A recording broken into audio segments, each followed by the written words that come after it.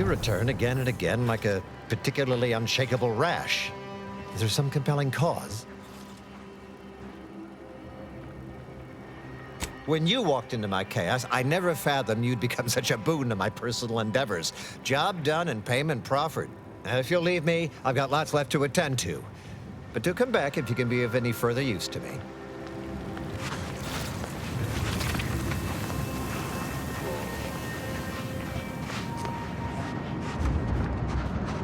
I'm glad you're back. Getting the first auto dock running again has been helpful, but we could really use the other two as well. Have you brought more compression coils? Well, it's not much, but here's what I have.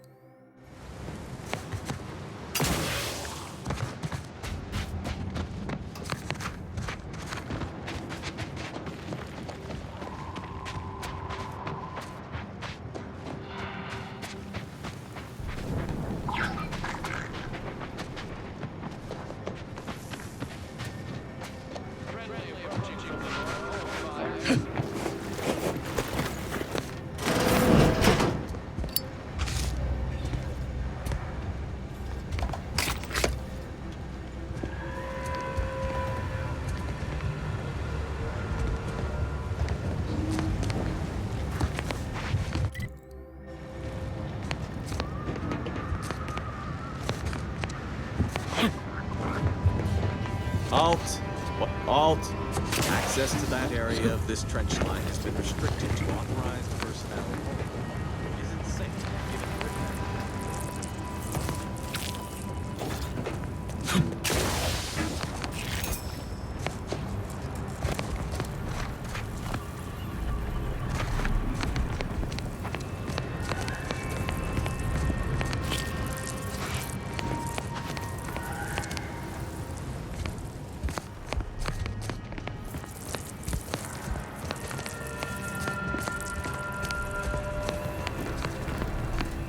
Attention, freelancer, you are currently heading into no man's land. We strongly recommend you return.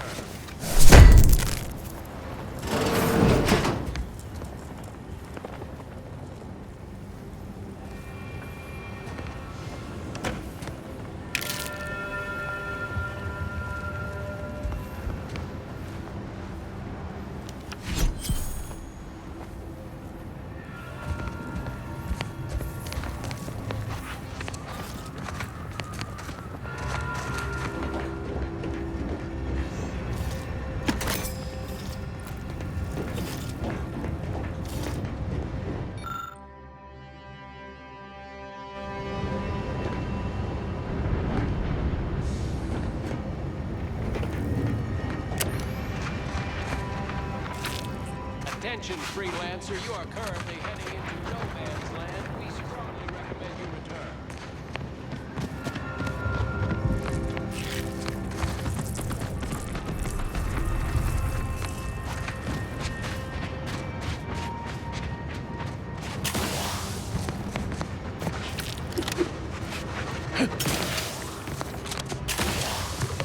Give the order and I'll take care of it, Commander.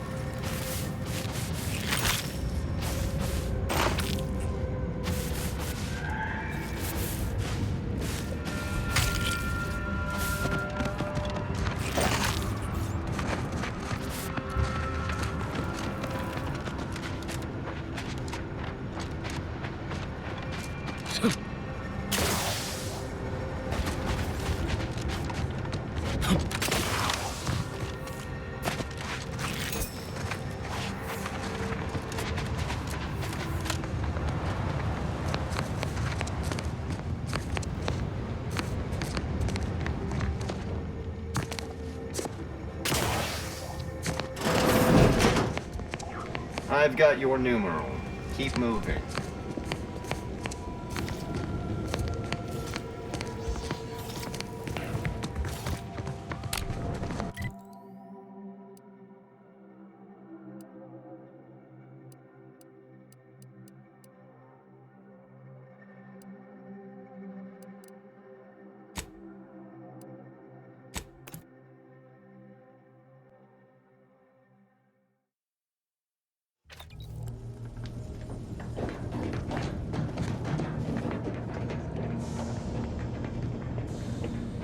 Let's try this again, Rao.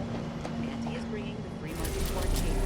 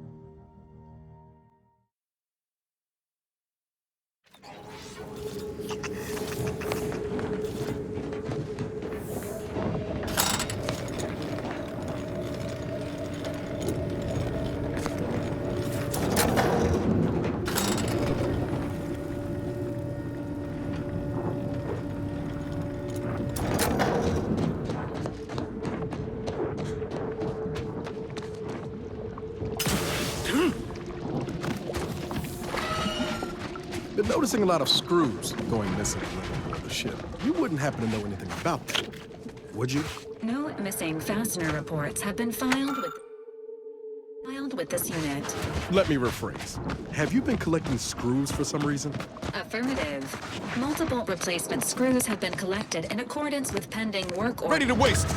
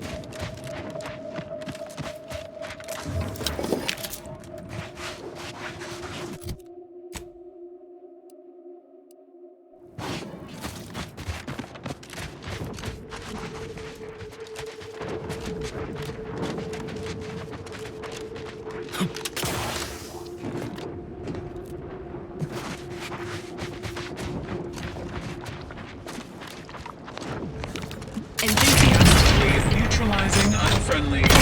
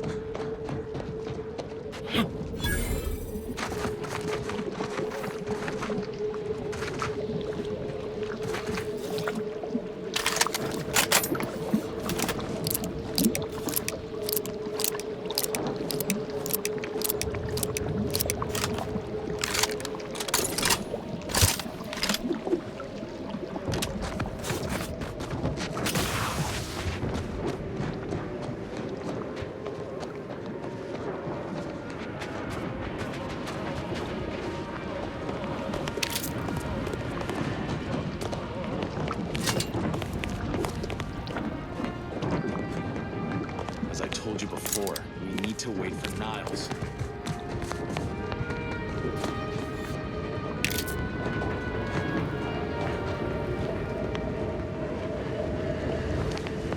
Your arrival could not be more timely.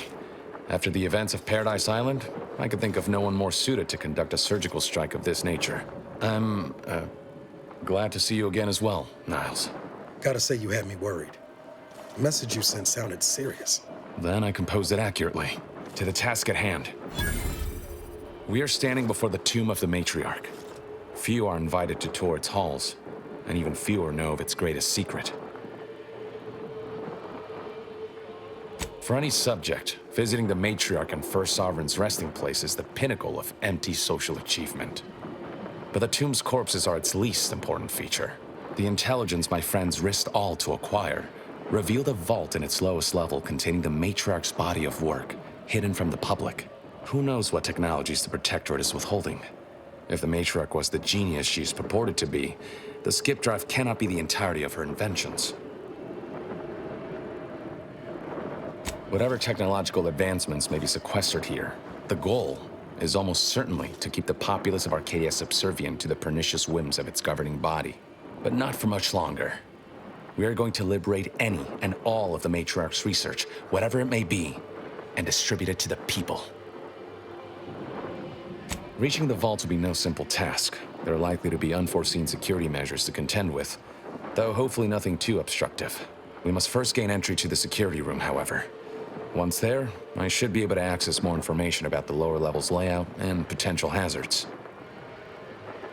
I can see a half-dozen points of failure, but bad odds ain't ever stopped us before. Glad we're operating under the same understanding. We're unlikely to have another chance like this. We must follow through now that we've made the opening. Which also means, once inside, we cannot leave until it's done.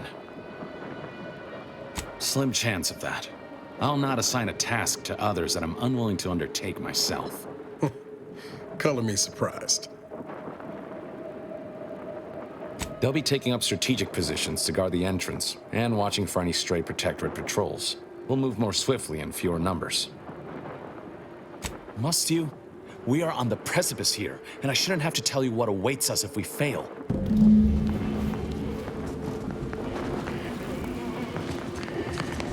We should hurry inside before more guards arrive.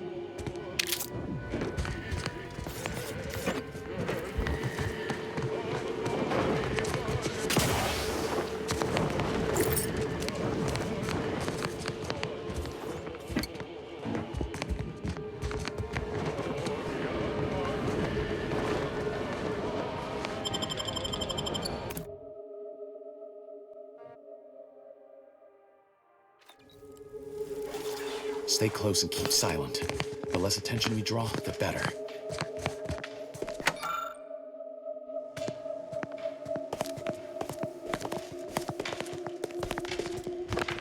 By the matriarch, there weren't supposed to be visitors today.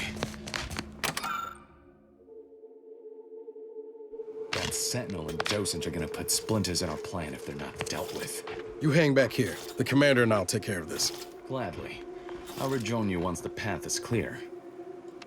Whoa, to have the matriarch taken from us before her time. Actually, the matriarch passed at the impressive and venerable age of 90, establishing Arcadia's precedent for longevity. So young! Imagine what glorious inventions she could have conceived of with only a handful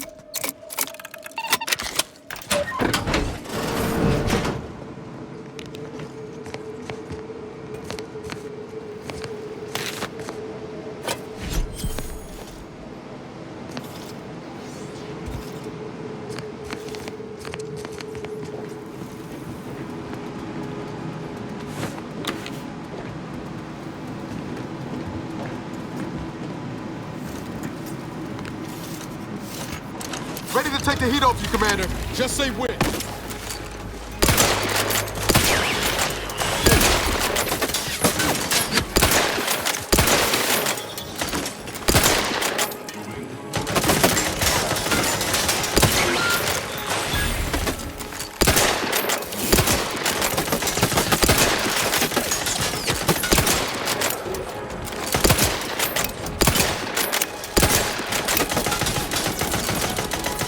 Not walking this off. Stand me back up. You think. Knew you had my back.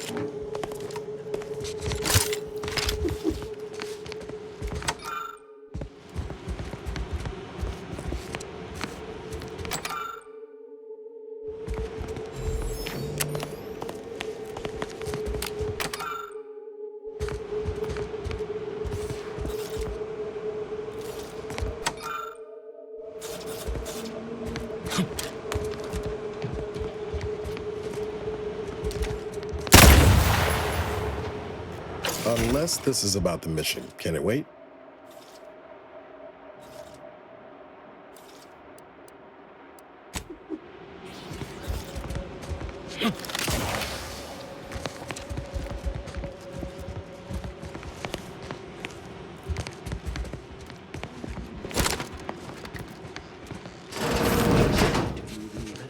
Exhibition hall?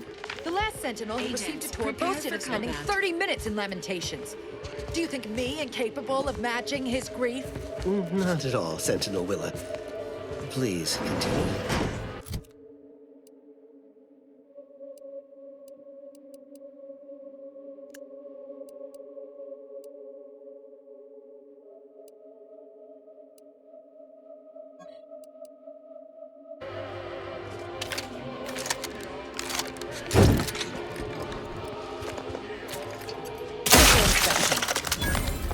Destructive influences.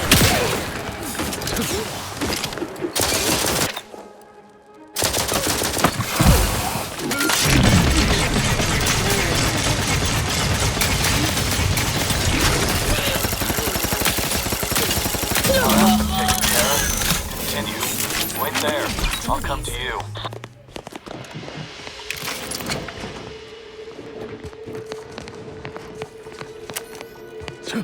All handled.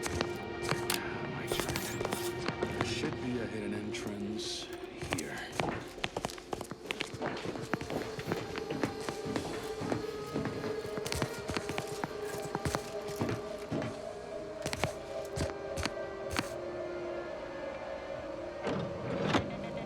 There. We can access the lower level now.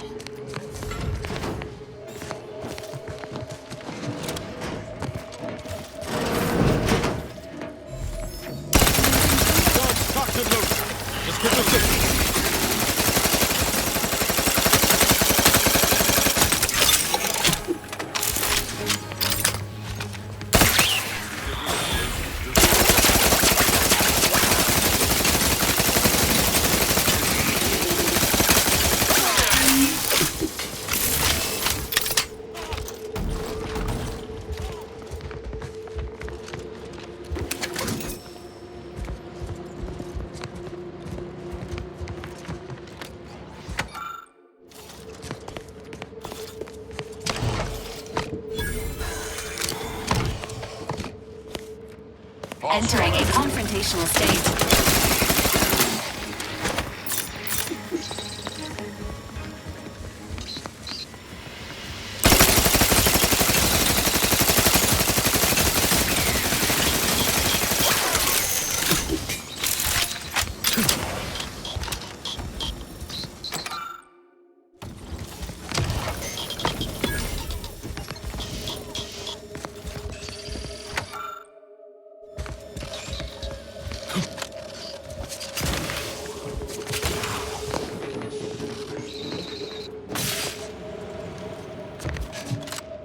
expect this from me.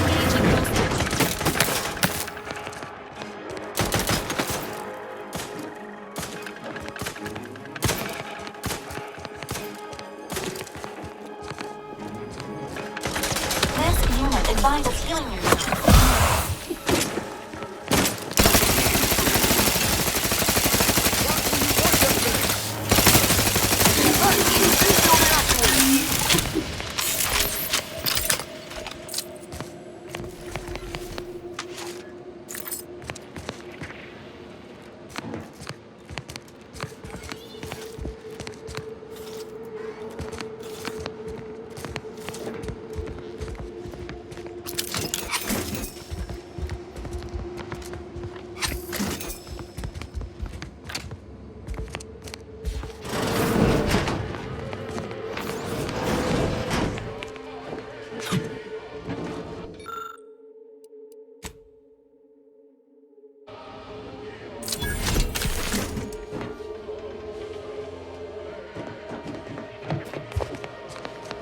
The security room that we need to reach is nearby.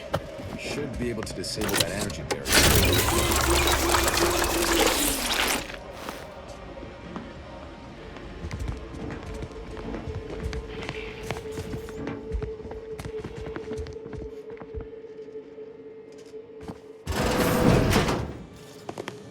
Who goes? No one is allowed in here without the proper authorization. Ah, I see you have come armed. Intruders, then. I suppose you intend to extract my surrender through means most lurid and foul. Damn, the head curator. I had hoped to slip in before his shift, but no matter. We cannot allow him to leave and raise the alarm. He must be dispatched, quickly. How's that now? Now hold on. I know we had to kill that fella with the Sentinel, but this man's unarmed. He's already surrendered. I rather think that line has some blurry distinction. How much of a fuss could this one fella cause, really? Come on, Zeb. No need to cut any bellies over maybes and ifs. Please, if secrecy's your concern, you may rely upon me to be the utmost spirit of discretion. I have never betrayed a confidence in my life. Allowing him to leave would be a grave error of mercy, one we can ill afford in this place. This man is an instrument of empire, perpetuating the tyrant's lies. And were our positions reversed, he would not hesitate to execute us, or worse, send us to mental refreshment. I'm kin to the risks, Zeb. Are you? Can you even fathom the indignity of having your every thought scrutinized and scored and made perfect? My sister was made into a shadow. I endured daily sessions with the lathe of particularity and still find myself policing my own mind for untoward proclivities and inclinations. Sorry, Zeb. I'm with the commander on this one. You are merciful and wise. I will depart at once. Let's hope the consequences of this decision do not assert themselves while we're still here. You and Niall should turn off the power to the security barrier and make your way to the vault. I'll remain here and guide you as best I can through the labyrinth. No turning back now.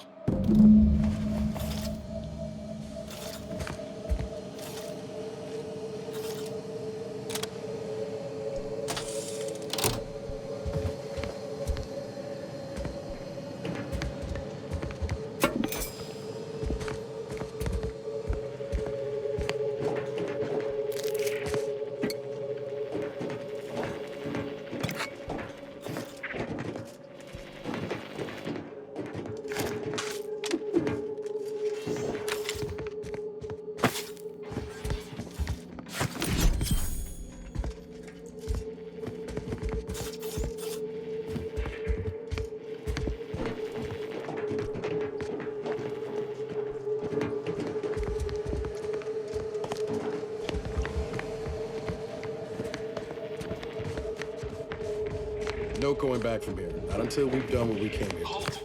Don't set foot in that room. Run!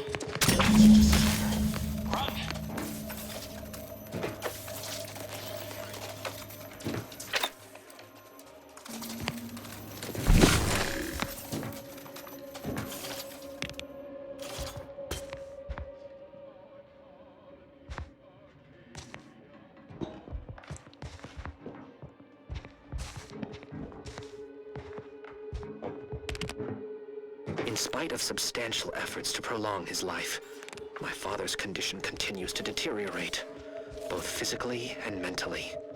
It has been difficult to observe. His latest effort would see him entombed within an Over here, unmechanical Commander. body. Reckon I found My something that might be objective, of useful course, later. to my father becoming some chimera of machine and man, but was overruled. Now the Order informs me that, far from being a panacea, this attempt has exacted a toll on my father that is likely to finish what time and disease have already begun. I may soon be sovereign. And if that bears out, I will need to hide all of this. Burn all of my father's research into longevity. Seal his auto-mech body away at the factory. What grief I will inherit. What mess.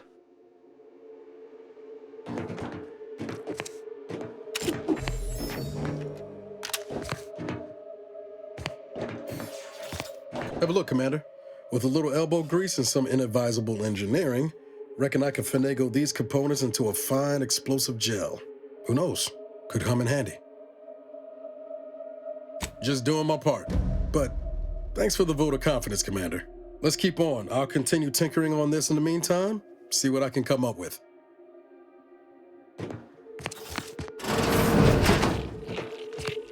You've made it through. Good. Now there should be 3 switches in this room. When pulled in the correct order, the door should open. If I'm reading this right, the order is 1, 3, 2. But which switch corresponds to which number? Oh, damn it. Why must the Protectorate abstract everything? Let's see if we can't suss out which switch is which before we commit to guessing. By my grandmother, I cannot abide the time this research into the rifts is taking. It has been years, and yet I am still absent my wife and daughter. I am still half. The researchers swear it's possible to bring them back from the void. Perhaps those are only pretty lies intended to pacify me, but I trust Dr. Hurley to tell me the truth. I know the Consul wishes me to give up this obsession and focus on the war effort, but why should I? Am I not sovereign of Arcadia? Should my desires not take priority?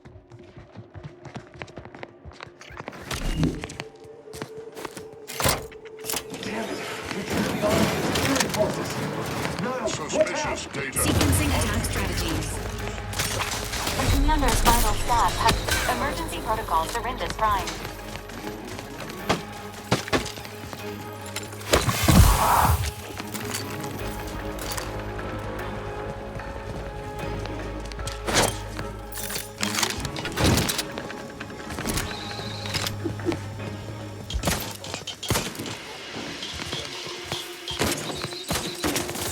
Confronting threat.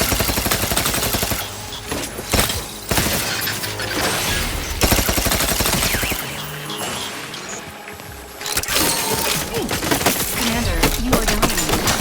Poised at this time.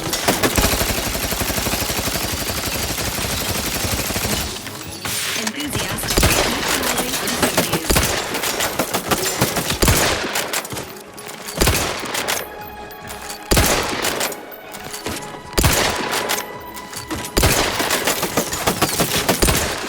This unit is concerned for the commander's well-being.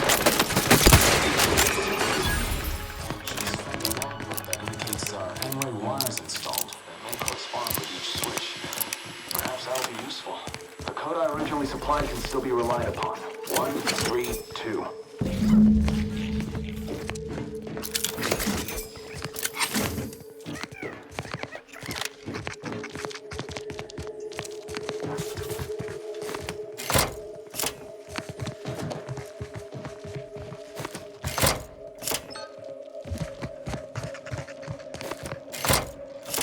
To see you were not overly impeded by this puzzle, but I apologize for my lack of preparedness. Does that seem a little off to you, Commander? Appreciate you showing him a little grace, all things considered. That business with the curator. I'm glad Zeb stood down, but it was close. Never seen him so eager for bloodletting before. He's changed. Ain't sure for the better. I'll be damned if I go down the same path as DeVries. Some ideals are worth fighting to keep, even if it means taking the long way round to winning. Well, no use stewing. We've still got a vault to break into and tyrannical government to topple. That vault door is quite the obstruction. Fortunately, there should be a code. No. Fuck! They changed it recently. That shouldn't have happened until next week. I'm certain I can diagnose the issue. Now that you've cleared the way, I'll come down and join you.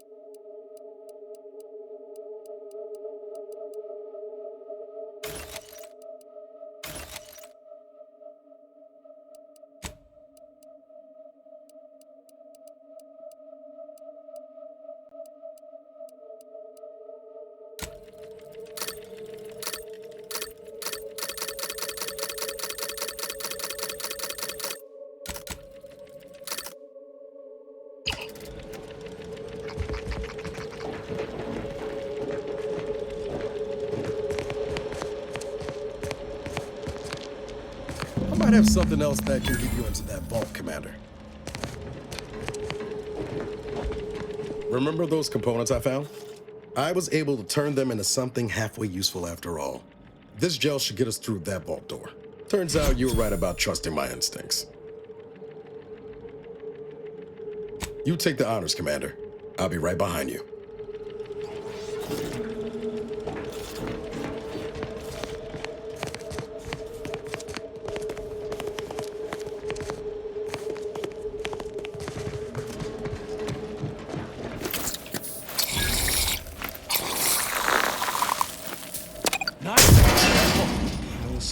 For a more subtle incursion, but no matter.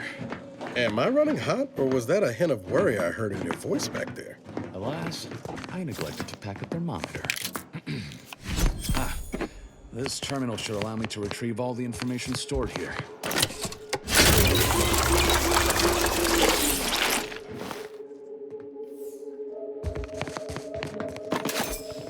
This cannot be right. There's nothing here save the designs for the skip drive. Not even initial concepts. 10 years in Arcadia and the matriarch invented nothing? And what's this about a deal with the Earth Directorate? We need to talk. Now. We must hold our principles dear. I fear the longer this war continues, the further we stray from them. Every step we take must honor the matriarch. I tell Henry this, but he is set in his ways. His notions regarding these rifts are sorely misguided. Why close them when we can use them to Arcadia's benefit? It matters not what the Order thinks, what the doubters say. The architect bestowed us with the power of skip drives so that we may secure a perfect future. We must act with haste. I only ever wished for Henry to embrace his role as the caretaker of Arcadia, the savior of us all. But if he has chosen a different path, I will do as I must. And I must not fail. I knew the Protectorate festered with lies, but I had no idea the Earth Directorate was complicit. Niles, did you know? Slow up, Zeb. What are you talking about? It says your agency struck an agreement with the Matriarch over a century ago in exchange for skip drives. Arcadia was allowed to completely govern itself with absolutely no outside interference, including from the Earth Directorate. Must be why the chief said we'd be on our own if we were caught. We were breaking the terms of this agreement. Unbelievable. If this information is true, then the Earth Directorate permitted the matriarch to create a colony filled with her vassals, enslaved to her will. Everything Arcadia is, all of the suffering that's taken place here, it all could have been avoided. Things could have been different. There's more. The skip drive schematics are here. How the explosive safeguards against tampering work, its evolution over time. But no original concepts, no sketches, nothing. Our dear matriarch is a fraud, a cheat. She did not invent the skip drive. There are messages here between her and the First Sovereign that all but confirm it. I thought I might find some technological innovation that could be handed to the Protectorate's enemies. But this is almost better. Precisely. By releasing this information, we can thoroughly crush the image the Protectorate has been built upon. The Sovereign will be revealed as the unclothed emperor he is, and demolish Arcadia's myth of superiority. If we administer truth to the people, their strength will return. Erstwhile, giving the skip drive designs to the Protectorate's enemies will even the fight. Their technological prowess will be made into nothing. Everything will come apart. Downsides like how the skip drives are causing rifts? Yeah, I say that's worth a fret. Not to mention how this agreement with the Protectorate will completely destroy the Earth Directorate's reputation. I was not aware of such a connection between rifts and the skip drives. But I have confidence the Order will figure out a solution. Science is their theater, after all. As for the Earth Directorate, don't you see? This frees them from any obligation to the Protectorate. They'll be able to manufacture skip drives themselves. The deal will be voided. It's worth holding the Earth Directorate's feet to the fire for this deal, but I don't think the entire organization should be judged by its worst decision. It's done a lot of good, too. Plus, making the skip drive tech available, that's like throwing a lit match into a fuel converter. Can't think of a worse idea right now. Do you think the Protectorate stand around debating the potential for injury? No. They act, and so must we. Damn the consequences. And should I refuse to leave empty-handed? What then? Whoa. Put the brakes on, Commander. I'm sure Zeb can be reasoned with. I know you're aiming to do the most good for the most amount of people, Zeb, but sowing chaos ain't the way. Do you know how many of my friends died so we could reach this point? Audra sacrificed herself. And you would have me what? Give up now on the cusp of victory? Lay bare my throat for the Protectorate machine to cut? You remember what we argued about the day before I left? I've replayed it in my mind many times. A lot's changed, but that hasn't. Life in Arcadia could be just like we dreamed it. But there's no future if you go through with this. Not for anyone. Out of respect for my friend, I will forestall the release of this information and seek another avenue to help liberate the people of Arcadia. I'll remain here for a while longer to cover our tracks. The Protectorate will discover the break-in, but hopefully never learn more specifics of what we did and found. Guess this is goodbye. Only for now. If we both come out of this war intact, I'll find you. If you wish to be found, of course. I want to talk it over with the commander, but yeah, maybe we can work something out.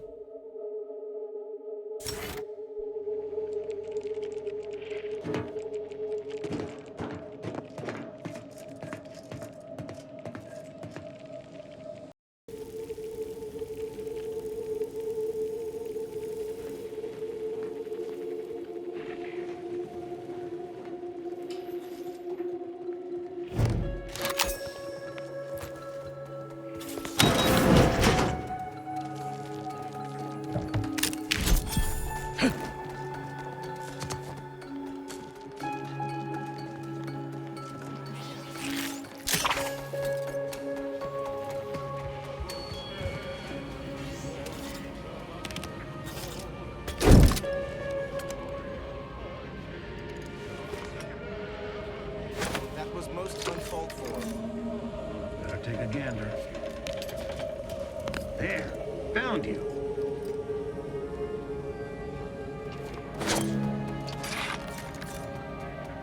Closer inspection. It's over there.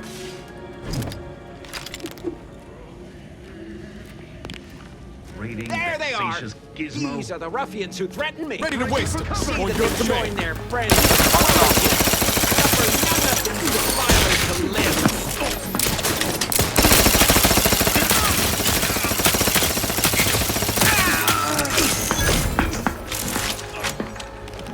Each shall Give fight the order over in. I'll take care of him, Commander.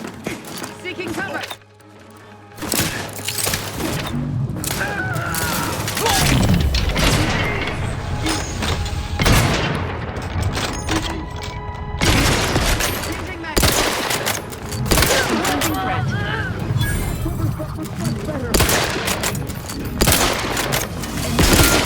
Ready.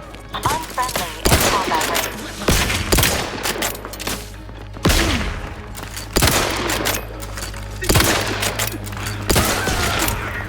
Commander, watch your vitals!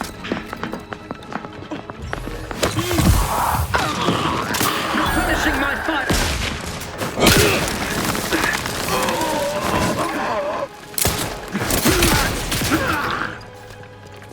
Resuming hostilities. Damn it. Zeb was right. Never should have let that curator go. He could have prevented this.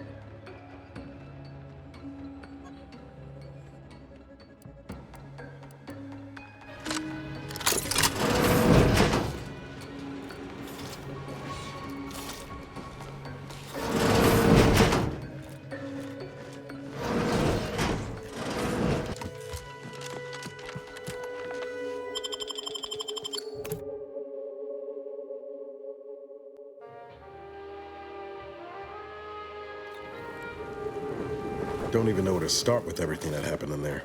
At least we were able to talk Zeb out of his plan to release everything we uncovered. I'm all for sowing chaos in the Protectorate, but that kind of information is liable to do more harm than good in the wrong hands. I understand his desperation. What I don't understand is the Earth Directorate's part in Arcadia's existence. Ever agreeing to such a cruel bargain in the first place? I expect backroom dealing from unregulated corporations, not from the only agency keeping them in check. The Earth Directorate should be better than that. Permission to speak candid, Commander. Strange as it sounds, this whole experience with Zeb has helped me finally understand the position Augustine was in. Back at Horizon Point, ain't easy having to decide between your allies and protecting untold innocence. It's the damnedest thing. In spite of everything, I find myself relieved we spared her.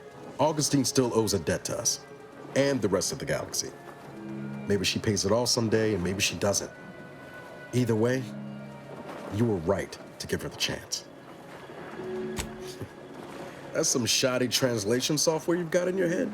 Reckon time will decide the heroes from villains in this tale, but it's gonna be hard to forgive the Earth Directorate for arranging the stage like this in the first place. Deep down, I'm still convinced the galaxy is better with the Earth Directorate in it, flawed as it is. But what happened with Arcadia can never be allowed to happen again. Something has to change within the Directorate, and I think we're best positioned to see that reformation through. All said, I appreciate you giving me the space to work through this. Sort of feels like the future's opening back up after a long time closed. Likewise, Commander.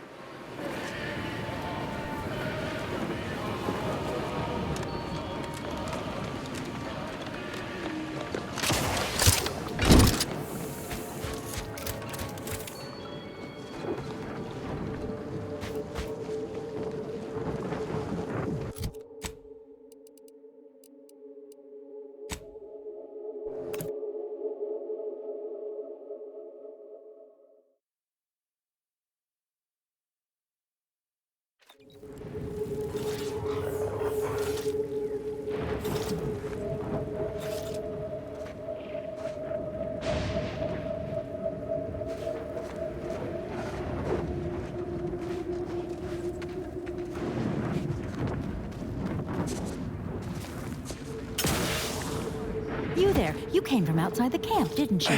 Do you have a minute to take a job? For science, of course. Interested in work? Or was the allure of helping to advance science and being paid for it too much to resist? I'll get right to it then. I need someone to bring me a Gorvid egg. Incredible! And to think I sent all those assistants to die for nothing. I should have just sent a heavily armed stranger first. Here's your reward. You've certainly earned it. Now, back to my lab. I'm going to get so many papers published. Every biological researcher will know my name. There's going to be statues of me.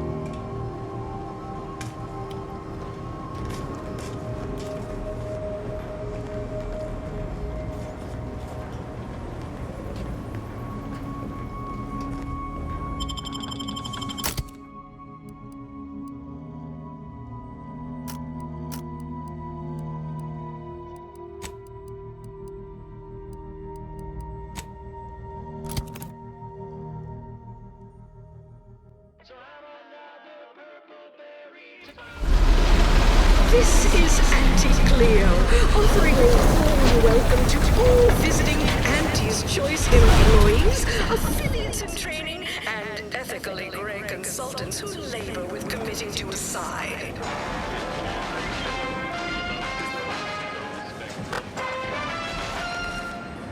Always remember, commercialism is the foundation that Auntie's Choice Society is based upon.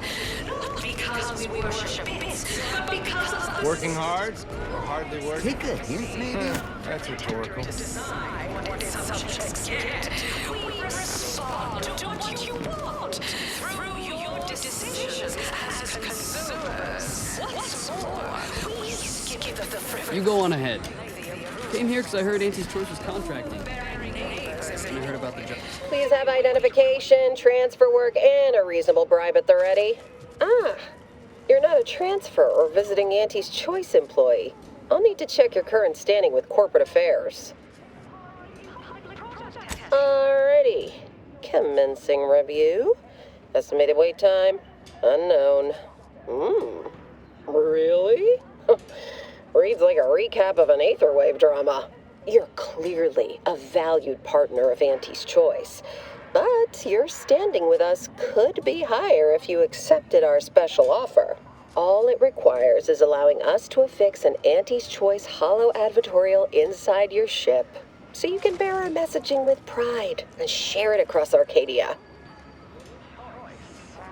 Splendid. Should be ready next time you're back. Enjoy your time on the ACS Undisputed Claim, the pride of Auntie's Choice corporate war fleet. Here's a ticket to the first stop on the Profit Mover Trimicular. From there, make your way through the Esplanade to the head office tower reception desk for details on our exciting contract opportunity.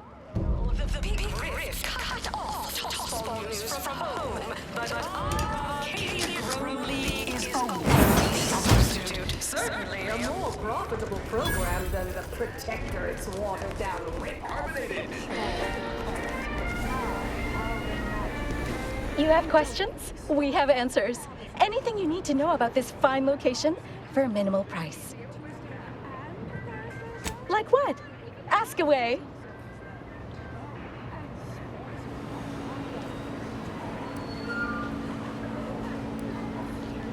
Ah, a potential outside contractor. Check in with the intake specialist at head office tower for the full spiel. They're in the reception area on the main floor. There's a stop for head office tower on the Trimicular if you've got an all-access pass, or you can hoof your way there through the value-added Esplanade to get there. Anything else you need to know about this place? Like who? Or whom? Or such as?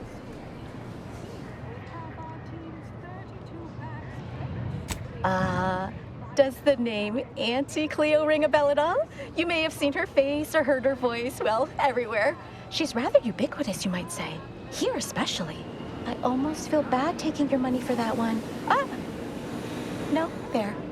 I've worked through it. Don't worry, it passed. Need details on anybody else? Well, farewells are free.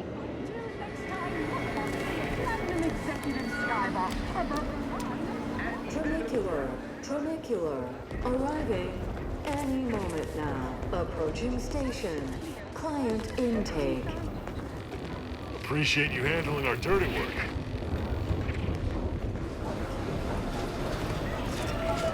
Wow, this is first class. Since then, our company has grown.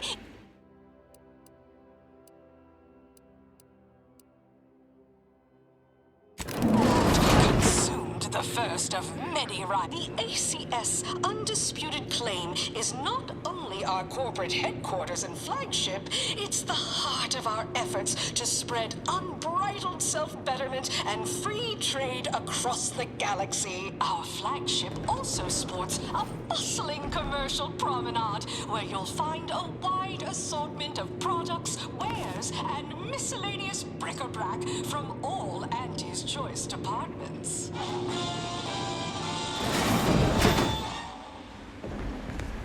Hey, you, soldier with the, arm. Got a delivery for you.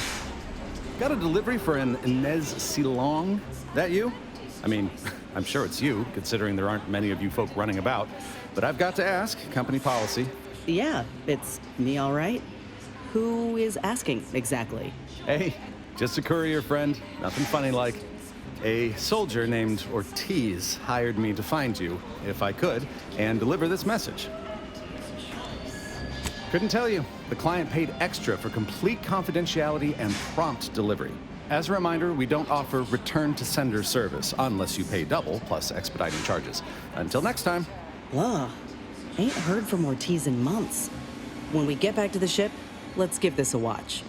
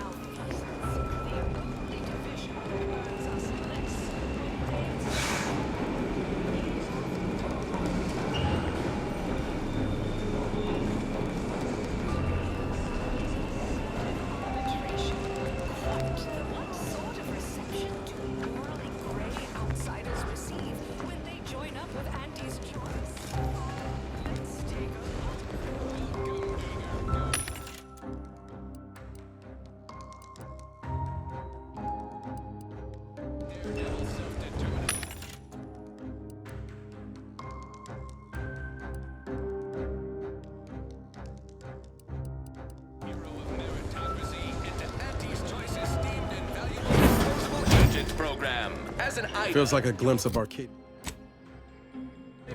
future, if Auntie's choice has its way. Oh, hey, think you dropped something? Delivers the unimaginable every day. So, as our IDA, you may envisage equitable... Purpleberry product samples! Purpleberry product samples! Plus, as part of Auntie's from our nutritious tobacco line. Perpetual growth and fund the unparalleled systems that bring the best things in life to life all across the galaxy. Horse comestibles! Horse comestibles! We're literally giving them away! Try one of Auntie's Choice tobacco-laden products, and you'll say it's addicting! Sample one of our popular Vorse products. They're completely edible, despite any and all appearances to the contrary. Survivors, to be handed down for a modest fee to each successive generation. Spacers. Horse comestibles! Horse comestibles! We're literally giving them away! Fairly stacked the deck against the little person, as they tried with us at Tau Ceti. But did Auntie Cleo take Spacer's Choice devious shenanigans lying down? No! Just like our sponsored tossball team, the Auntie Cleo's... Who do you think's getting this big promotion? Why do I feel like we're about to meet some of the most meddlesome people in the world? I see you decided to accept my invitation. Good. I do hate having to follow up. Ordinarily, reception here would detain you in a whole song and dance, but you're no common contractor. You're my honored guest. And as such, I've informed them there's no need. I wanted to formalize my gratitude for your assistance on Greater Tranquility Station. What a shame our negotiations were so violently digressed. We were making progress, bumpy though it was. In fact, that is what I summoned you here to discuss. Some messages have indeed been sent hither and thither through back channels. Alden remains convinced an agreement can be reached, and I concur. Mayhaps we're both overly optimistic, but if there's even the remotest chance of bringing the Order and Auntie's Choice together, the profit from doing so far outweighs the risk. To begin, you'll need to gain favor with both the Order and Auntie's Choice. I expect the Order will want you to, I don't know, clap some chalkboard erasers together or something. Do whatever you must to earn an audience with our respective leaders and convince each to agree to meet and continue the negotiations. You're confident, of fine quality, at certain occupational tiers, but mind that you're not overconfident. Auntie hates grandstanding. Obviously, you will need help to smooth over any points of contention during the negotiation. which will require some verbal finesse, but worry about that step upon reaching it. Capital! As I mentioned before, you'll first need to earn an audience with the presiding bishop and our very own chief executive before this plan can go ahead. When it comes to the order, approach their laureates. They seem to run things. On our side, work with the VPs, improve their opinion of you, and gain their trust. Oh, and you might see about improving your oratory skills in the meantime. Persuasive rhetoric will certainly be valuable during the upcoming negotiations. Certainly. Aren't you adorable? Next, you'll be asking me to name a time I overcame adversity in the workplace. What is anyone apart from the function they perform? To wit, I am my job, and I rather think such an esteemed position speaks for itself. If price matters, there's the bottom runger. Dingy little watering hole on the esplanade. Not glamorous, but you won't contract anything fatal from the drinks there. Probably. But for a person of means and taste, the best choice is undeniably the finest gin mill on board. They tried to name a drink after me once, you know, but I refused. Too gauche. You'll find the best choice in the upper portion of the promenade. Oh, answering that would come dangerously close to upward communication, which is not something we advocate in Auntie's Choice. Wouldn't want the junior ranks getting the idea that they can review or, law forbid, critique their seniors. Suffice to say, Auntie Cleo is without peer, quite literally. This corporation would be adrift without her as our steady bellwether. Attention, morally gray outsider.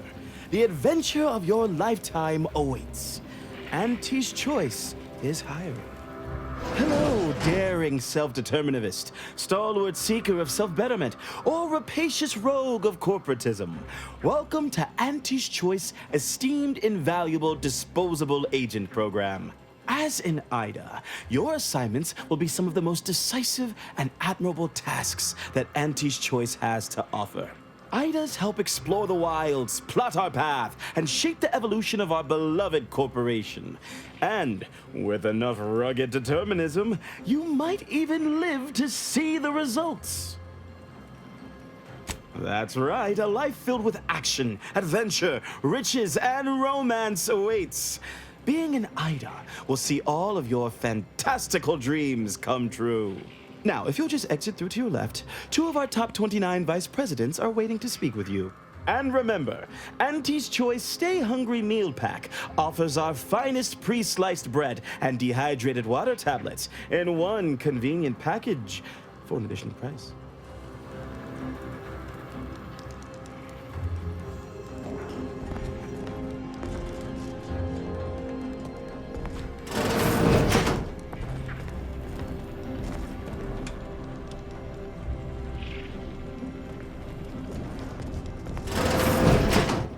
Wonderful to meet you. C.F. Pendergrass III, Strategic Reconfiguration. It's not every day we have such a capable operative accept our invitation to the undisputed claim. While it was those ill-fated peace talks that got you here, I've kept tabs on you for a good long time. Yes, we've all kept tabs. Auntie and I have spoken about you several times now. Ursula Ormsby, Proprietary Insight Acquisition. You'll report to both of us. For now. Indeed. It is our pleasure to meet you, and I am beyond tickled to welcome you to Auntie's Choice. We need someone not shaped by Auntie's meritocracy. It serves its function, but our workers tend to focus on rung climbing. We need an individualist who sees unorthodox solutions. A daring, non-conforming perturbation ameliorator to implement our monopolistic mercantile methodology plan. More succinctly, we are recruiting an expert outside consultant. Wonderful! This is the kind of wily adventure in self-determinism you will absolutely not regret. Your first assignment demonstrates some of the very qualities we need. Something unexpected, or in truth, unprecedented, has happened at one of our repackaging facilities on Praetor. If I understand correctly, they're having, something of a workforce issue. Don't know rightly what you call it. Workers are, well, asking for things. It's strange. They've stopped working. The workers there simply stopped. They expressed, and I know this is going to sound more than a bit strange, dissatisfaction. And they said they won't return to work unless things at the plant improve. Specifically, they stated, until we meet their demands. As though employees have a right to demand anything of their employers. Marvelous! Knew you could. Though do use caution. We don't know what sort of virus or brainwashing might have infected their minds.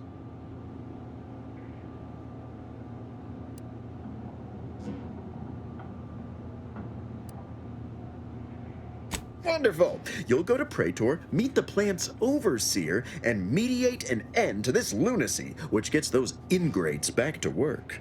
I have zero doubt Auntie and I will be completely impressed by your efforts. Unless you disappoint, in which case I will disavow that statement.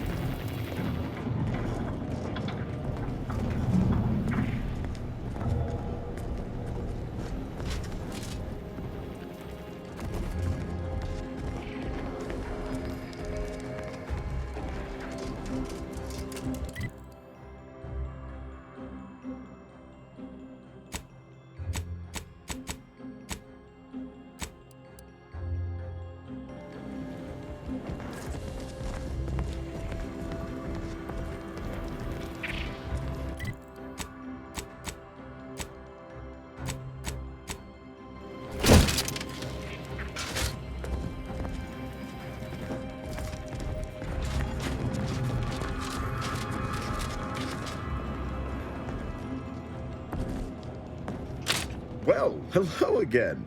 I hadn't expected to see you so soon, without the job done. What can I do for you? Because they've definitely come back just to see you. Not as such, no. That's why we are entrusting you to resolve the situation for us. This, work stoppage business is positively unheard of. Workers asking for things, making demands even. I wouldn't suggest giving them too much leeway before demanding they return to the line. Sets a bad precedent. Anyhow, don't let us keep you. Good luck, my ameliorator. Always trust that true happiness comes from letting Auntie's choice make the right choice for you.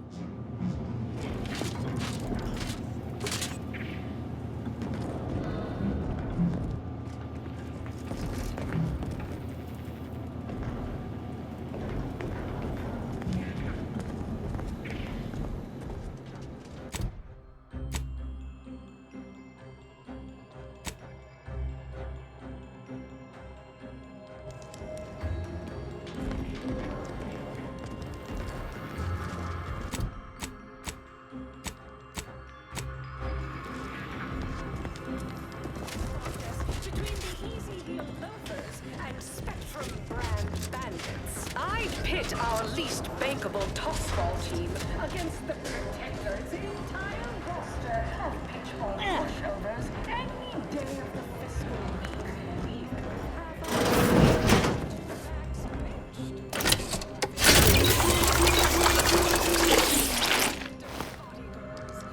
Step right up for the most exorbitant medical care money can buy. We cure all physical ails. Most at least. Well, there are a lot, I guess. We cure some physical ails. That sounds all right, right? No, but the medicament merchant right downstairs can set you up. I just do hands-on repairs. When you can't stand the pain, come again.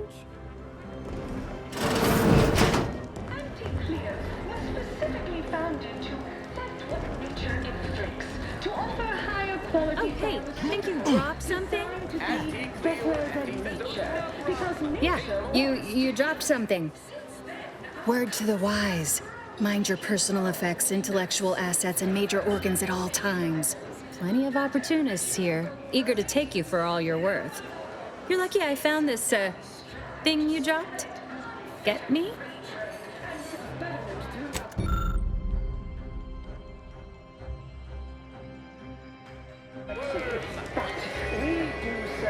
Beat it, will ya? Well fortified by our product. Feeling queasy? Seeing spots? Bleeding? You there? Yes, you! I'd recognize your kind anywhere.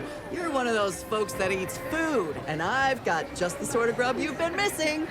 You feeling famished, peckish, hoggish, malnourished, audacious, voracious, rapacious, avaricious, predacious, or even just plain hungry? I've got you covered. The best way to stop a tummy from rumbling is to cram it painfully full of foodish and food-like items.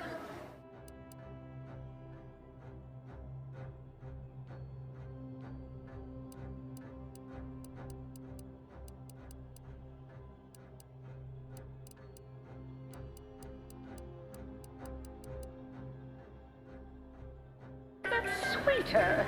Live a life that's sweeter with Auntie's Choice. You there? Yes, you! I recognize your kind anywhere. You're one of those folks that eats food, and I've got just the sort of grub you've been missing. Chewing is for chumps and... Step on up and pick your poison or your healthy poison alternative. We've got it all. I've got all the refreshment bits can buy, or at least all that your bits can buy.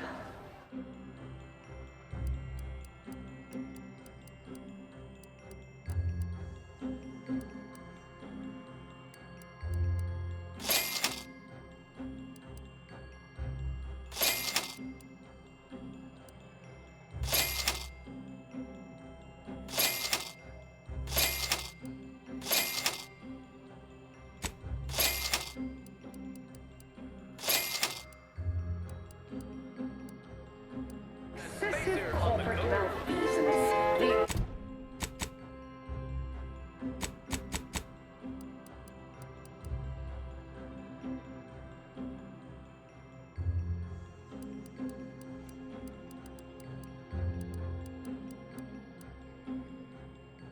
Division that earns us less when they work more. Ease off the throttle, gang. Won't be any malfeasance if you don't look for it.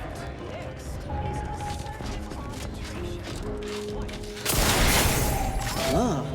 Ain't heard from Ortiz in months. When we get back to the ship, let's give this a watch.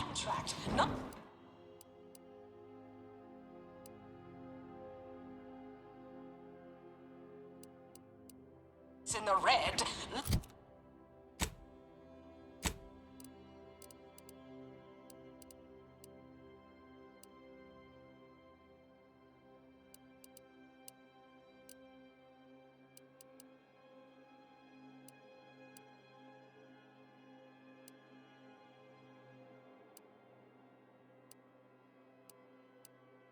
Negotiate. Xena.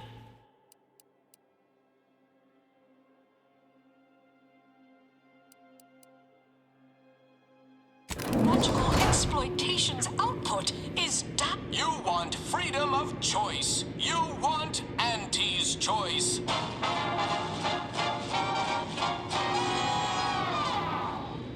Auntie's Choice knows that a better you is just 3 pills and an ointment away.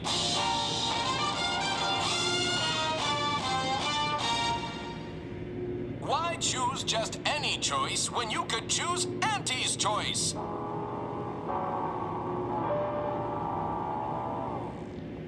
Too much Spacer's Ale? Try Auntie's Choice Pep Pills. Good for what ails you.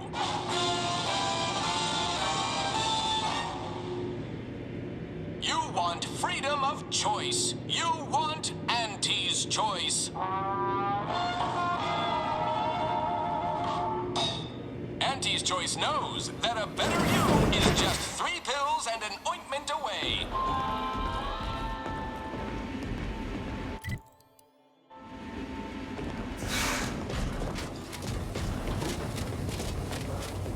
You look unfortified. Getting enough emulsifiers in your diet? Sorry. Time is bits. Bits I is could time. have fallen off the corporate Or ladder. more. Why, looky here. I see you got her message. Glad you followed up. Now, the question is, are you just here to work an angle, or were you moved by our plight? When the brass sets an impossible deadline, who do you think everybody on the floor gets mad at? When trials run late because some lab tech melted, who catches upstairs ire? See, us in middle management, we get none of the credit, all of the blame. Catch hell coming and going, with nary a promotion or raise in sight. Well, we've had it. We pulled our funds to hire a maverick outsider like yourself to collect useful information on 3 local persons of interest to help us climb the ladder. First person is Melquiades Alcantara, proprietor of the Bottom Runger. Came up with this new drink, the Raptidon Bite. Everyone's dying to try it. We want the secret recipe. The second is an unnamed individual. Shows up at the Esplanade every day with a mop and an armed escort. What's his story? What does he know? And why is he always waving at everybody? And smiling, too. Head back here when you're done with them two. The third target we'll talk about after. Sort of a controversial figure around here. Consider him a concern for later. Anything else? Oh, nothing so mundane. Alcantara's cornered the market with an innovative concept. Our grand vision is... Okay, wait for it. Now he's done all the work, steal his idea. That's what we want to find out. And that whole smiling business, anybody that secure in their place here has to have dirt on somebody. Something that we could capitalize on. Wonderful, wonderful. Let me just say that we're all so looking forward to working with you. We can't wait to benefit from the fruit of your efforts. See, everybody? Things are looking up already. Upper middle management, here we come.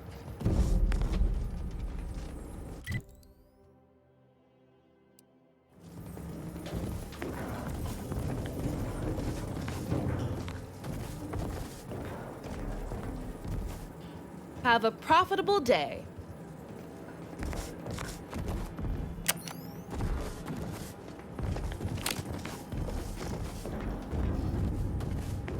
You seem like a go-getter. Let's consume lunch sometime.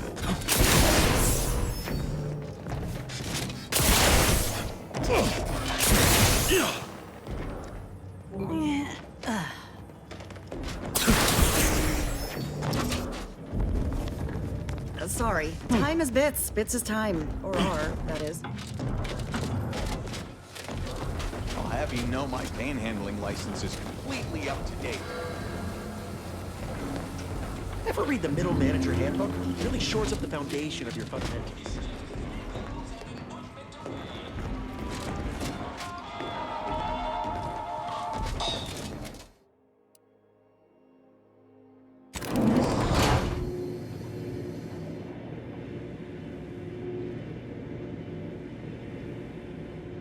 Live, love, laugh, purchase, and consume with Auntie's Choice.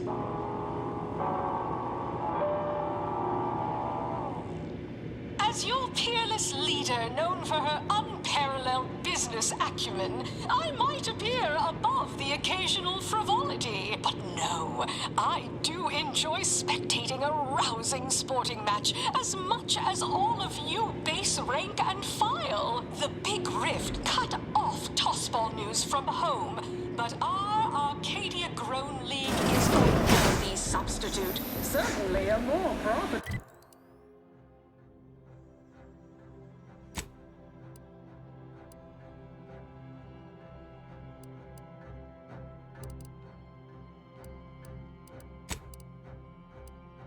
Than the Protector, its watered-down ripoff. Pitchfork, they call it.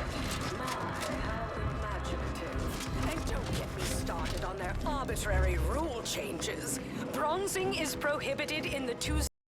Took what nature heedlessly assembled and vastly rebettered it through artificial means. At Auntie's Choice, we strive to be 110% whole plus artificial. Get you something? Artificiality is our... Afraid he stepped away to his office. Enjoy an artificially enhanced existence through the conspicuous... He's around the corner to the right, just past the stairs.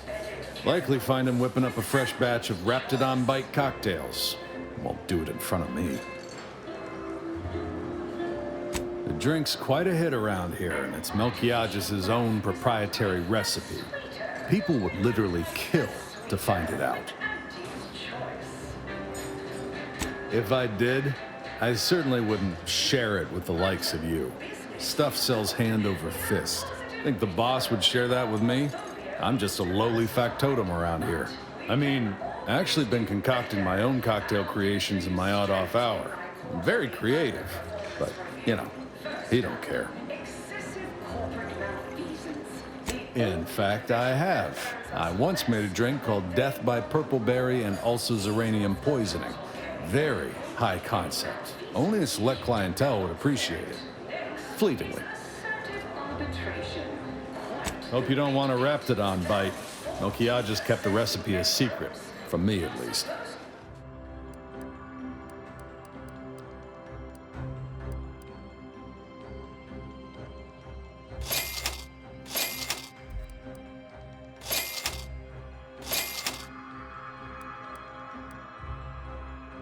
Blood from every contract, not put us in the red. Learn to negotiate. Xenobiological exploitation's output is down 18%. I'm not paying professional. Horse comestibles! Horse comestibles! We're literally giving them away! Sample one of our popular Force products. Try one of Andy's choice edible, tobacco-laden despite products. any and all appearances to the contrary. Hey, go-getter. Get yourself over here. Look, I'll be direct. We've had our eye on you for some time. Practically a minute, all told. And I can tell you're the very thing we're looking for. You possess the sort of rugged, nonconformist, individualist nature that our listeners identify with. Or believe they do, anyway. From the meekest flunky to the most milquetoast myrmidon, why, friend, you're everything they want to be. There's two things I desperately require. Realism, authenticity. Sure, some might say they're the same thing, but I use both to highlight emphatic weight. We're working on a brand new set of advertisements and need your exact kind of distinct perspective. Of course it pays. Not amazingly, sure, but it's a rare chance to make something true and real that speaks to people and that possesses a certain cachet, right? Listen, you've got the stuff that can't be faked. Our listeners are sophisticated. They can see right through anything less than 110% genuine. Step inside. I'll introduce you to our main creative type, Mitt Tarkington. Why, the things he does with words you wouldn't believe. He'll tell you how we do things, how we sell product. Then you provide your expertise, lend your maverick perspective to help him come up with how. All it requires is you be yourself, unabashedly. Then get paid for it. Head into our recording facility when you're ready. Mitt will be in one of the studios. I'll be right along. As much as all of you base rank and file, the big rip cut off toss. Here for a recording session? Sorry, in the midst of composing my latest product-oriented dramatization. No autographs, I'm afraid. Not outside of special appearances. Normally I would, but my agent would space me.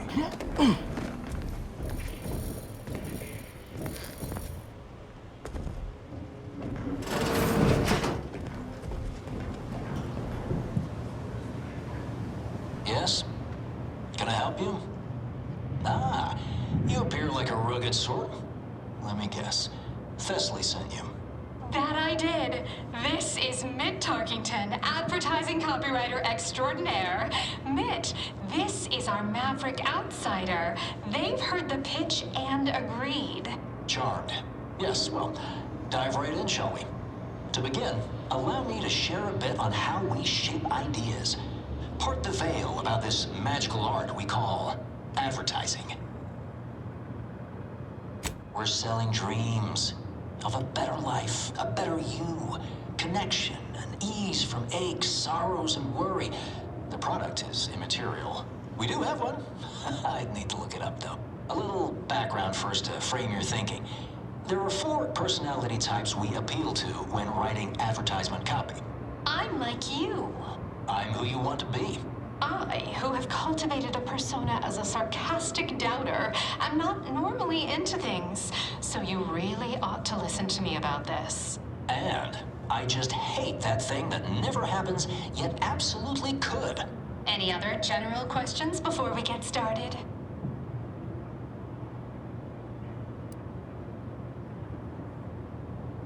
Somehow all of them, apparently. Even the most buttoned-down rule follower imagines themselves a rebel in some way. All right. I'll ask a few questions about your singular way of looking at things. Then, translate your unique perspective into lines for the ad. Now, first question. How can we best understand those like you?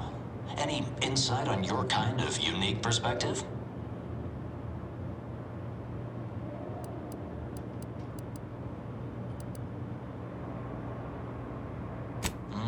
All right. Now, I'll reinterpret your response into a line for the ad. Something like, calling all shrewd schemers. Next question. How do we best illustrate credibility? Say, through something you know, or hate.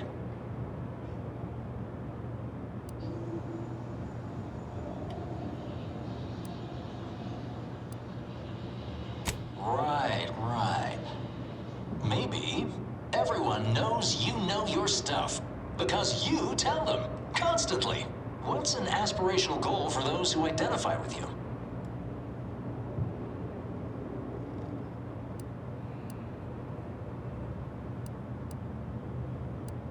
Okay, perfect.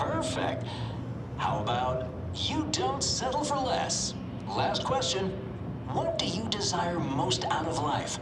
And I should mention we have a little leeway to fine-tune the product offering.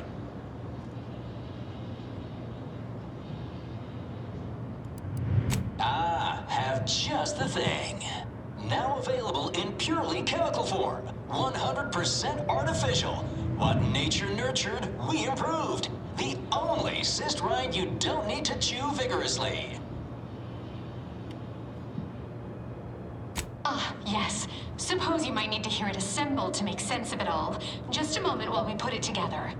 I can already hear it in my head, and it is perfect. All right, that's a wrap. Roll the assembly. Fine work, everyone. Take a good listen. Calling all shrewd schemers. Everyone knows you know your stuff.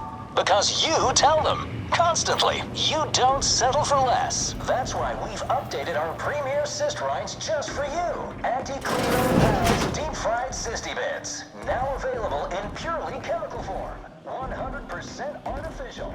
What nature nurtured, we improved. The only cyst rind you don't need to chew vigorously.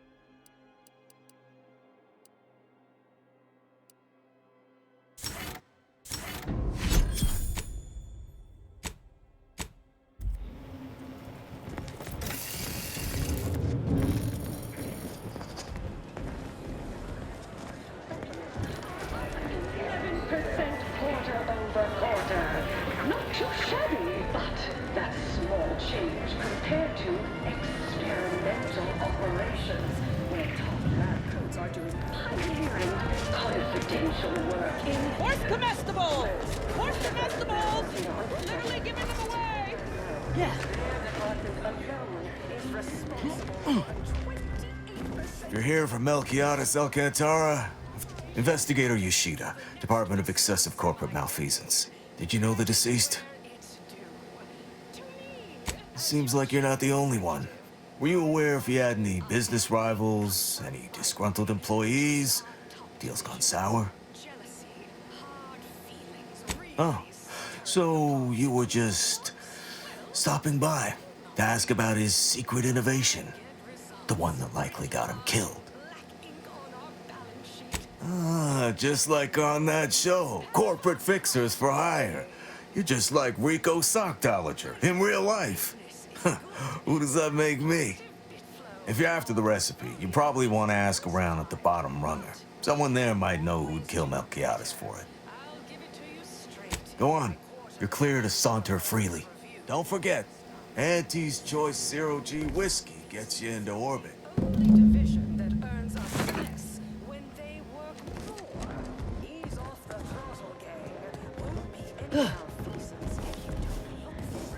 Next is assertive arbitration. Quite the bit. Down 14% in net gross. You're supposed Look who's back. from every You. contract. Put us in the red. I know one. Valo Andrews, owner of the Best Choice. Wasn't too keen on our success. Melquiades said she's meaner than a bag of Raptidons. I'll miss his wit. The only way I'd ever make it in that place is crawling through a vent. Some of us have pride. Till next we meet. The market hates uncertainty. Can't say I care for it either. But I'll have no truck with the ambition. Need anything? We're out of the Raptidon bite. Sorry, I don't know how to make them. Promise we will all thrive. Overnight. There are so many reasons to shop for Auntie's Choice products.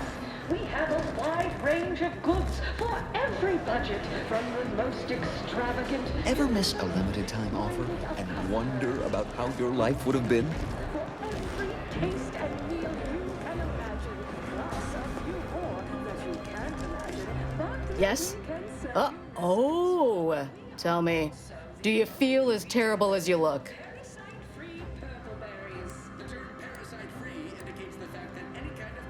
Don't keep out of harm's way.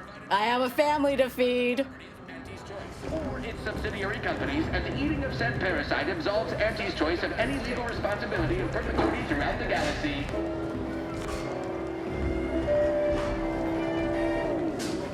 always remember, commercialism is the foundation that Auntie's Choice Society is based upon. Not You have because ails, I have cures. Each and every one guaranteed to have all manner of unmistakable effects on your body. we respond to what you You'll need to see Dr. Armbruster for that, I'm afraid. Just up those stairs yonder. we skip the Excellent choice. We have the undermost deals on pharmaceuticals on the claim. You will be oversold.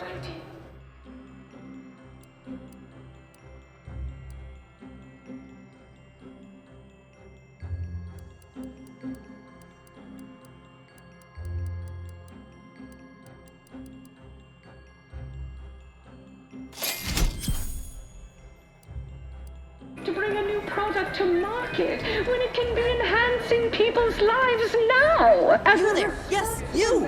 I'd recognize your kind anywhere. You're one of those folks that eats food, and I've got just the sort of grub you've been missing.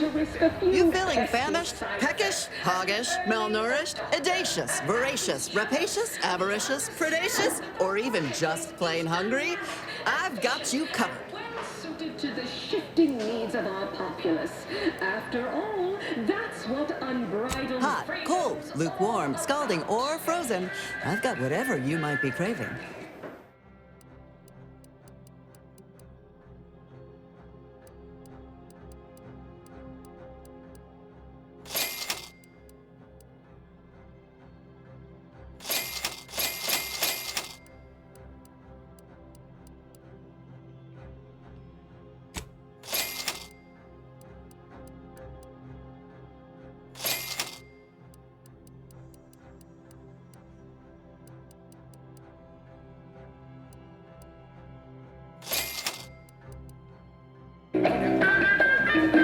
name a food, any food, and I guarantee I got it. Absolutely, unqualifiably, positively guaranteed.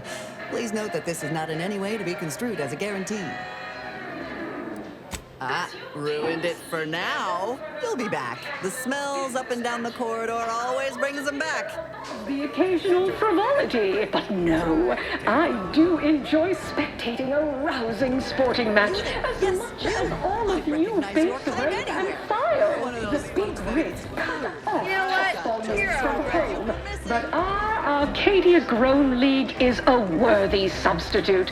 Certainly a more profitable program. Afraid I'm not being paid to talk to you at present. Unrelated bric-a-brac. We got your unrelated bric-a-brac right here. At Unrelated Bric-a-Brac, we offer only the oddest odds and ends. Is prohibited in the Tuesday. One person's hodgepodge is another's eclectic gallimaufry.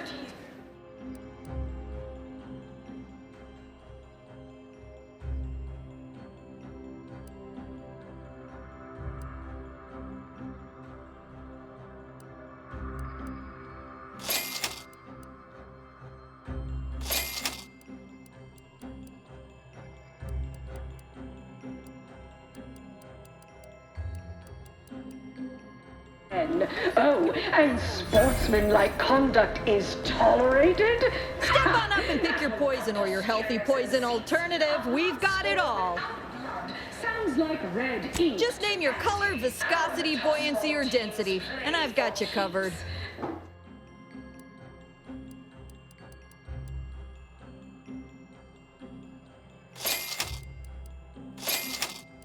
Witnessed no fewer than 6 critical blunt force traumas in last week's contest between the Easy Heel Loafers and Spectrum brand bandits. I'd pit our least bankable tossball team against the Protectorate's entire roster of pitchball pushovers any day of the fiscal week, even with half our team's 32 backs benched. Purple Berry product samples! Purple Berry product samples! Complimentary Purple Berry comestibles! Compliments of Auntie's Choice! Our athletic assets would achieve full... I should be nice to you. You'll probably be my manager someday. Close enough. It's the hot shot for a hot. Hey! Didn't you hear me growl in a discouraging manner? The first testee ain't to be disturbed. Oh, no, it's okay. I'm gonna, converserate a little. Just wait over there for me or something. As you wish. Retreating to hover at a respectful distance. Sorry, they get a mite carried away most times. Oh, that. Yeah. Wish they wouldn't say that. Ain't accustomed to fancy titles. Don't mind them. They're here to make sure nothing happens. To me, that is. On account of being a close personal friend of fellow, Auntie Cleo. It's all a bit much, to be honest. But I guess it's like Auntie always says, anything worth doing is worth overdoing completely. She don't go by that no more. Guess I'm still not used to calling her Auntie. Auntie. There, maybe that'll do it.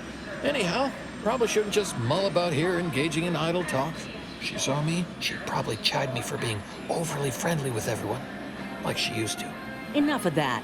You ain't idling, you're networking, expanding business opportunities. That's my go-to line anyway. Oh, guess I was at that, huh? Thanks. Like your arm, by the way. Mine are just boring metal. Oh, it saves me from small talk, mostly. Ain't many folk who aren't put off by the limb and avoid me entirely, if I'm honest. Wait, really? Why, sure. I mean, guess I can't see the harm. Hey, stay here, will you? Me and my new friend here, we're just going over there, to the bottom runger, to talk. Staying put, but keeping alert as if our jobs and or lives depended on it.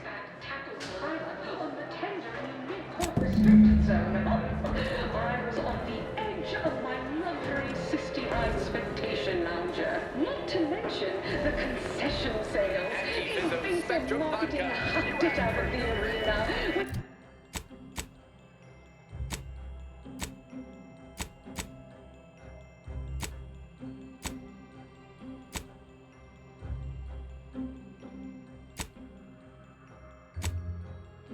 official Auntie's Choice branded Sprat Crisp penalty buckets. But I digress. Horse comestibles! Horse comestibles! We're literally giving them away! Go the extra even zone. This is a marathon, not a sprint to get humped in the Wednesday zone. Although it is that too. Sometimes you can't swallow. Don't let us keep you. Good luck, my ameliorator. Remember, you can't spell heinous ascetic without Auntie's Choice.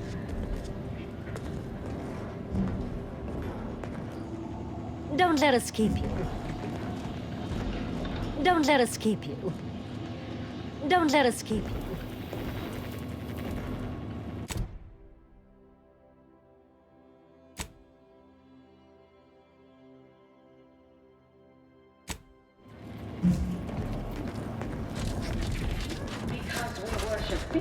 But because of the system's glorious efficacy. While the Protectorate decide what its subjects get, we respond to what you want through your decisions as consumers. What's more, we skip the frivolous rendering approval process our overbearing neighbors employ. Why wait 20 When you don't have time for product to market when it can be enhancing people's lives now?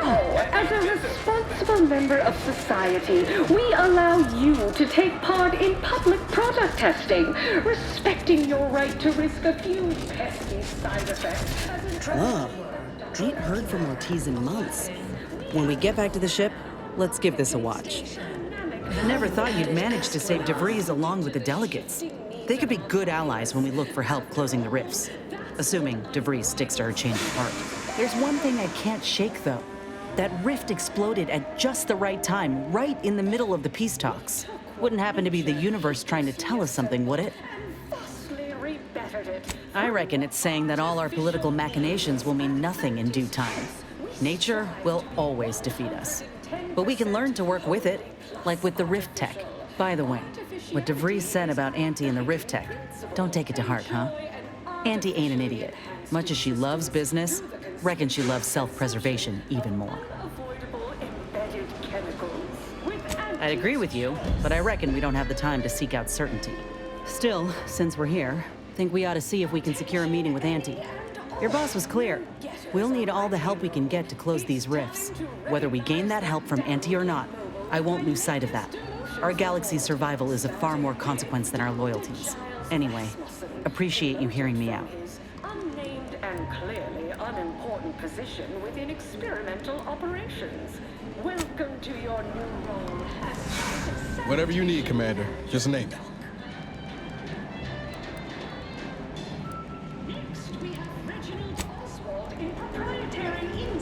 Whoa.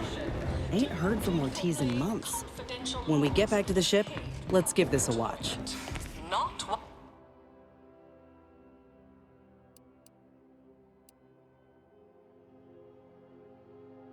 When I encourage working on the go. You want freedom of choice. You want Auntie's Choice.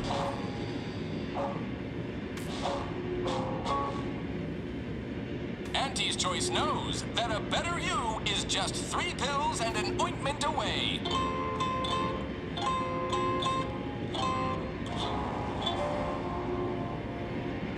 Why choose just any choice when you could choose Auntie's Choice?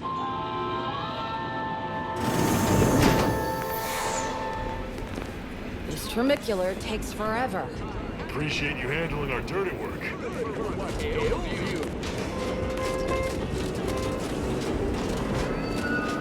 You want freedom of choice. You want choice.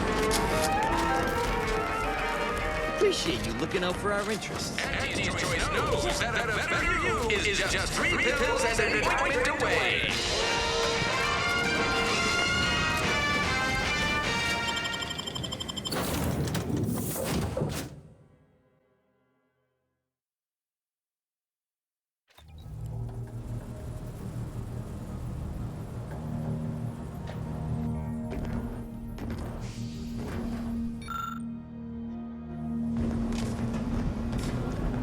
Commander, over here.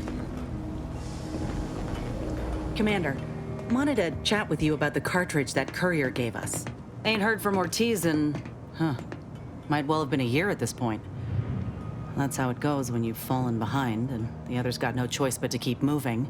If he's spending his hard-earned bits to contact me now, there must be a real good reason.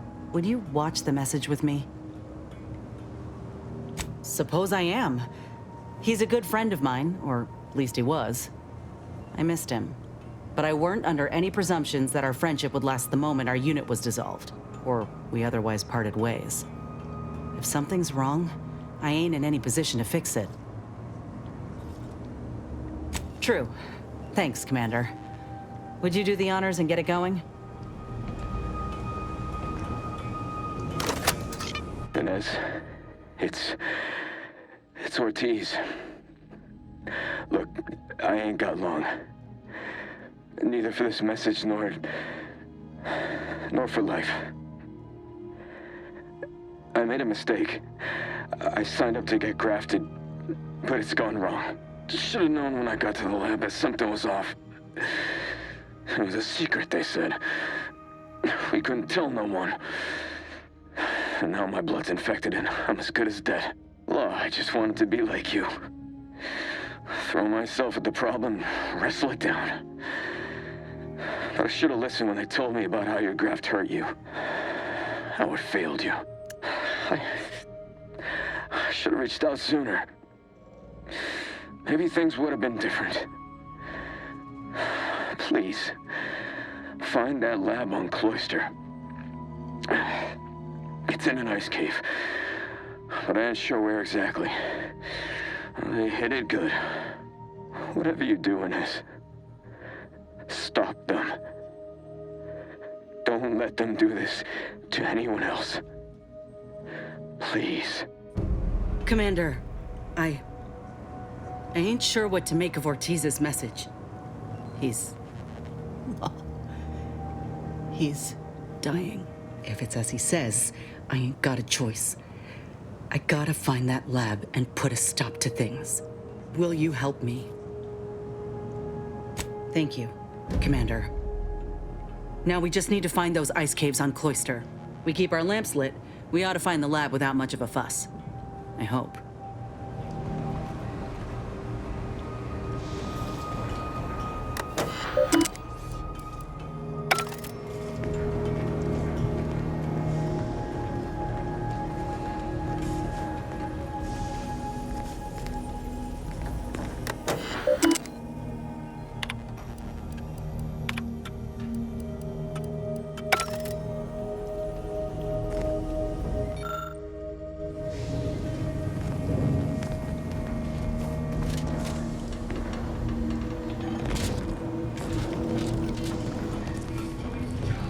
Recommended by 10 out of 10 medical professionals. Anti-Fizzo's Spectrum Leavings, your favorite non-alcoholic vodka condensate. Anti-Fizzo's Purple Berry Punch. You want a punch? We've got your punch right here.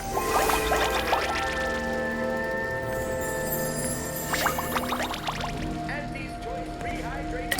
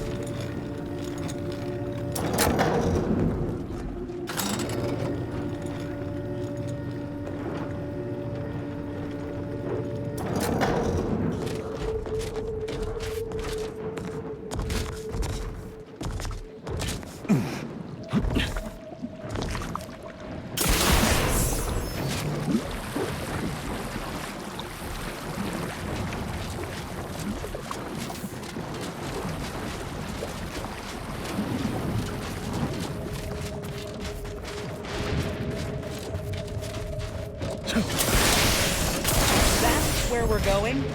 Don't exactly look safe. Oh there. Approach the gate and identify yourself if you're looking for access. Well, of all the improbable sights I'd never imagined to actually see, folks simply wandering around the Badlands of Praetor would be near the top of that list. I've not the mind to solve the equation that demonstrates how unlikely it is you've survived enemy combatants, hostile critters, and endless lightning in near equal measure. Is that so? Amusingly enough, I'm inclined to believe you, which means you might be just the help Exemplar Simon's been waiting for.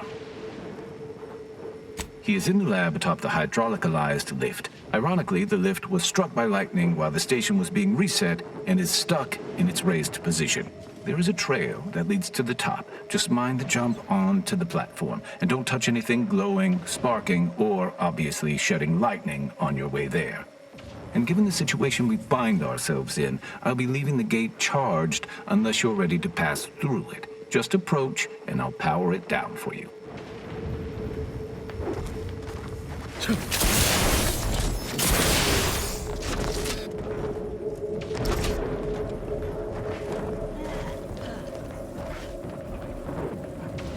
Greetings, unaffiliated individual?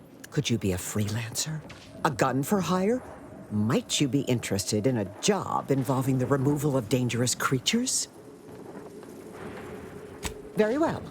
There's a cave directly southeast of our position, positively infested with raptidons. If you exterminate the lot of them, I'll upgrade your basic entry permissions to allow for purchase of our surplus of supplies.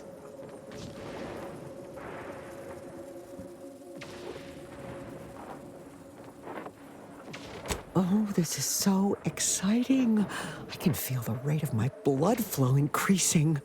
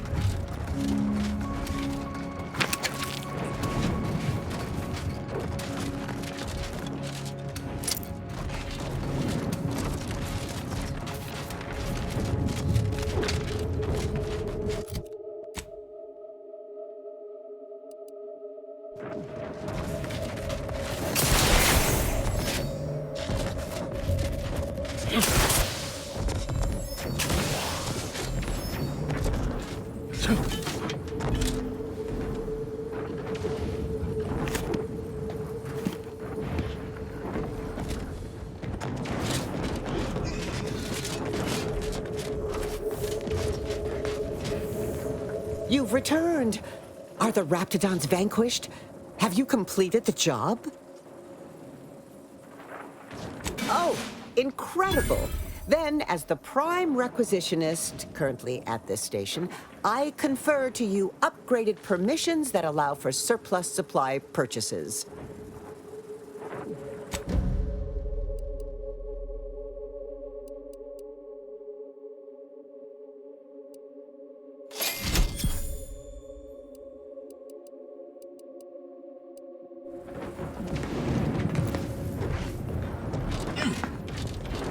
Should you ever need to exit the station, just approach the gate.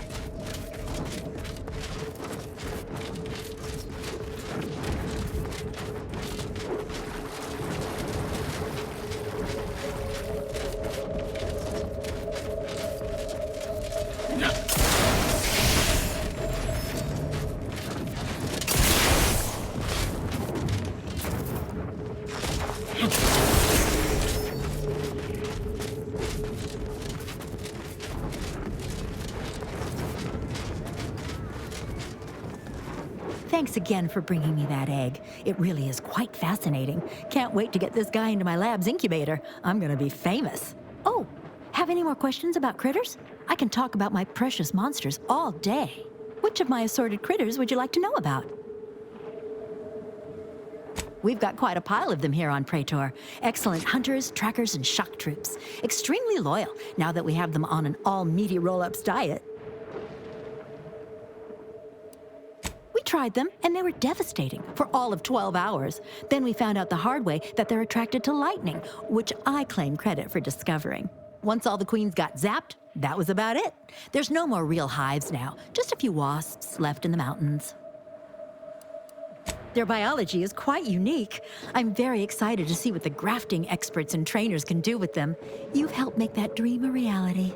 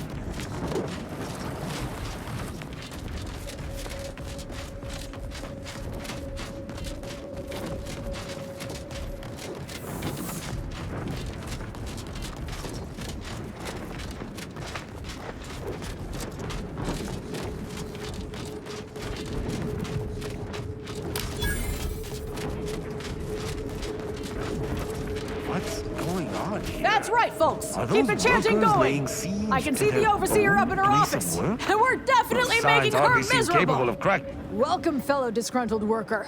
Can't say I recognize you. You come from a different plant to support our cause?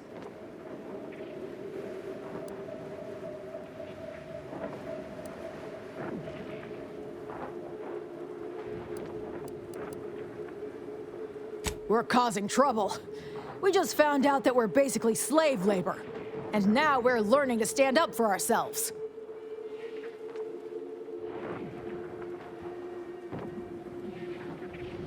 We need the proletariat to yield to, worker subjugation by xenophobic proxy? No, that ain't right. But it's something that sounds super fancy when Will explains it. Honestly, we just want to eat, sleep, and relieve ourselves on a reasonable schedule. But the damn overseer, I think she's getting rich off of breaking our backs. I ain't sure how you're gonna get in.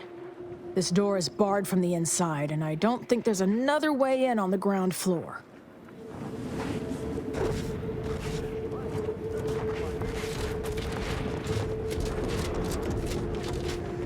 Others get the exact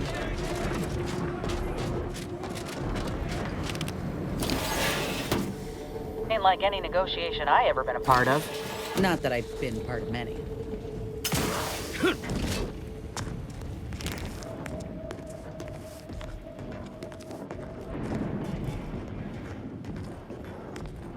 All for a week! Can't believe what I'm losing on adrenatime and Antifizzo's Numrum. Welcome to Auntie's Fine Product Revitalization Center, where we create tomorrow's brands today. I assume you are the disruption ameliorator from home office? It was about damn time you got here. This labor stoppage has put us almost a full week behind schedule, and is making me look quite the fool. Some ne'er-do-wells, have incited our workers to halt all work. They've taken to making demands and carrying on about basic dignity and human rights. It should go without saying that such flights of fantasy have no place inside Auntie's Choice. And if we were still in Tau Ceti, they would face grave consequences. I reckon she's got her wires crossed. Basic dignity is what Auntie's Choice promised us when we signed up, so long as we were good at our work. And while we might have faced grave consequences back on Tau Ceti, it was under old management, who were trounced rather thoroughly in the end, I might add. Nevertheless, here, we must focus on getting these ingrates back to work, and remind them that they're damn lucky to have Auntie's Choice to dedicate their lives to. Absolutely. These lugs have been positively exalted in the good fortune of rising to their limited station within the meritocracy that Auntie has derived for us. Why?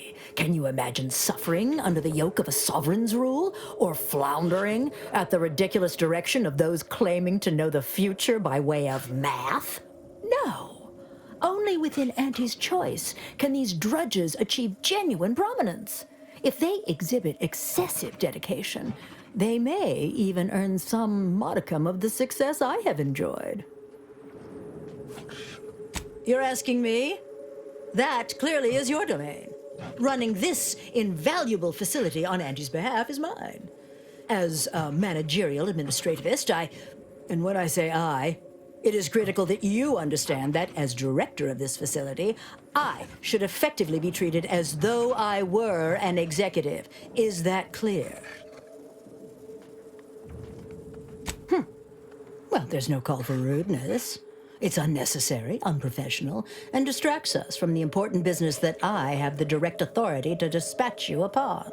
This plant relabels dated items with new Auntie's Choice trademarks and slogans. It is critical to keeping revitalized products on the shelf for consumers hungry for something new. So, the workers may be unhappy, but they must realize their comfort is a distant second to Auntie's delivery schedule. Or in short, they need to get back to work. My workers are striking people now? How very alarming. We must resolve this before things get even further out of hand. They've appointed some kind of leader, and he's the one you have to talk to. His name is, Dummy? No, that's not right. Dunce? Dumber. Dumbly? Dunbar. It's Dunbar. If I'm honest, my gaze is purely focused up the ladder, not down it. I am a very important upper, middle, lower manager, and the way I advance that status scantily involves learning the names and faces of my peons. Their value is in providing their minuscule contribution to this mighty and prestigious corporation. And by providing their maximal effort, they allow me to ascend, vacating this position so that one of their undistinguished masses can fill it, thereby becoming distinguished. I believe he has demands, but I can't be bothered to remember what they were. They alter the generous terms Auntie offers, and so are egregious and should be rejected. You will find him up on the landing pad with some of his minions. Go help him understand the situation so everyone can get back to work. That clear? Best of luck to you. Remember that your actions don't just reflect on you. You are also representing me, which is to say, you are also representing Auntie. Do us proud.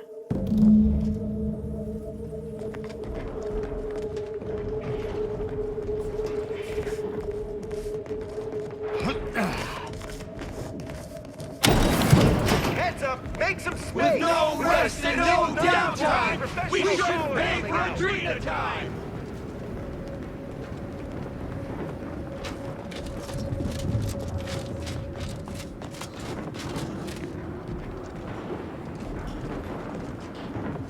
I ain't aiming to seem rude, but I got a lot to deal with right now. Unless this is mighty important, I'll respectfully ask to be left to my business.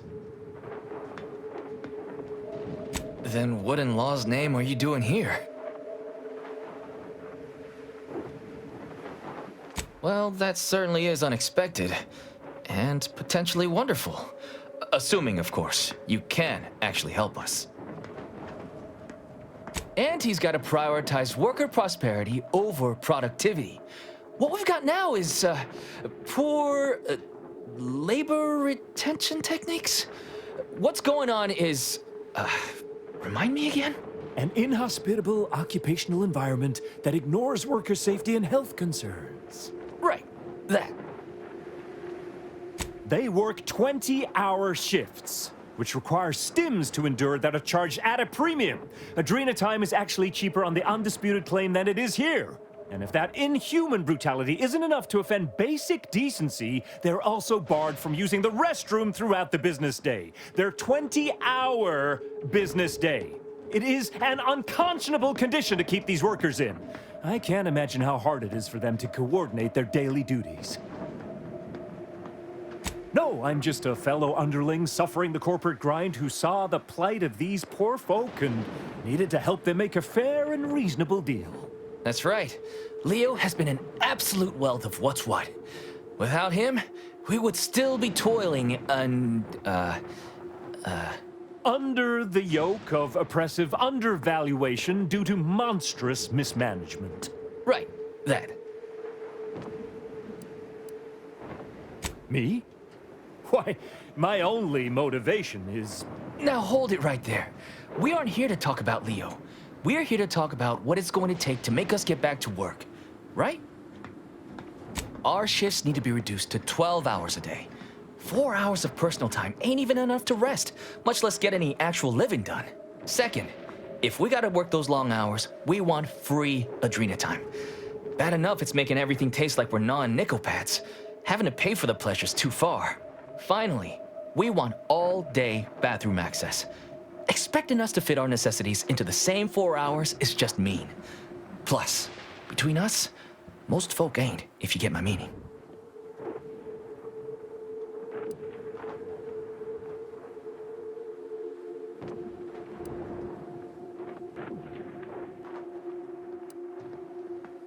Yeah, well, of course you're gonna find it all ridiculous. You only care about what's best for Auntie. But there are demands all the same. Take them to Griggs.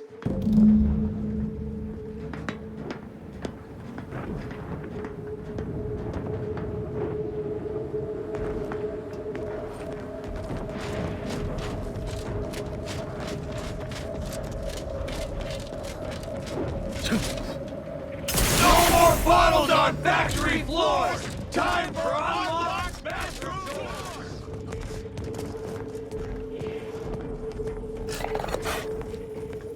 Welcome back, Ameliorator. Did you make contact with workers? Do they understand that this stoppage is madness? Are they ready to return? So, what are these ingrate alley sprats willing to settle for? Golden privies and gilded sheets to be spoon-fed crunch whenever their tummies rumble? 8-hour workdays? 12-hour? Are they mad? What are they gonna do with the other half of the day? Lounge around the facility consuming air and water and power without compensating the company? I am, frankly, disappointed you would even bring me such a preposterous demand. You should have nipped this offensive arrogance in the bud. While it's true that data shows higher worker productivity on sleep than on stims, I never imagined restful production being more cost-effective than longer hours. That would translate into more profit for the plant, which means larger bonuses for me, which should be more than enough to make up for the drop in hourly production. All right, you've convinced me. What else do they want? Free? Free? Nothing inside of Auntie's Choice is free. Law, nothing in life is free. Everything has a cost. Everything. Materials, labor, time, distribution, forced scarcity.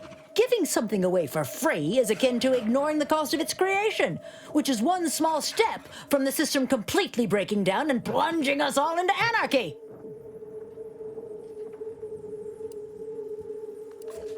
And more work means more profit. More than enough to cover the cost of the stims. I see your angle now, and it certainly is a shrewd one. You are Auntie's material for sure. Done. Is there more they ask? They want to relieve themselves on company time? I've never heard something so preposterous. Can you imagine how many bits that loss of productivity will cost us? What if they lounge? What if they take time to relax? What if they retreat to indulge their baser urges? Auntie would be paying for all manner of unprofitable shenanigans. Oh my. You're probably right. It's been so long since I've shared a facility, I've forgotten how unpleasant it can be. I trust your insight and will leave it unlocked from now on. What more do they want? Very good. Ha! I was going to say very good, but that would be downright farcical. There is nothing good about this situation. Please, just resolve it as quickly as possible.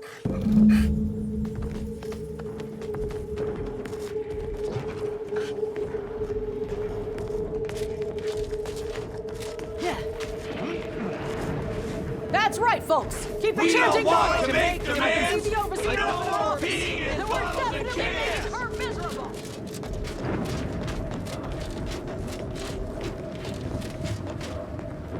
Hello again.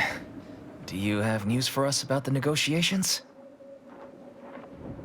That's as fine a place to start as any. What did that tyrant have to say for herself? She willing to see reason? Well, I can't begin to tell you what a relief that is. By which I mean, that's great news. It'll be such a load off.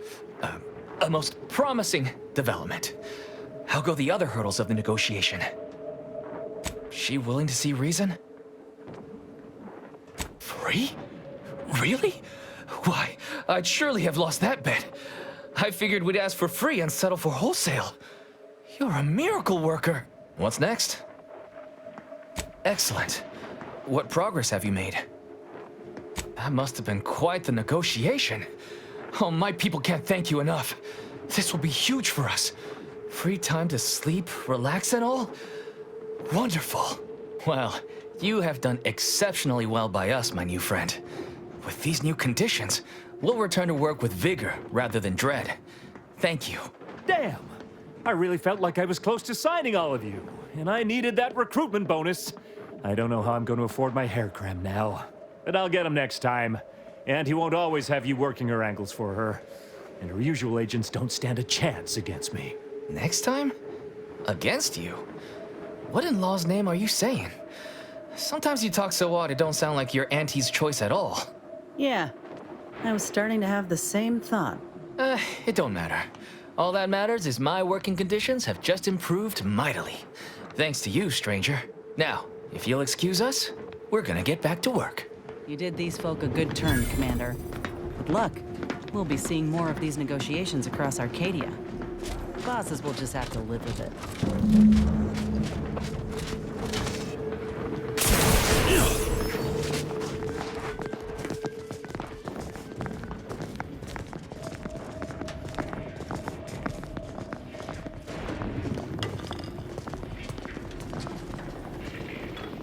The workers have returned and production has resumed. Wonderful work, our disruption ameliorator. I do wish it had gone more smoothly, but I understand you did what you must. I have already informed the Home Office, and with it, put in an extra sprinkling of mild praise directly with Auntie. She will, no doubt, be excited to learn of my approval. You may tell the executives that dispatched you that you have done an adequate job. Under my keen supervision, of course.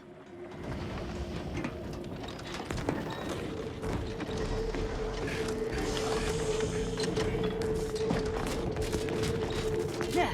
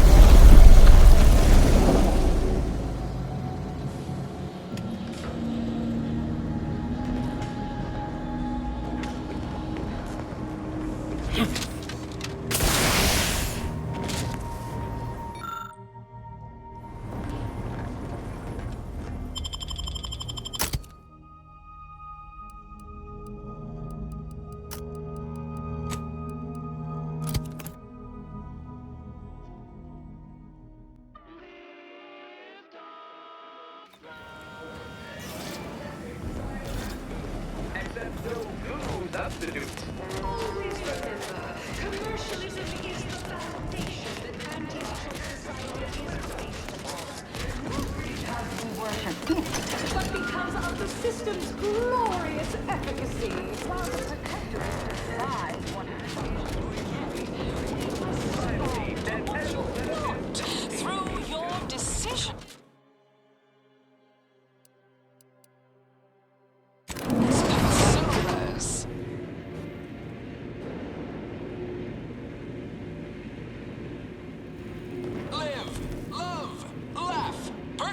And consume with Auntie's choice. As your peerless leader, known for her unparalleled business acumen, I might appear above the occasional frivolity. But no, I do enjoy spectating a rousing sporting match as much as all of you base rank and file. The Big Rift cut off tossball news from home, but our Arcadia-grown league is a worthy substitute. Certainly a more profitable program than the Protectorate's watered-down ripoff. pitchfall, they call it. My, how imaginative.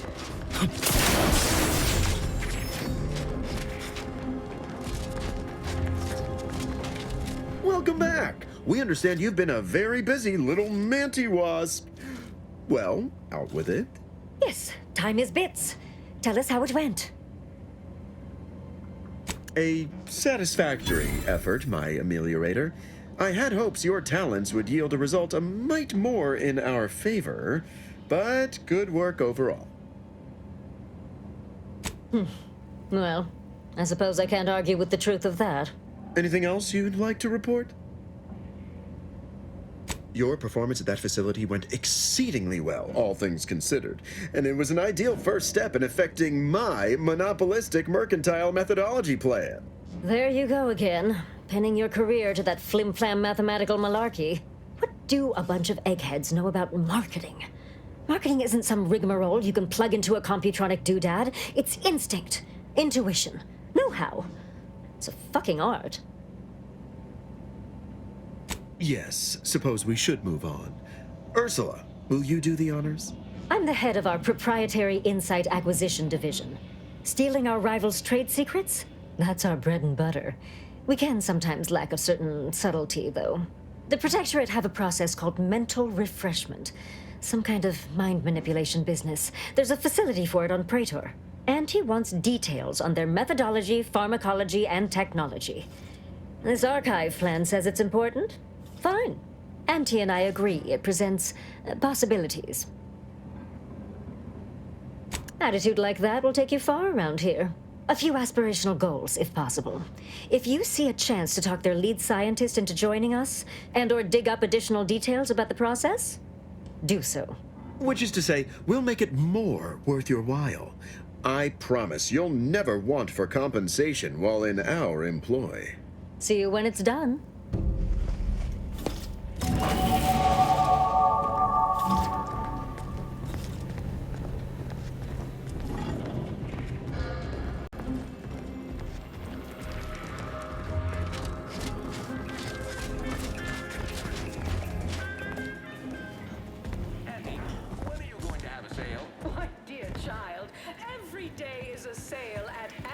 Choice.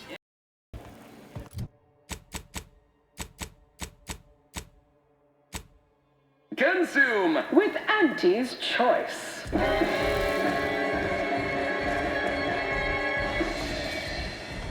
As your peerless leader, known for her unparalleled business acumen, I might appear above the occasional frivolity. But no, I do. Right, so how does this all work exactly? They bring you a drink, and then people just conversate?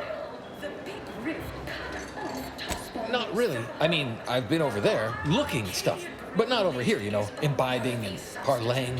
Ah, this seat looks really comfortable. Oh, I'll stand. Honestly, it's a real pleasure to be here. Me in an actual saloon with someone to talk to. I mean, so you want to start? A few years, maybe. Hail from Argos originally.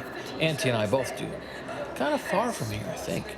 Had everything: mining, a garbage pile, sprats, slums, more mining, the works. I always thought that, but just not out loud like that. Like sometimes when I'm cleaning this place, I find a bit or a timepiece or a half-eaten Sprat crisp bag. I turn them in just in case someone's looking for them, which earns me some weird looks. But I figure that's not trash to somebody who needs it. The way I came up, those are treasures. First part I'm iffy on. Auntie's Choice all got sent to a mining place. People hated it, but seemed no worse than where we came from to me. Then everyone started fighting. Next thing I knew, Auntie was in charge. Then we were on a ship a while before getting here. I'm not sure how I got to come along. Maybe Auntie had it sorted, being in charge and all. Eventually, I asked for something to do. I got a note, said pick any job on the ship. I chose this one. Folks back there said they had to guard me. That's the short version. You think so? Huh. I just thought it was because we've been friends for ever now. We look out for each other, you know, from afar. Reckon that's an ample amount of small talk, huh? What other sort of stuff you want to talk about? The weather, maybe? Oh, Felicity. Felicity Carroll. Dr. Felicity Carroll, eventually.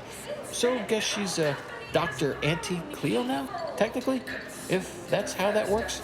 She came to be lead scientist of research and development at Numa Experimental Station. I knew her when she was just Felicity, back in the good old days, when the company still did, human testing first, instead of just letting stuff willy-nilly out into the wild like now. I was her best test subject. Well, I guess she remembers, huh? And now you do too, so, like, 3 alive folks out of everybody. Guess that makes us kind of special, don't it? Rarefied company. This is Auntie Cleo. Sure was determined. I'll tell you what. Made her own healing grease in a rusty old can of Spacer's Chaw. Got one of them entry science jobs at Auntie Cleo. You know, the corporation, not the person. Was a whole different person back then, if you can believe it. Started scaling the corporate ladder right quick. Weren't too long before she left the colony completely. You think? I'd sure like to think so. Not that I'd want her to feel bad or sad or nothing. Oh, you got me reminiscing something fierce. Did I mention she and I shared an expired chum bar once? Good times. Wait, you mean to say Auntie's eaten expired rations and shared them? Law, she's just like us. Maybe I can remember other important things like that.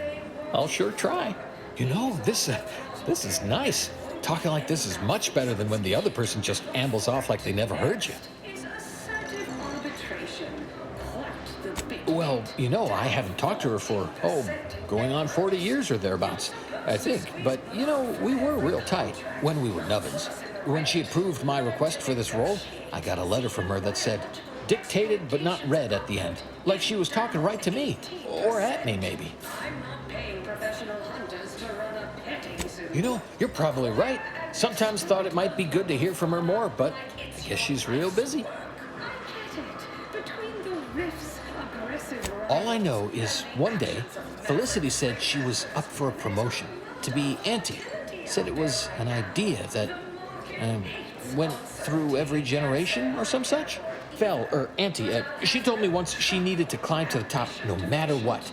But that she was real sorry about the people she had to step on to get there, though. You think? I mean, admit I sometimes don't get, jokings or inference. Maybe you're right. That might be all I want to talk about. The rest makes me, you ever have this empty falling feel? In your chest? Like that, I guess. I don't know, would hate to be rude. You come out with me and all.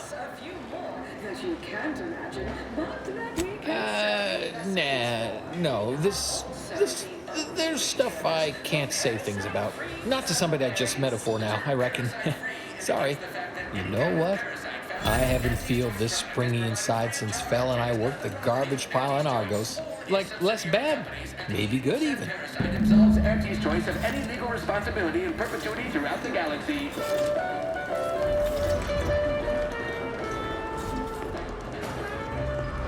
Always remember, commercialism is the foundation that Auntie's Choice Society is based upon. Not because... Horse comestibles! Horse comestibles! We're literally giving them away! Don't work too hard now. It'll make us look bad. People say Auntie's Choice and Sub Rosa are no different. Talk about naivete. Each has got its own distinct brand of con. Heard you're in league with Sub Rosa. Part of our crew makes you a friend. Why wait 20 years to bring a new product to market when it can be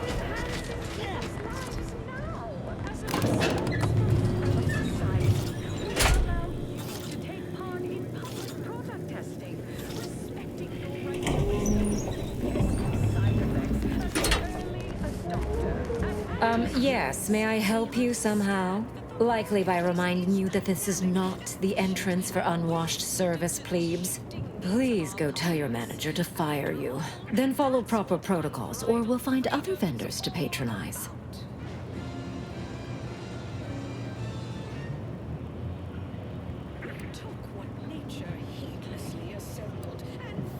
Oh, really? You think that you belong in our lounge, dressed like that? 3 cysty pigs in a trench coat would have a better shot at getting in than you do right now. The owner tasked me with maintaining the posh allure of the best choice, and you are hardly the kind of inestimable personage that would be proper to admit.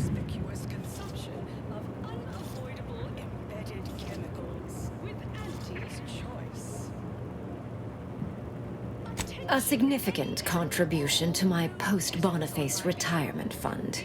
This concierge is attempting to extort you, Commander. Providing the requested payment is not advised at this time.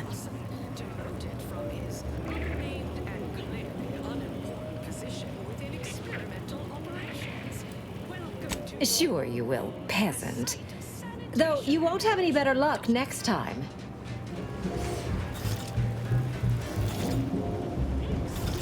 This unit has identified that nearby vent as a possible means of gaining entry.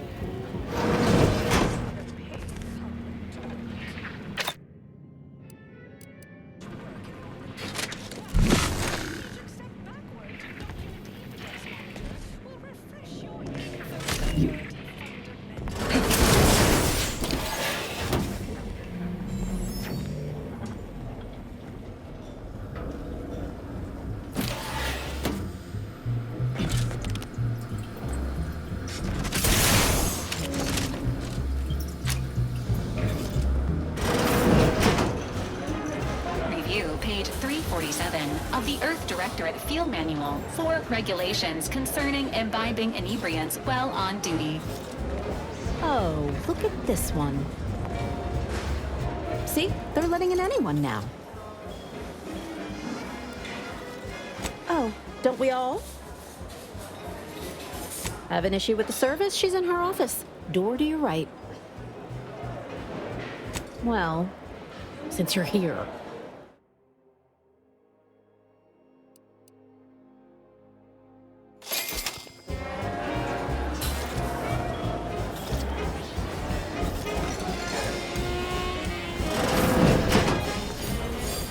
What are you doing back here? No one's allowed. Who left that door unlocked? What are you even doing in my bar?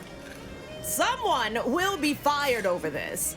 Then, once they reach the nadir of their sorrows, rehired, only that I may fire them again. And I don't know what you think you're seeing here, but ignore all this. What? All this? Furtive mixing of cocktails is simply how I relieve stress in a productive manner.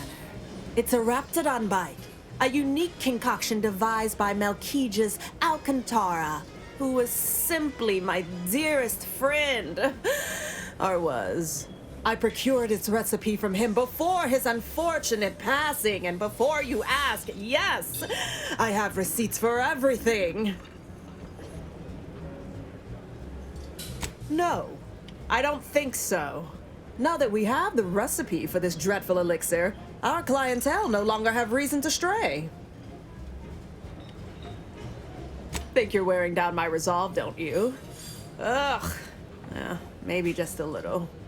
Look, I see you're going to be a problem. Just cover my efforts and expenses and the recipe's yours. Our patrons are returning already anyhow.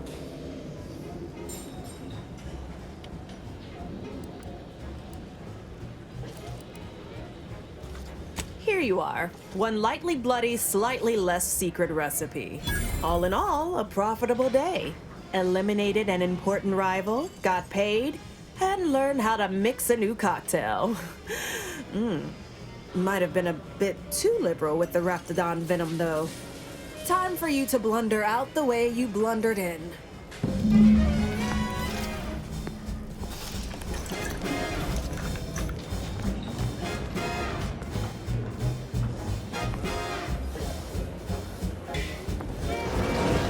Everyone has their little hunch about which product we sell the most, but I say you need... How did you get in there? I'm giving your description to the proper authorities and reporting on you to our upper mid-upper tier retail association.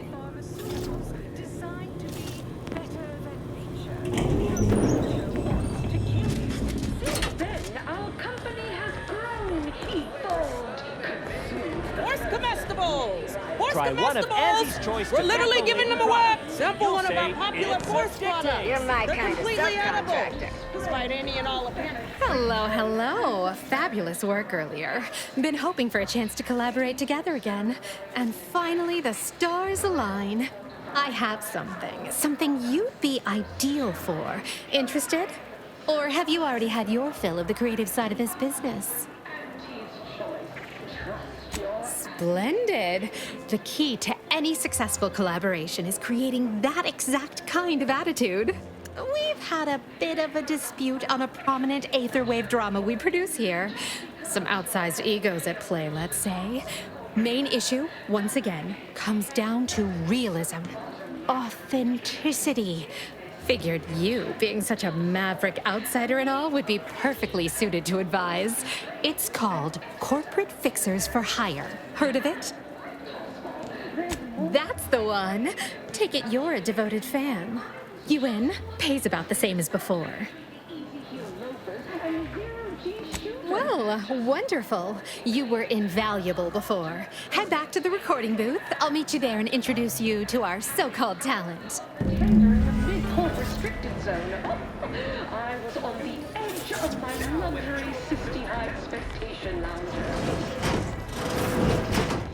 Sorry, no autographs. Sorry, in the midst of composing my latest product-oriented dramatization. Talk later. This is our star performer and Sages Shilliver, Holter Williger.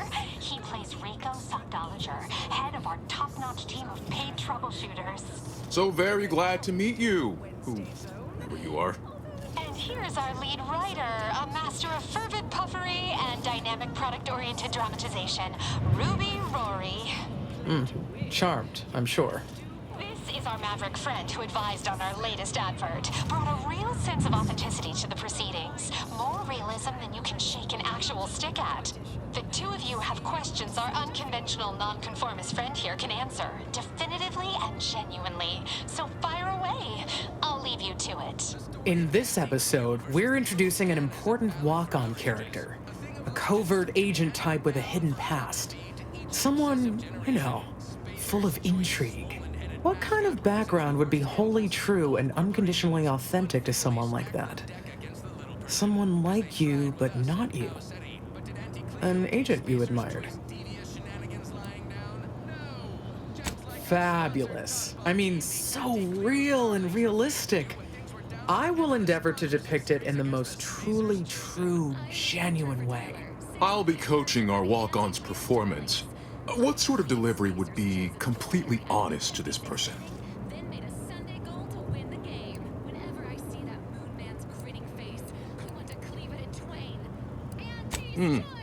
Interesting. Well then, I shall dutifully characterize your authoritatively truthful direction. Alright, now, at this point, I need to illustrate a critical problem that our crack team along with the walk-on need to solve. Give me your honest feedback on the read. This manager won't go down easy. She discovered our tampering with the Computronic registry to shift blame away from our client. Now, it blames them for everything. What do you think? Honestly, too much? Was I gilding the lily?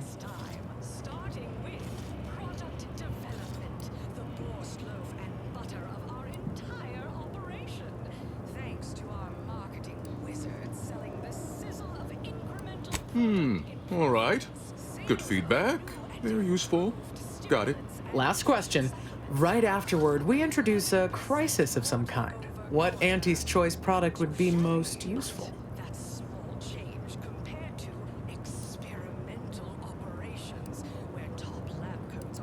Perfect.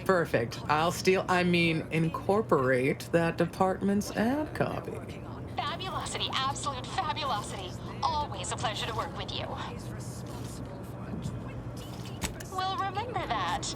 And likely hire some other grizzled-looking so-and-so plucked randomly off the street. You should start hearing that episode on the wireless anytime now. You've probably already started hearing your advertisement. Well, I hope you look back fondly on this whole creative dalliance. No, I will. Now, just a moment and we can hear it all assembled. They were stuck. Bottom of the ladder. Outmaneuvered time and time again. Robbed of credit for big ideas. Then, they enlisted the best to rouse their career for a healthy fee. Yes, it's time, everyone, for Corporate Fixers for Hire, starring Holtz Terwilliger as Order-bearing tyrannical regimes like Purpleberry product samples, complimentary Purpleberry comestibles, compliments of Auntie's Choice. Get raised to them away from Dane. The universe is filled with things that want to kill you.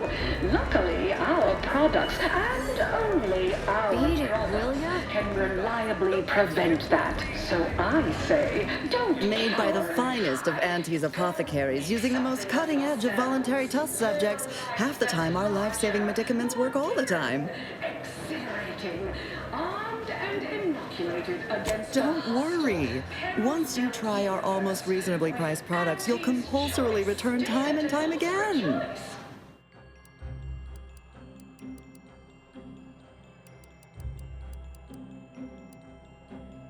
Auntie's Choice.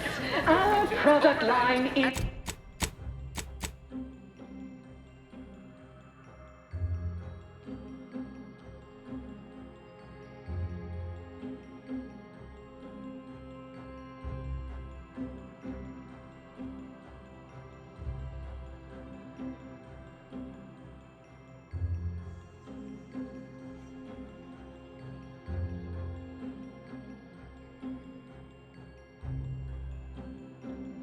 Longer than nature.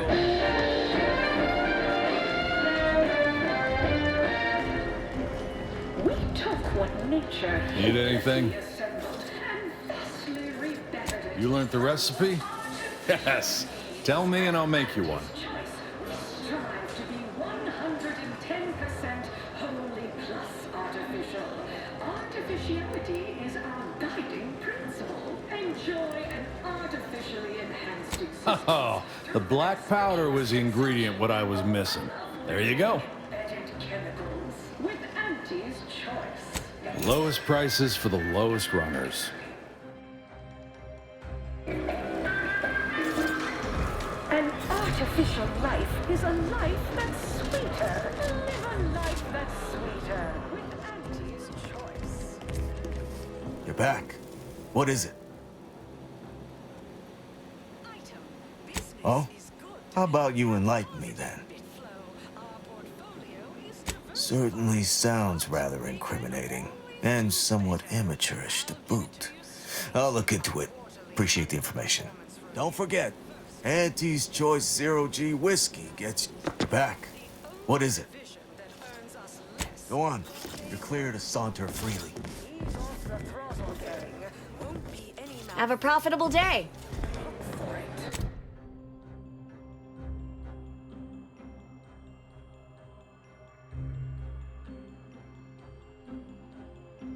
Squeeze blood from every contract, not put us in the red. Learn to negotiate. Xenobiological exploitation's output is down 18%. I'm not paying professional hunters to run a petting zoo. Acquire and exploit the local fauna like it's your life's work. I get it.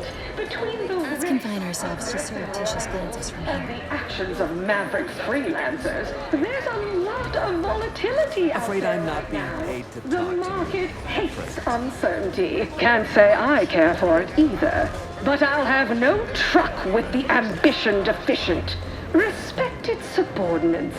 Spare me no gumption, and I promise we will all thrive. Step on up and pick your poison or your healthy poison alternative. We've got it all. Reasons to shop for Auntie's Choice products. Well, I can't make you buy from me, but it always breaks my heart to see someone voluntarily choose death by dehydration. Minded of customers, we have food and drink for every taste and meal you can imagine. We market the most miscellaneous miscellany on the ACS Undisputed Claim. Can sell you recipes. Afeard of our farrago, are you? Pity. retailers for parasite-free purple berries. The term parasite-free indicates the fact that any kind of parasite found in an Auntie's Choice product is provided free of charge and is not the property of Auntie's Choice or its subsidiary companies, and the eating of said parasite involves Auntie's Choice and any responsibility in perpetuity throughout the galaxy. Whatever management. Purple berry product samples. Purple berry complimentary purple berry comestibles. Compliments of Auntie's Choice. Society is based upon, not because we worship bits, but because of the system's glorious efficacy, while the protectorate's design... Oh, hello, friend. You've been quite an asset. I have. Hitched yourself to our wagon. It's done as a kindness, Crazy stuff, like people do. Normal people, friendly people. Horse comestibles! Horse comestibles! We're literally giving them away! Our overbearing neighbors. Why wait 20 years to bring a new product to market when it can be enhancing people's lives now? As a responsible member of society, we allow you to take part in public product testing, respecting your right to risk a few pet.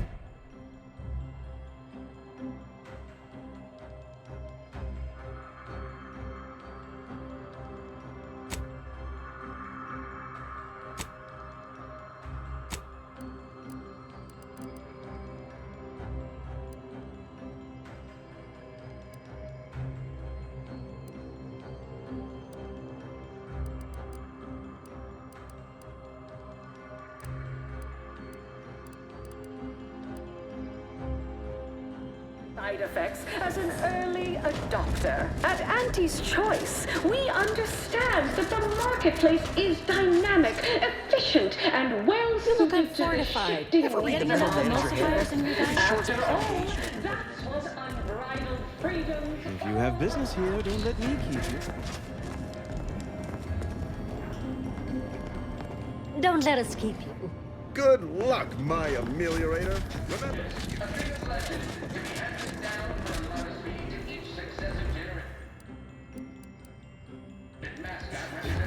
impulses of old corporations who unfairly stacked the deck against the little person, as they tried with us at Tau Ceti. But did appreciate you handling our duty. You, my friend, are VP material. Cleo's darlings refused to do when things were down at the end of the sponsorship series against the Spacers Chosen. Turfer Tyler, 6th base person for the Anti-Cleo's...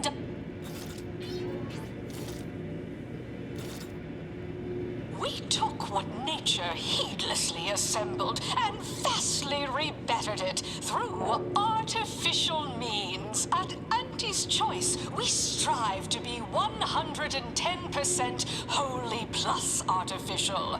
Artificiality is our guiding principle. Enjoy an artificially enhanced existence through the conspicuous consumption of unavoidable embedded chemicals. With Auntie's Choice.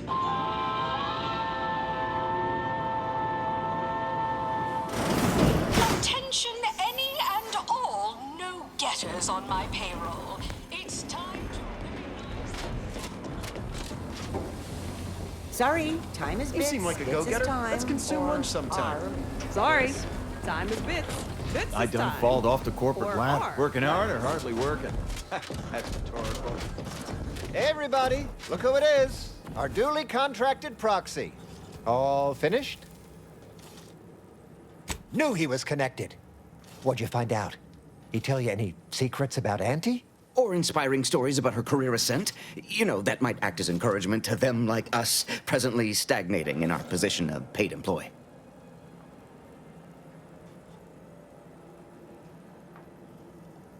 Huh. A rumor had it she was one of the Schuyler line, old money family, type who looked down at anybody who worked for a living. Never seemed like her. I got a whole lot of insightful observations like that, you know. Wait. There's been more than one Auntie Cleo? Explains a lot, now that I think about it. Like how she ain't a few hundred years old. Huh. Learn anything more? Whoa! Just like normal people. That's real relatable. I mean, we all done that, right? But I just never thought she would. 'Cause she's Auntie, you know? Yeah, like she could eat a bar right out of the paste obtruder, the freshest and least natural it's ever gonna be. What else? Those details were highly motivating, both personally and professionally. Real roadmap to success kind of thing. Diverges greatly from events depicted in Auntie the Musical, the all-singing adaptation of Auntie's life story, which we've all, of course, watched 9 times. Didn't make the drink, or didn't make... Oh, I see. Less we know about all that, the better. But I knew you'd effectuate effectually. Right? Wasn't I just saying? Here, for your trouble, from all of us. Now, about that last person of interest. There's a former Spacer's Choice VIP in the brig. We tried talking to him, you know, to see if he had any useful dirt. But he's kind of mean. Full of scathing invective. Belittling, one might say. But, you know, tough sort like you might have an easier go of it. Nah, they got him set up like in olden times. They let everybody walk up and holler at him, throw produce and such. Whatever that is. You know, we all been chewed out pretty fiercely before. Kind of a regular occurrence, really. But I swear, I ain't never... I still have nightmares. Sometimes I think I hear his voice, and I start to run. Likewise. Future generations will tell cautionary bedtime stories about that day. Oh, that sounded very take charge. Have to remember that. Okay, we'll make sure you've got authorization to the brig when you arrive. May you effectuate effectually toward the agreed-upon goal state. That's the middle manager handbook again. Real take charge stuff.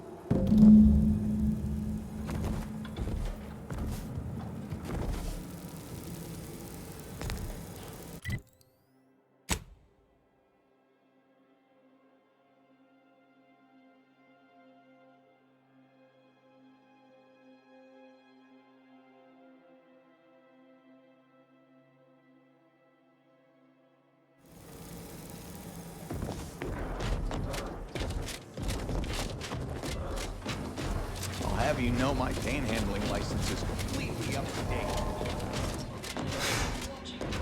Athletes bludgeon each other. Such a...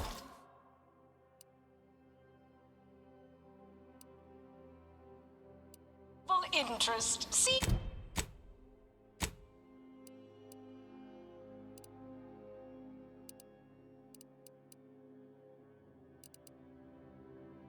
I'm just like you. Next time, look for me in the Platinum Executive Sky.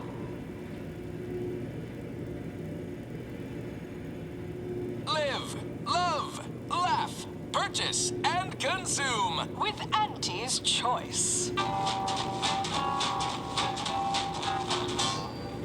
As your peerless leader, known for her unparalleled business acumen, I might appear above the occasional frivolity. But no, I do enjoy spectating a rousing sporting match as much as all of you base rank and file. The Big Rift cut off tossball news from home, but our Arcadia-grown league is a worthy substitute. Certainly a more profitable program than the Protectorate's watered-down ripoff. Pitchfall, they call it.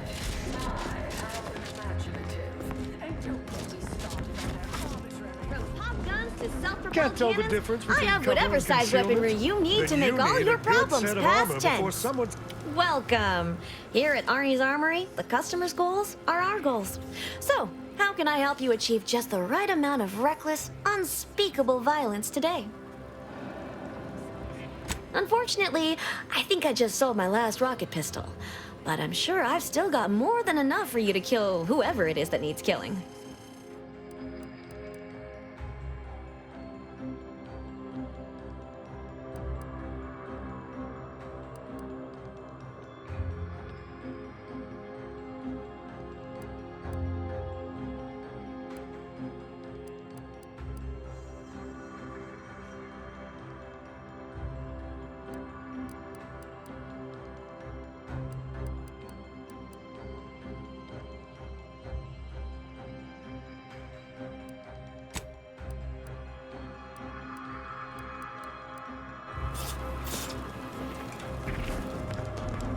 Well, welcome, future repeat customer. I can tell just by looking at you that you'll be back again and again. Ready to make a purchase?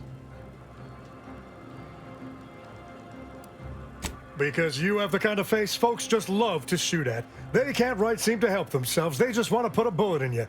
And don't take it personal now. It's a compliment if it's anything. So, you game to see my wares? I've got armor in all shapes and sizes and for all occasions. Though I'm guessing you get shot at more than occasionally.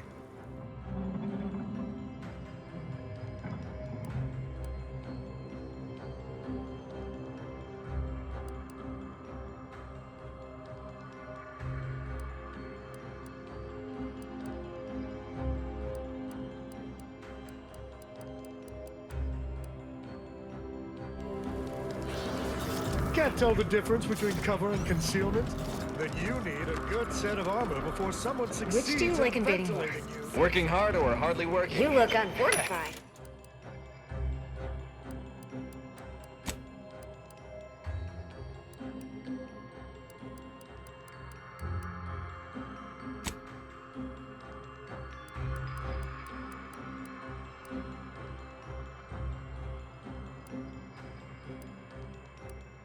That's getting enough emulsifiers in your diet?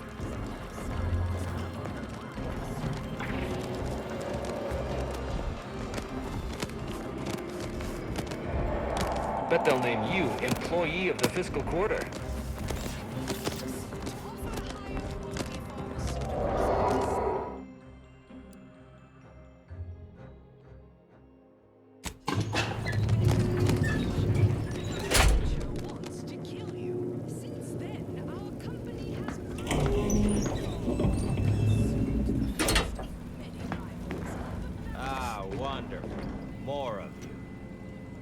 Welcome to The Brig by Corporate Compliance. Please do not taunt the prisoners. Thank you. I know what I said, and I meant what I said. Visitors to the Brig are required to taunt the prisoners, at least to the best of their abilities. We hope you've deeply enjoyed your visit to The Brig by Corporate Compliance. Come to jeer at a fallen old rival like all the rest. Swear I heard from everybody else in this rickety tub. So far, I am decidedly unimpressed. Been some sorely lackluster heckling from your colleagues. Clever as barbs weren't clever enough by half. Not expecting much, but go ahead. Try your worst. Let's hear it. That was almost all right. Better than most. Pretty so-so. Got anything else?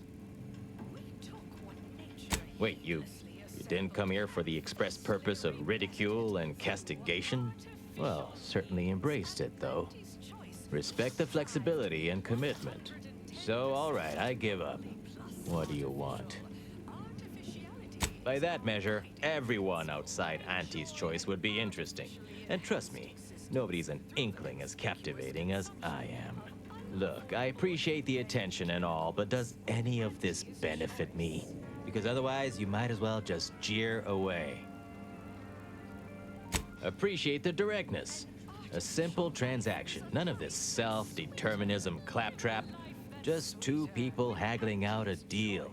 Name's Himanshu Tegulapalli, Regional Brand Manager for Tau Ceti, Spacer's Choice. Auntie has it in for all of us former reps, but me in particular. Been humiliating Spacer's Choice every chance she gets. You seen those display images mocking the Moon Man? Dressed up like a baby? Petty stuff. Being completely one-sided. Till now. You bet. I want my turn. Figured I earned it. I mean, look at me. I taped a particularly scathing diatribe earlier. Patch it into the PA system. Let me have my say. The PA system controls are in the back room at client intake. Had it all worked out earlier, before I got caught. The audio cartridge is in an evidence locker in the room behind that desk. Bet if you just ask the guard over there nicely for access, she'd open it right up for you. Wonderful. That broadcast is gonna be the finest verbal rebuke of my career. Though I should mention, while you're on this ship, Auntie's Choice has a few products what might improve your odor, looks, and breath. Sorry, couldn't help myself.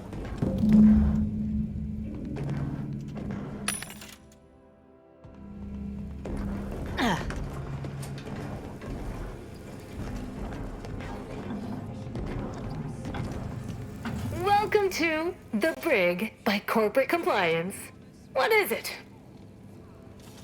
Well, you'd probably pay me to remotely unlock it, and/or ask me in a remarkably debonair fashion.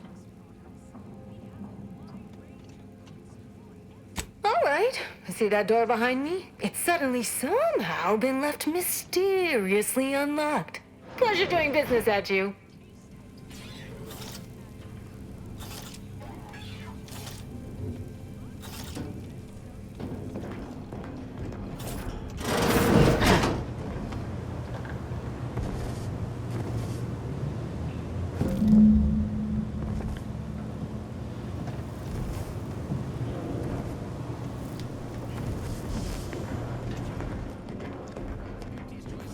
What? You forget what you needed to do? Get going. The next irritating voice I hear on that loudspeaker, I want to be my own.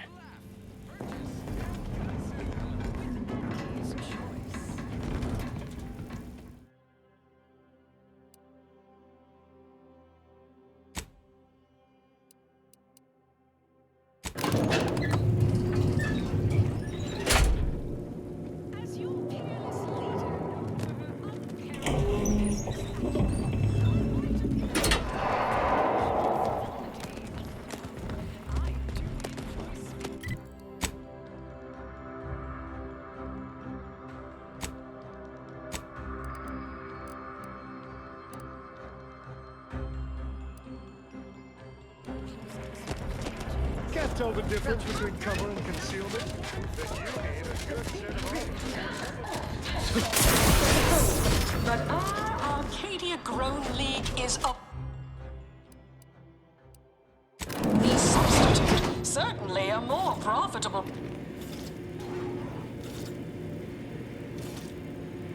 The story of Auntie Cleo versus the Moon Man is a ballad for our ages. A thing of legend, to be handed down for a modest fee to each successive generation. Spacer's Choice swollen-headed mascot represents the worst impulses of old corporations, who unfairly stacked the deck against the little person, as they tried with us at Tau Ceti. But did Auntie Cleo take Spacer's Choice devious shenanigans lying down? No! Just like our sponsored tossball team, the Auntie Cleo's Darlings refused to do when things were down at the end of the sponsorship series against the Spacers Chosen. I'm Jean Turfer-Tyler, 6th base person for the Auntie Cleo's Darlings.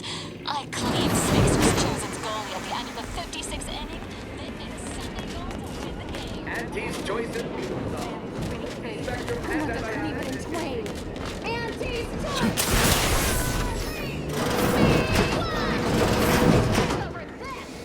Right back at you.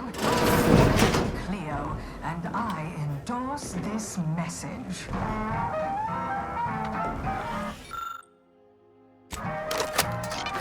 Attention all employees of this poor excuse for corporate plundership. This ill-conceived, off-brand take on an oligarchy. Say what you will of Spacer's Choice and the other corporations, but none of us ever put big ideas in people's heads. What's going to lunch today?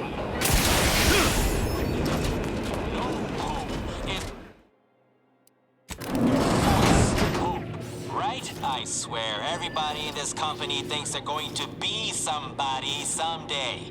It ain't gonna happen. Auntie Cleo's marketing you a bunch of wishful thinking who...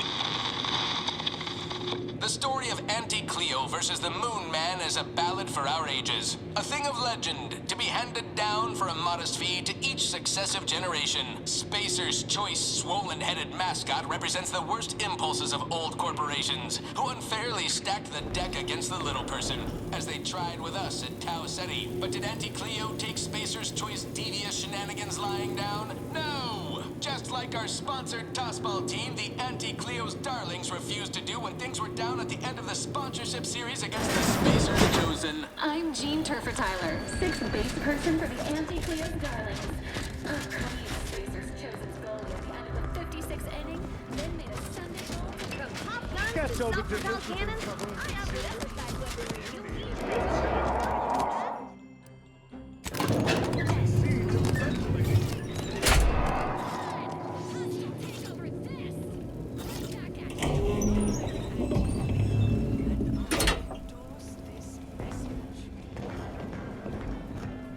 Nice work. A sterling performance by both of us. I've been waiting to give everybody here a piece of my mind for some time now. You've heard about the Spacer's Choice and Anti-Cleo merger, I'm sure.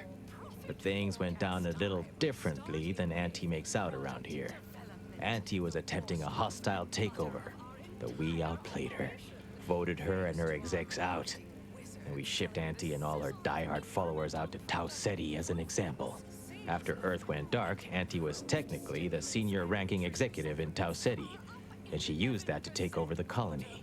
But everything she's been doing since has been quasi-legal at best, including her being CEO of Auntie's Choice.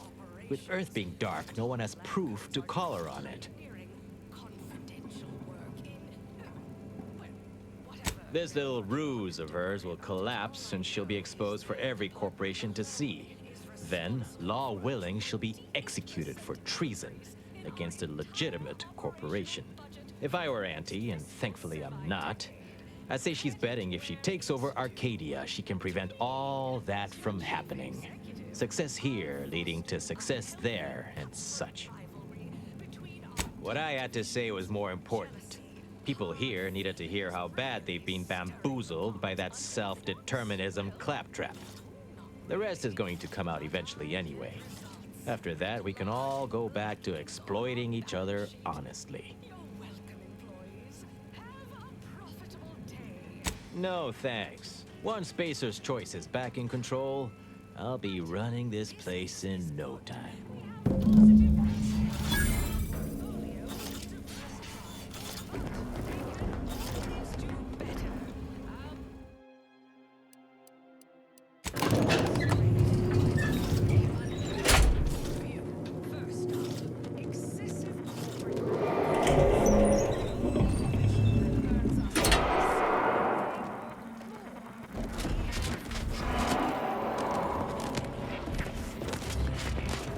Can't tell the difference between cover and concealment.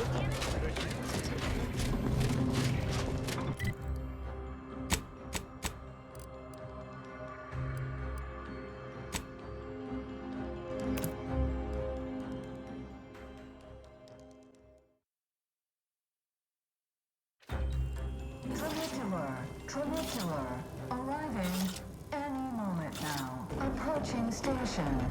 Backpack steering. Mister, any bits to spare?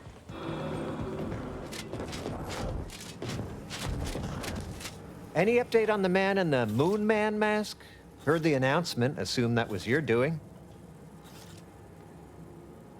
Wait! What? What? But Auntie said the last message that arrived from Earth was the board putting her in charge. Guess that does sound rather convenient. Wait, this is bad. Knowing this is not good. This sort of dirt gets a person killed. This may call for an executive decision. What does the middle manager handbook say to do at a time like this? Says here, unfinished business leaves one undone. Trim loose ends before everything comes unraveled. Well, that sounds rather dire, you know, contextually. Yeah, Twombly. Maybe we should worry more about them right now. That's exactly what the corporate assassins in the Aetherwave serials say before they terminate someone. In an indifferent display of artful treachery. Ah, I remember that scene. We need to front stab them before they backstab us. Attack!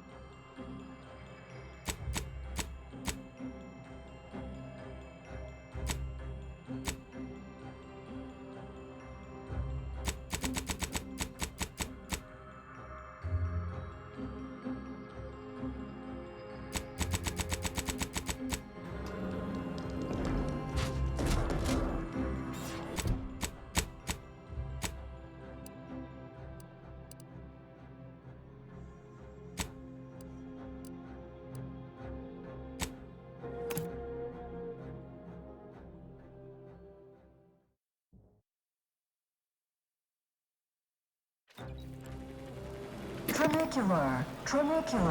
Arriving any moment now. Approaching station. Head office tower.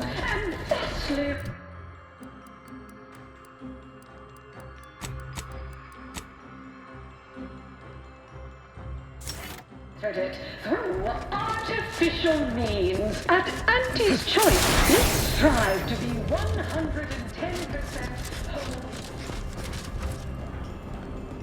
Don't let us keep you. Good luck, my ameliorator. Remember, Artificially enhanced existence through the conspicuous consumption of.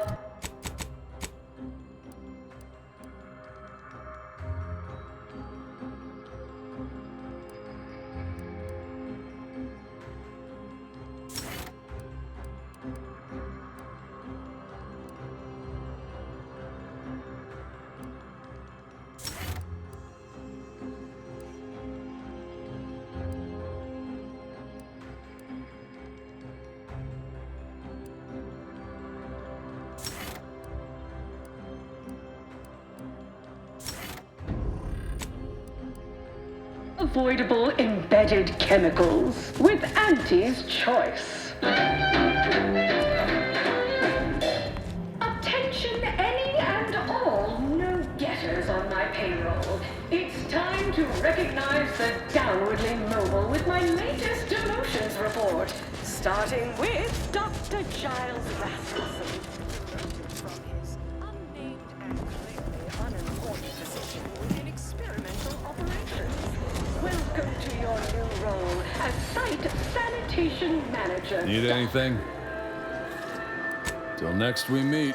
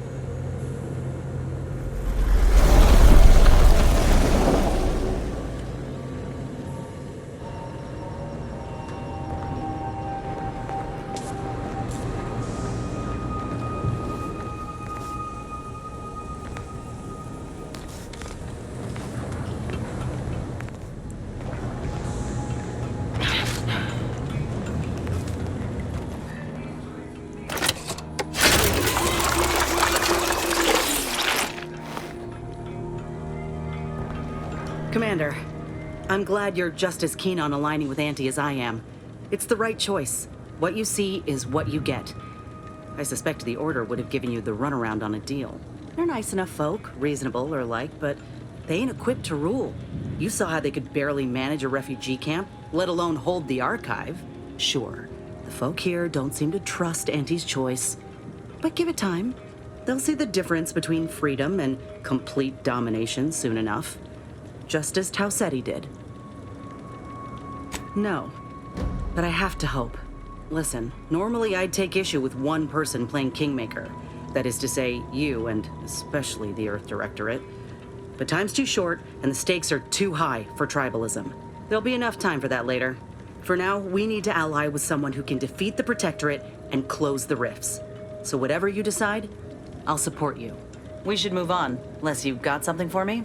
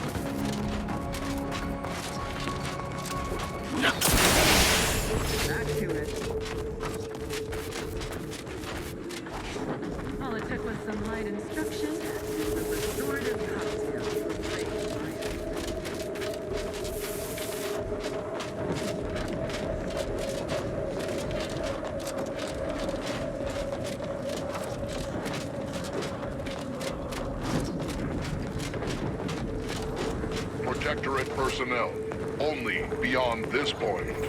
Leave immediately. Yeah. If you are not of the Protectorate, you are this unit's enemy.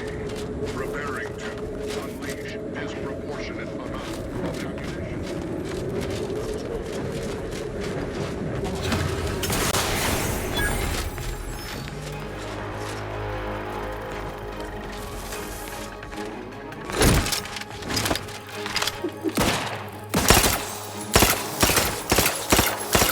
Target analyzed. Lay down fire.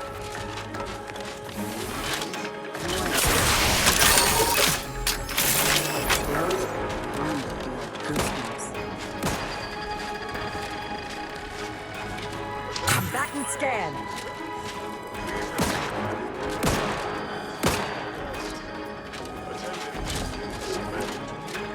Sounds like an emergency all-hands meeting. Bodes well. Have a fix on their weaknesses.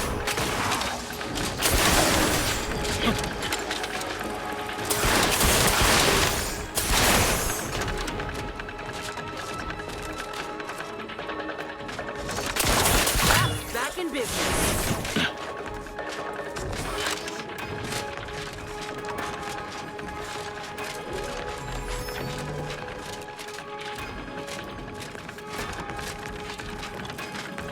Adversary vulnerabilities identified.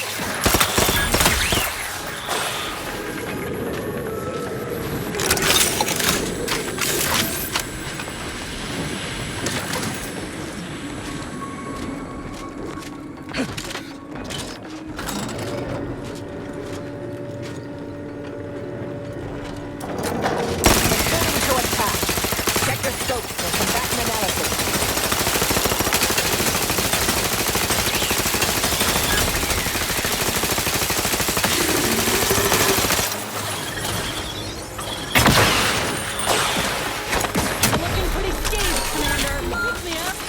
I'd do it for you.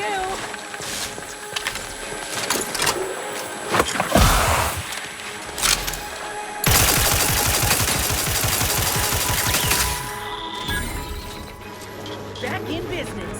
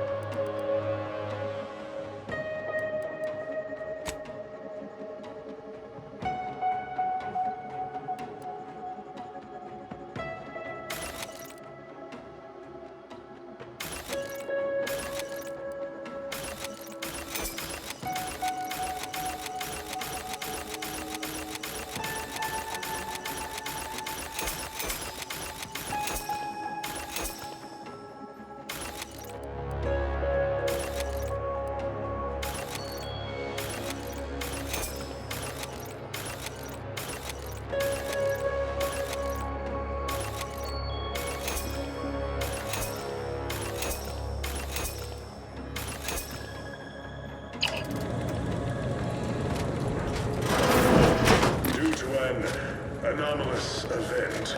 The interstitial hall and exhibition tower is off limits for the foreseeable future to any and all non-essential personnel.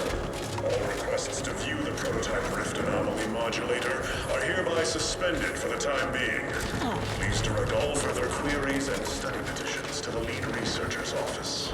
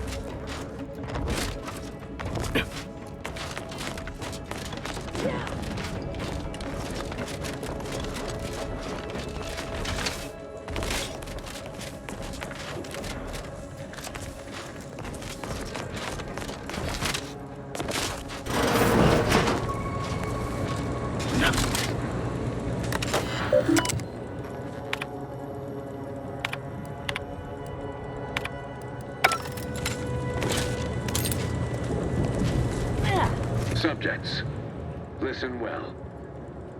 Days ago, our beloved sovereign, in his infinite wisdom, submitted himself to mental refreshment to strengthen his resolve for the good of all. At his command, I, Emery Thoreau, now accept the responsibility of shepherding you through these dark times until our sovereign's blessed return.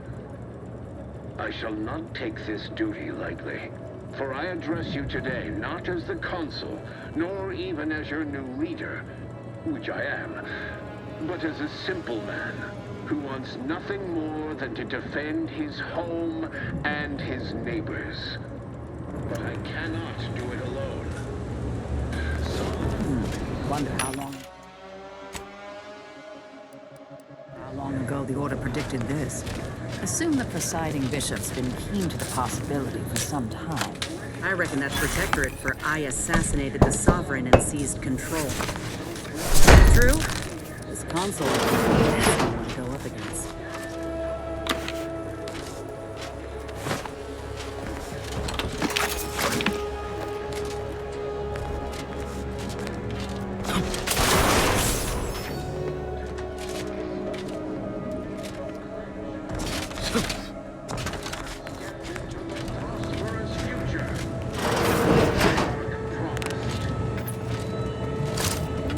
Trouble ahead. Yourself a sovereign. Matriarch's mercies. What if something should happen?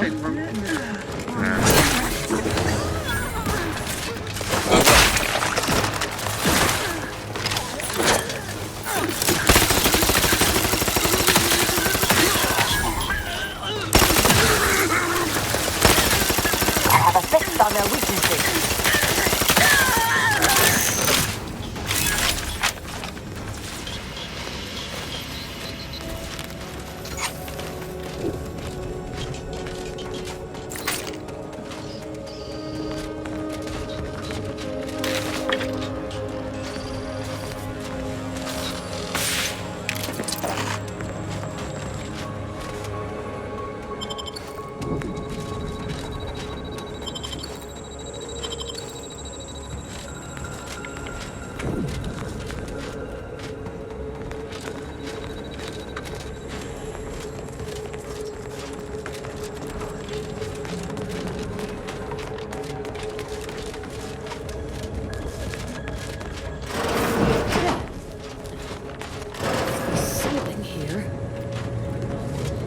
I know how this looks, but I can assure you I have leave to look into...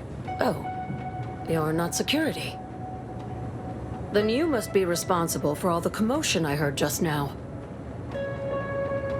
For both our sakes, I think it best if we continue as we were. I will forget I saw you as long as you extend me the same courtesy. I was looking for proof, if you must know.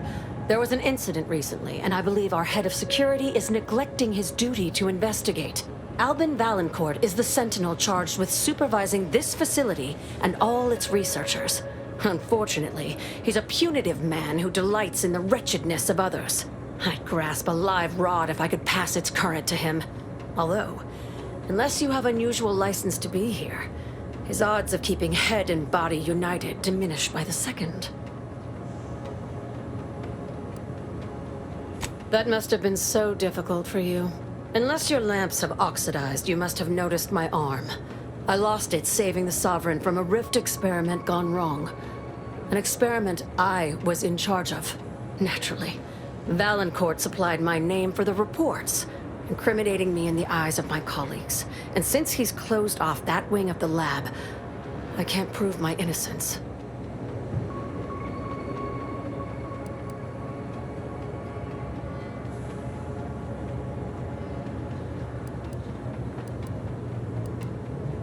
I couldn't possibly rely on an outsider to help me conduct an investigation, could I? No, that would be outrageous, unthinkable. Except, whatever the cause of the incident, it is my duty as a law-abiding protectorate subject to gather proof and uncover its cause. Really, Valancourt is forcing my hand here. Help you with acquisition? Assuredly not. If, however, in your exploration of the lab, you happen upon the modulator, I surely would not be able to prevent you from seizing it. What I am offering is help afterward. Once you take the prototype, it will set off an immediate lockdown. I can facilitate your exit from the facility, but only if you help me in turn. That modulator will be necessary to unfold the rift and find the evidence I need. And if Valancourt suffers repercussions for its loss, I will count that as an added benefit. The prototype rift modulator is currently in Interstitial Hall at the top of Exhibition Tower. There's a lift in the next room over that can take you directly there. Once you have the prototype, make your way to Valancourt's quarters. He should have a spare key card that will grant us access to the restricted wing. I'll monitor your progress from here. Be cautious. The guards of this facility will attack anyone unfamiliar to them. But once you have the key card and rift device, reconvene here, and we'll go together to the wing. That is what we've agreed upon, is it not? Valancourt keeps all of the items he confiscates from the staff in a locked closet in his quarters. There may be something pertaining to the investigation within. I've already shared more with you than I ought have, but go ahead. That's an ugly way to describe a legitimate transfer of power. And if you're trying to bait me into expressing an opinion of my superiors, I assure you I will not. A technicality. He's inferior in every way that matters. The Interstitial Reconfiguration Center was created to continue researching into rifts, following a significant setback to our studies elsewhere. How do you know about that? That disaster and its link to the death of the Sovereign's family was not made public. No one outside of this facility is supposed to know of it. Regardless, even though Horizon Point's destruction did impede our progress for a time, we learned from it as well. We're now able to generate rifts safely within containment. Or we were. Due to the exacerbation of the greater rift recently, these lesser rifts became less stable. Some breaking containment or spawning outside of it altogether. In public, Henry has adopted the affectations of his father. In private, he is much more personable, though meddlesome too. Always wanting to be involved in the experiments. He becomes most animated when we discuss how matter might be reconstituted from the rifts. What was lost somehow returned. You could say he has a vested interest. His motivations are personal. All I am willing to say is that he is a man who loved his family very much and would move planets to see them again. He and the Consul wore coats cut from the same stern cloth. Henry has never quite matched either of them, in terms of temperament or severity.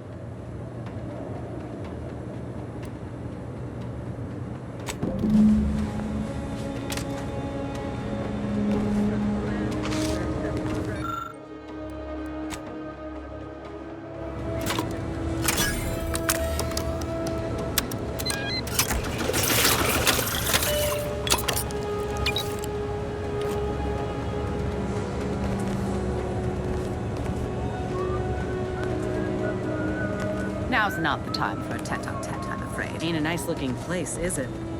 This is why you don't play with fire, or cosmic forces well beyond your control. Duty to the Sovereign as a loyal protectorate subject. Combatant observed. I reckon I oughta... Mobilizing. Target analyzed. Lay down fire.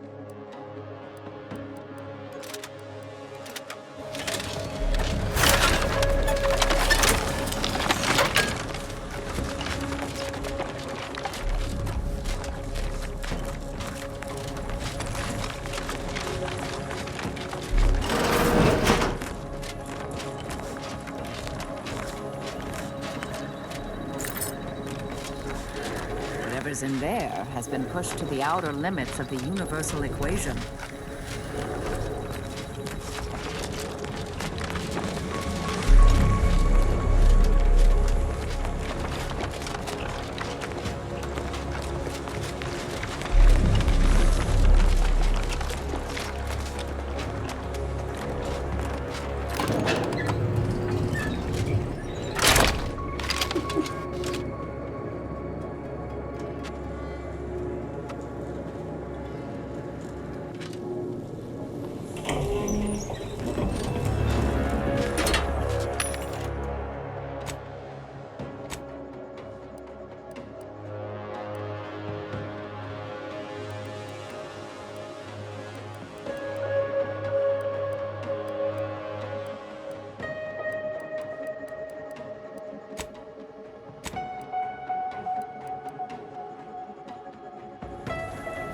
There it is.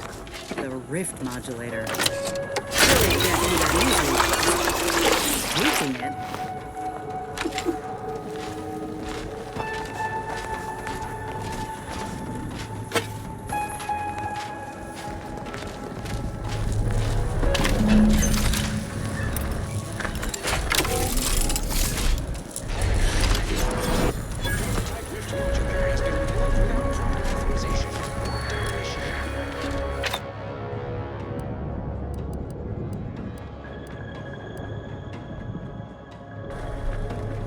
Quickly, use the modulator to open the rift.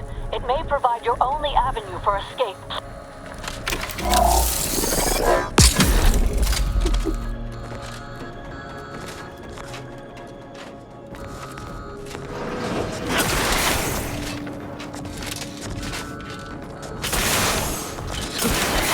You're the unsubtle thief.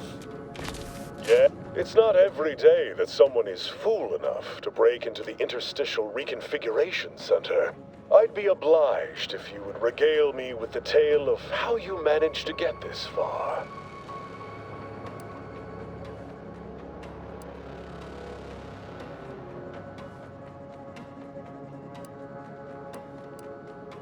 Oh, really? Which one?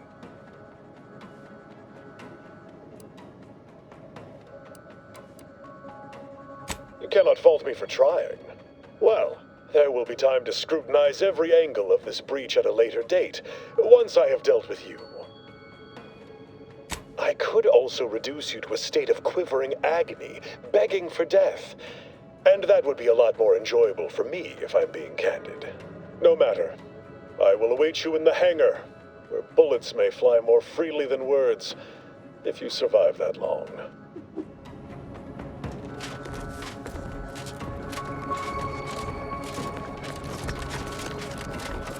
Combat problem. Set your scopes for combatant analysis.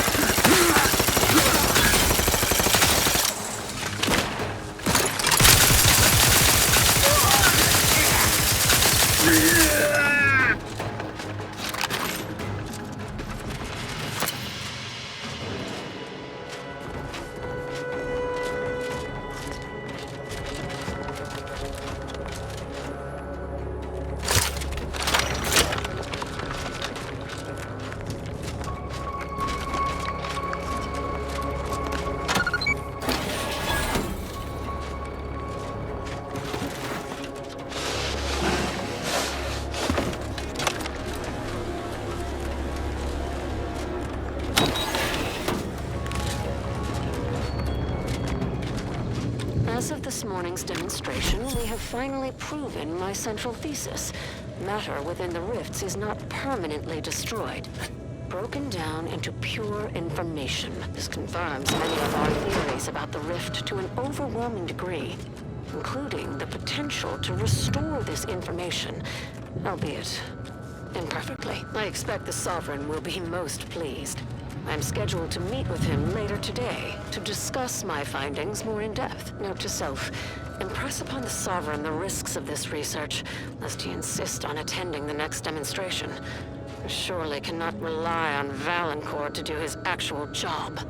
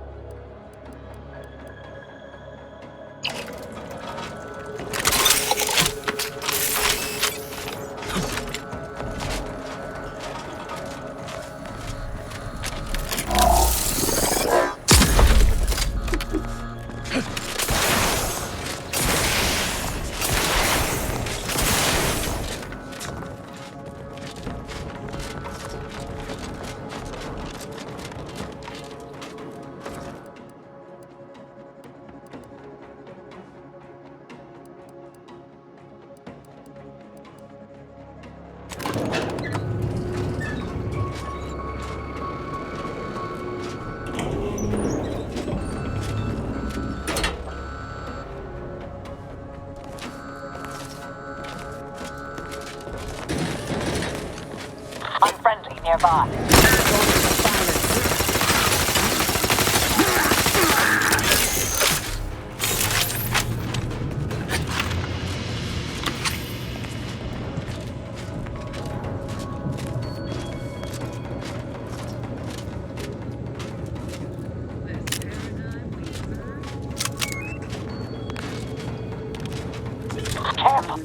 Especially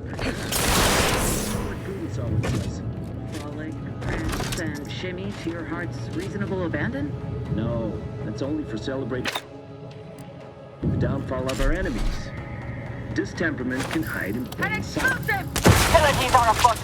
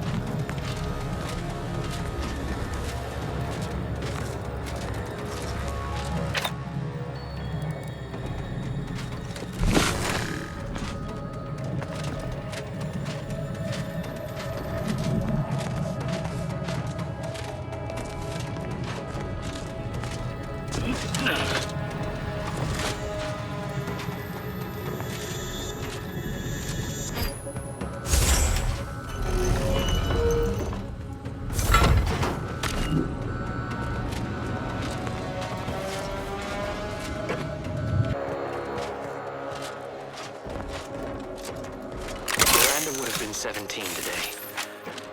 I can scarce imagine her. My little son. Nearly a woman grown. Will she recognize her father, I wonder? After all he has done to bring her back? Will she gaze upon him with pride? Happiest of returns, Miranda. Don't be reluctant to unfold any risks you come across using the modulator. They may eject something useful to you. Perhaps keeping so well coiffed exhausted him for other purposes. This room is not aligned with the paradigm.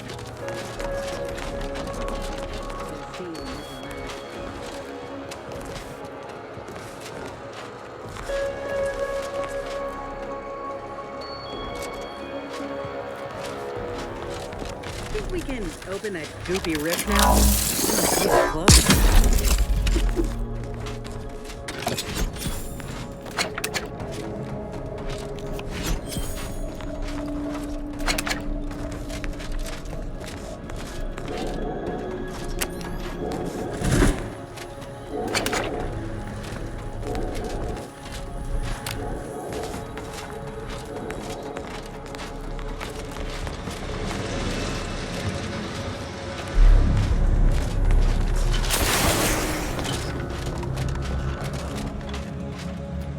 This paradigm we serve supplies people deserve. Combatant observed. Hostilities are afoot.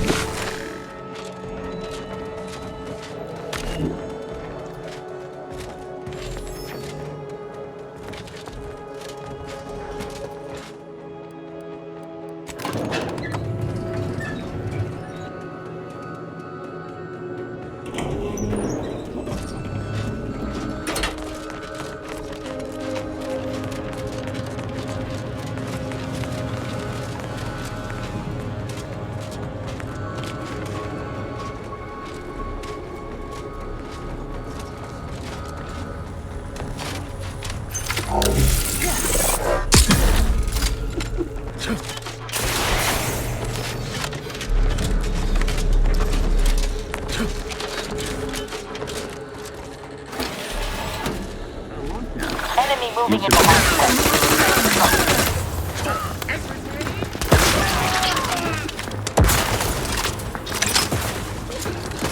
Combatant scanned.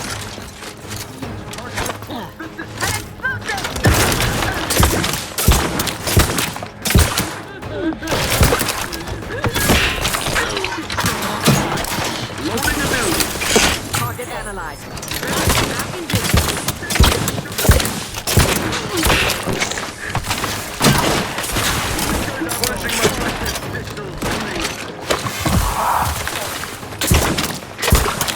Adversary vulnerabilities identified.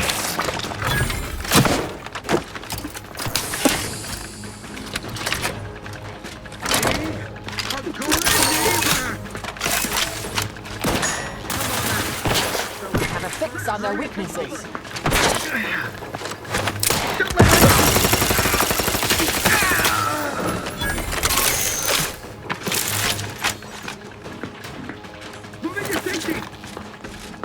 Check your scopes for combatant analysis.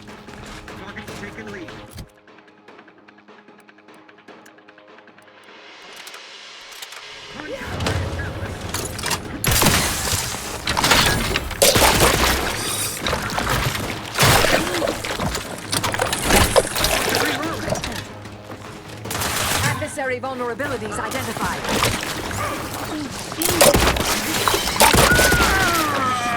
You think too much!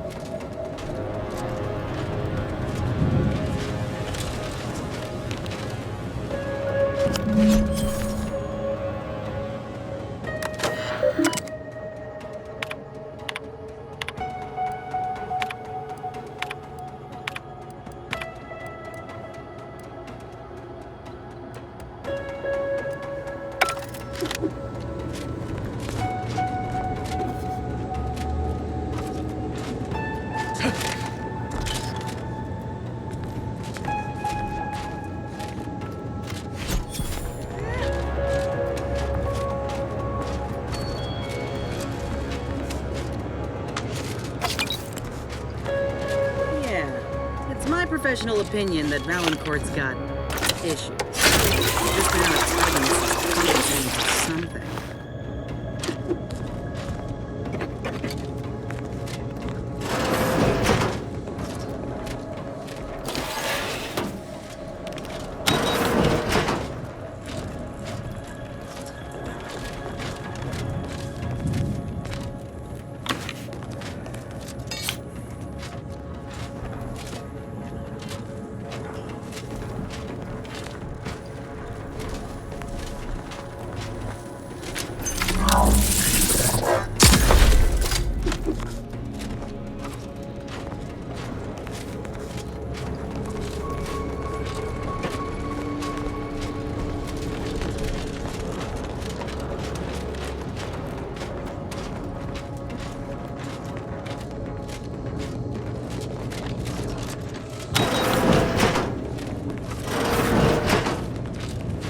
Having that device nabbed on his watch nigh guarantees Valancourt a long stay and mental refreshment, if he is not subjected to swift and fitting arbitration first. Matriarch's blessings on you. Let's not waste time then. I'll lead us to the restricted wing now. Once there, reopen the rift using the modulator, so we can begin searching for clues.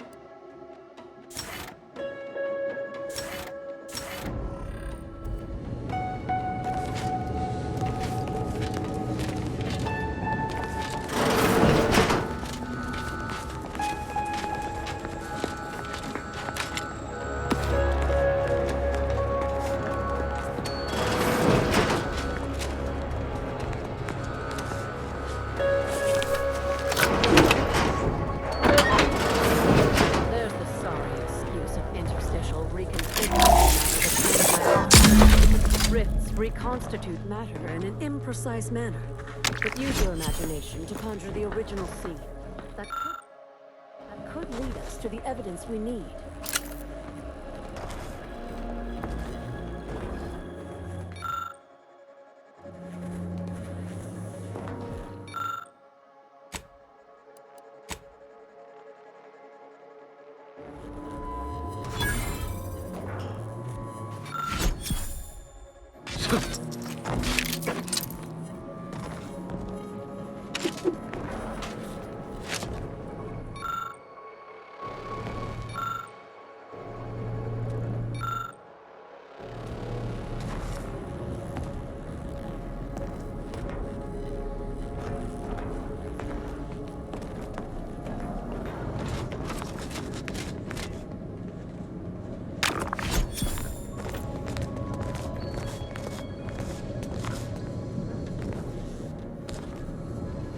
You've discovered something?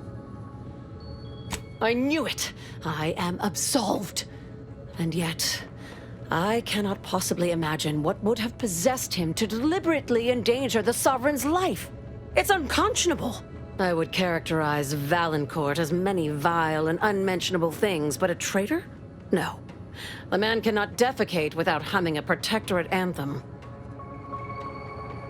For all the time I've spent trying to unsnarl Valancourt's mercurial behavior, it seems there was yet more I did not know about him. Did you uncover anything else? How did this go unnoticed during final checks? This is surely why the rift destabilized on us. I think I'm beginning to understand exactly what happened here. But if you have any additional points of data, please share them.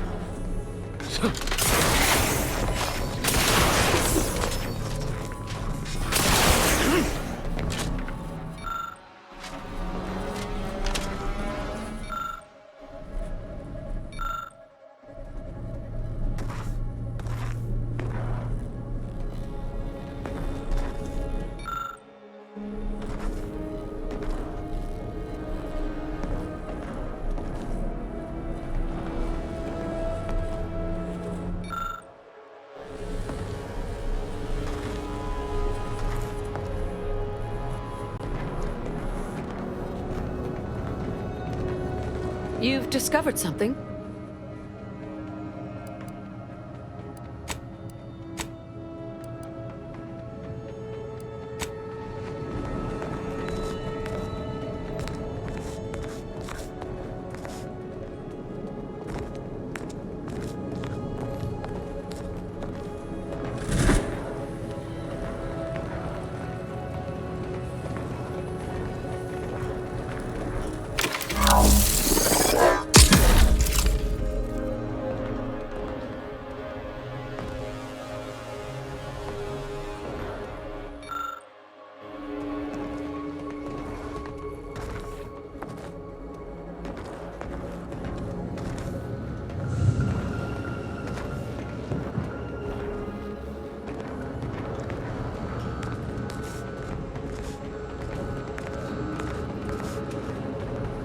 You've discovered something?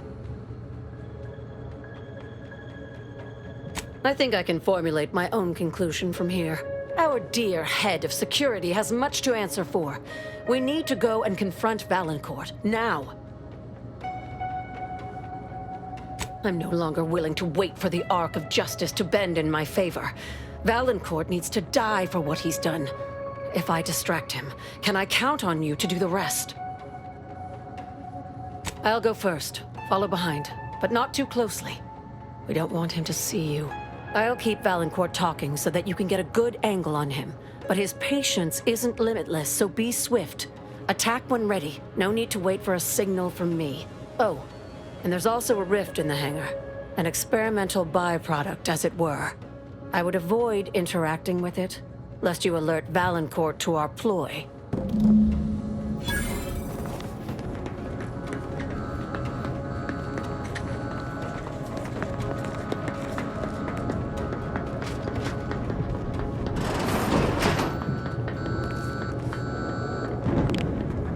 Dr. Hurley, pleasant as I find your company, I must ask you to vacate the area. I'm preparing our defenses against an intruder. Hold the pleasantries, Valancourt. I know you sabotaged the experiment that nearly killed me and the Sovereign. I have the proof. Calm yourself, Doctor. Such a belligerent tone is unbecoming from one of your profession. Don't tell me to calm down, you traitorous worm.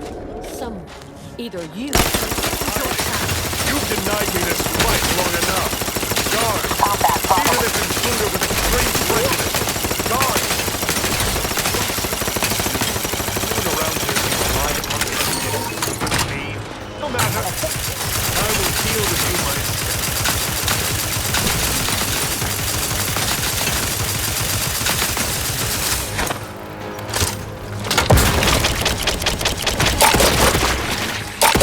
Adversary vulnerabilities identified.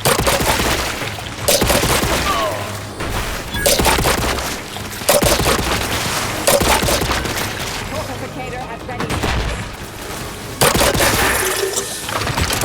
Back and scan.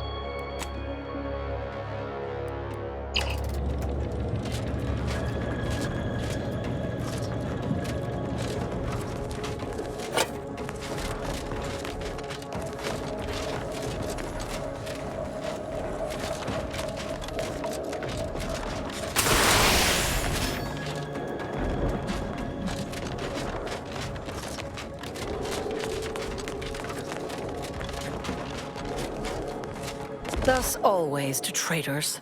Morale will certainly improve in the lab now, I should think, provided Valancourt's replacement is not also an absolute pilgarlic. I had prepared this trauma kit, but obviously that turned out to be an unnecessary precaution. Please, take it with my gratitude.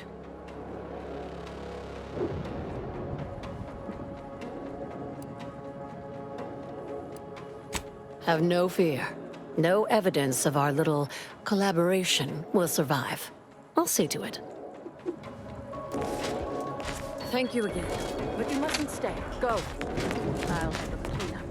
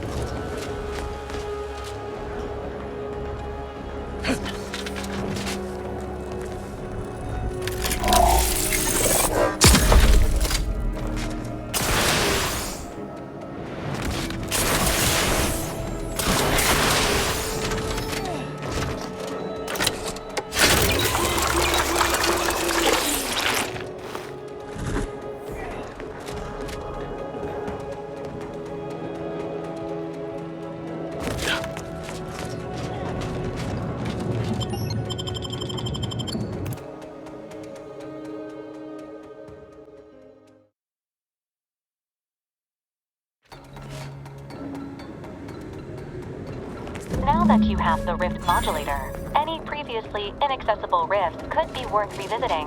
Rifts may contain useful equipment and resources.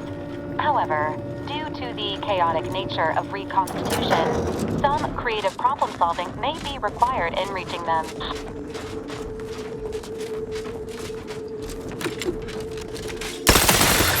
Investigate hostile intentions.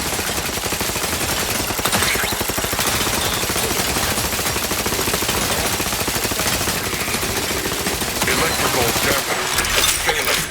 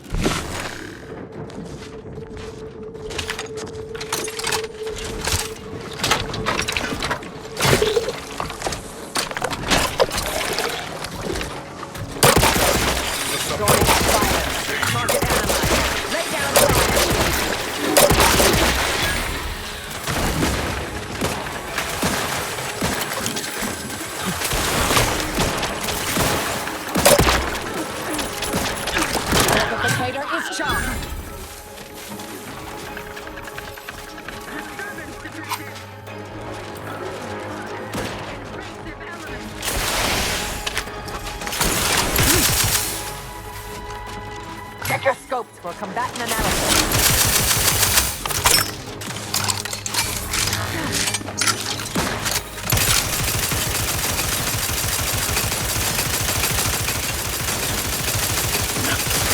Combatant scan.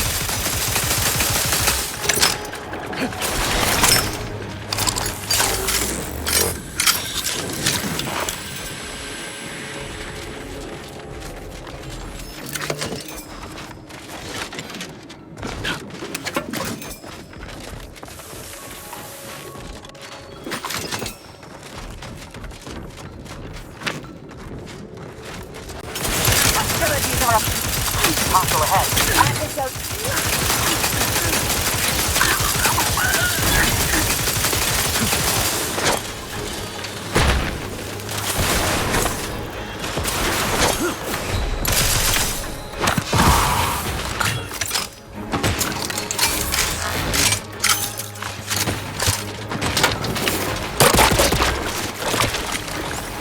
My aftermarket parts are prime.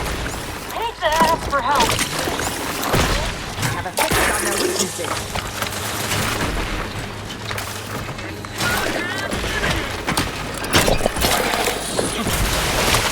Do try to limit further damage. Check your scopes.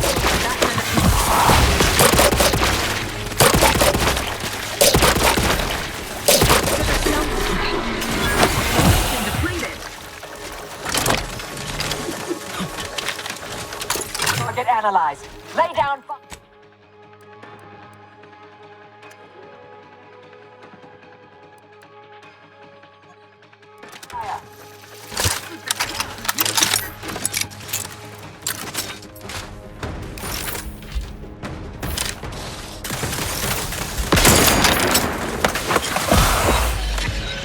Back and stand.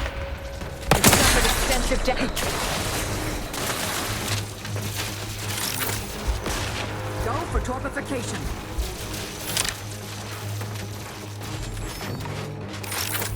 Target analyzed. Lay down fire.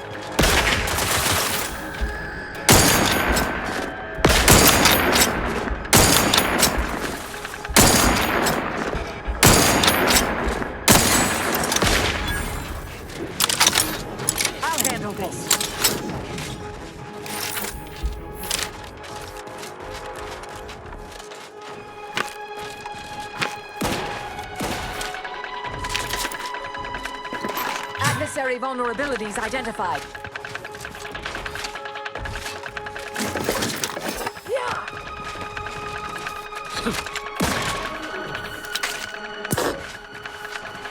Standing by to stupefy. I have a fix on their weak...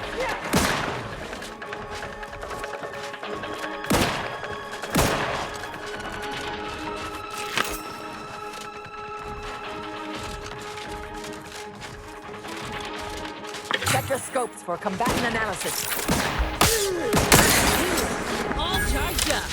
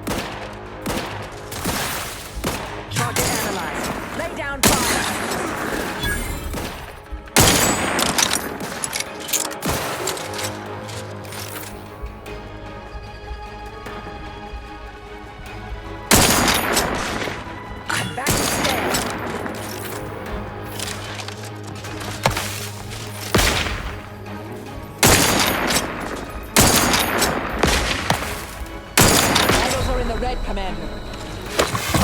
Practicing some battlefield medicine.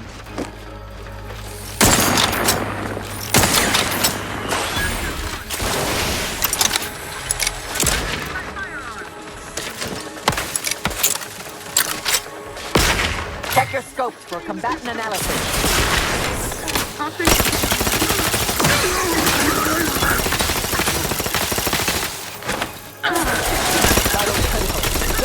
Statistic, Commander. Adversary vulnerabilities identified.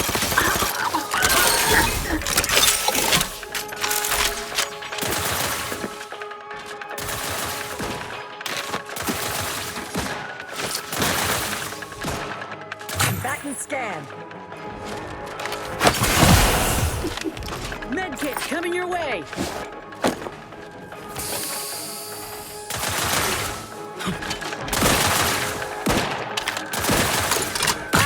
Vulnerabilities identified.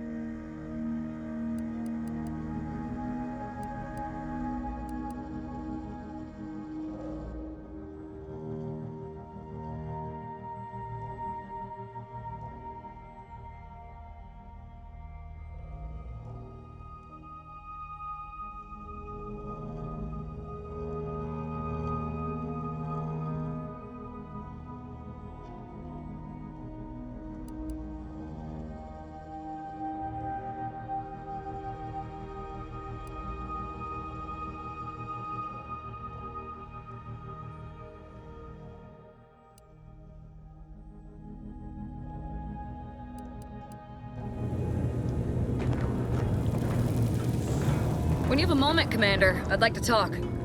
Commander, I've been thinking on the fact that so many of my slack-witted brethren believe it reasonable that I've been marked for death. So much so that I've missed the obvious, our communication devices. There is someone who would have tried to contact me to warn me. Someone who wouldn't have been taken in by a faked kill order. Yes, but he's not like most of the fools we've been contending with. You know, I really should have seen the flaw in recruiting suggestible slackwits to our cause. But Severin is different. I knew him from before, long before the Glorious Dawn. We had a secret code we used to hide things from our parents before... Well, never mind that. Very well. Let's just say that he was forbidden to associate with me and leave it at that. Anyway, if he used that code to embed a message to me within a Dawn missive, no one would have even known it was there. I should have been checking our comm devices, damn it. I know we have camps on Cloister and Praetor, but I'm not sure of the exact locations. I'd like to try to find one and clear it out so I can access one of our devices. Hopefully, it will bring me that much closer to whoever it is I need to kill to put an end to this nonsense.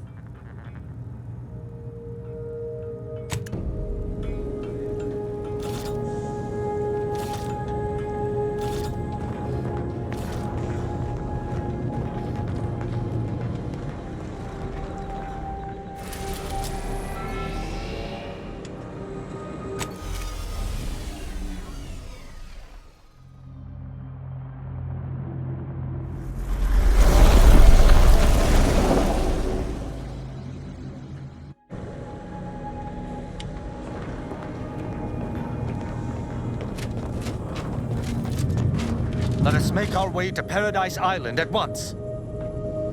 That scum. That miserable scum. To think he would stoop so low as to overthrow the Sovereign. I shall not rest until the Consul pays for his treachery and Arcadia's rightful ruler is reinstated. Do you truly believe this to be a fine time for a snide remark? Now? I fear how my fellow subjects will respond to this news. I believe that most will remain loyal to the Sovereign, but I will need to deal with those who strayed. I shall attend to that matter once it presents itself. I sincerely doubt this is the end of my thoughts related to the matter, but we've wasted enough time with my ruminating. Let us be off.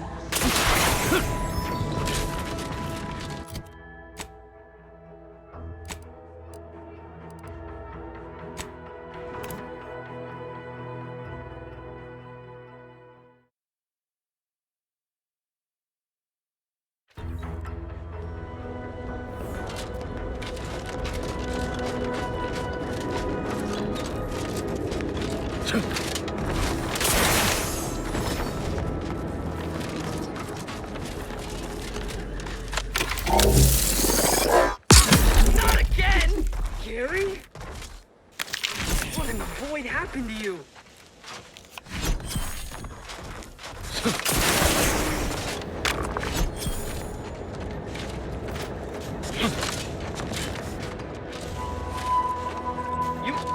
saw me try to stop him, right?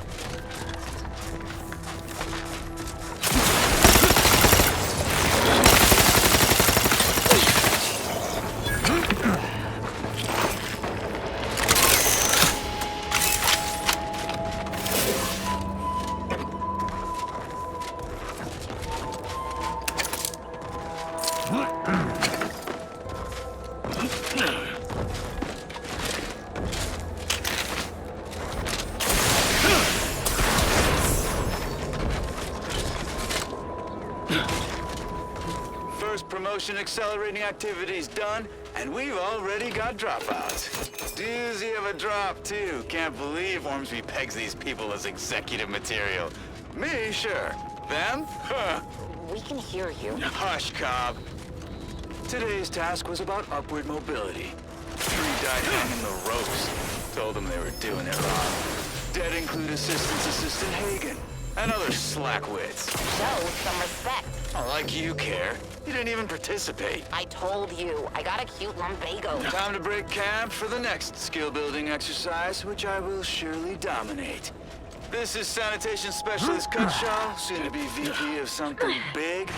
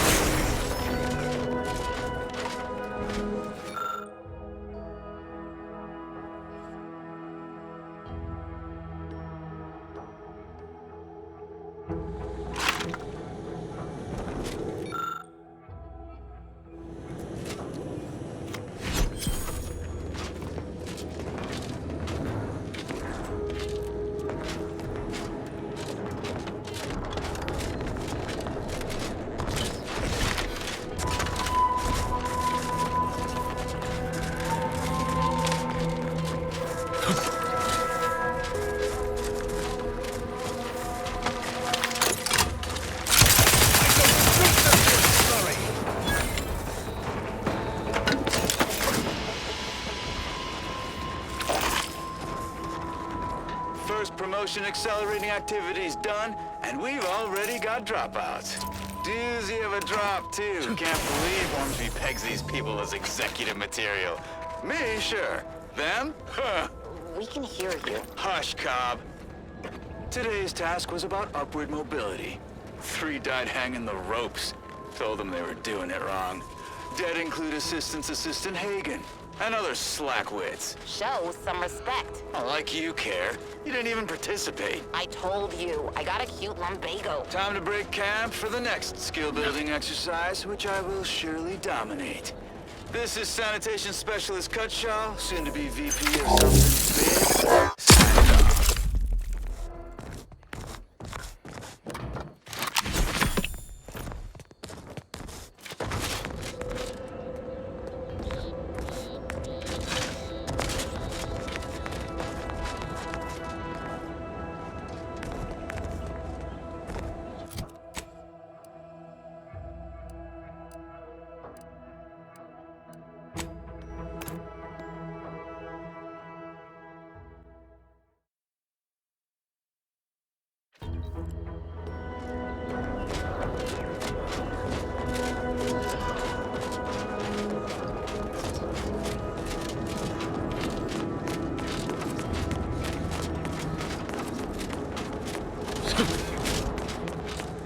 Stop right there, Arbiter Rao. Though I am here on official business, I would prefer to keep this cordial. The Consul seeks answers related to your recent activities. I approach you openly in the hopes that you will comply with his request and come with me peaceably. What do you blather about? Delay me and you will pay the price. Not only do I have more pressing business with a colleague, but I do not answer to Sentinels or the Consul. Questions of intent. Now, what shall it be, Arbiter Rao? I sent the message that drew you here. Virgil shall not arrive to aid your decision-making. Virgil's not coming, you say? Curious. And here I was thinking I was already present. Virgil! Touting your flair for the dramatic, even now, I see.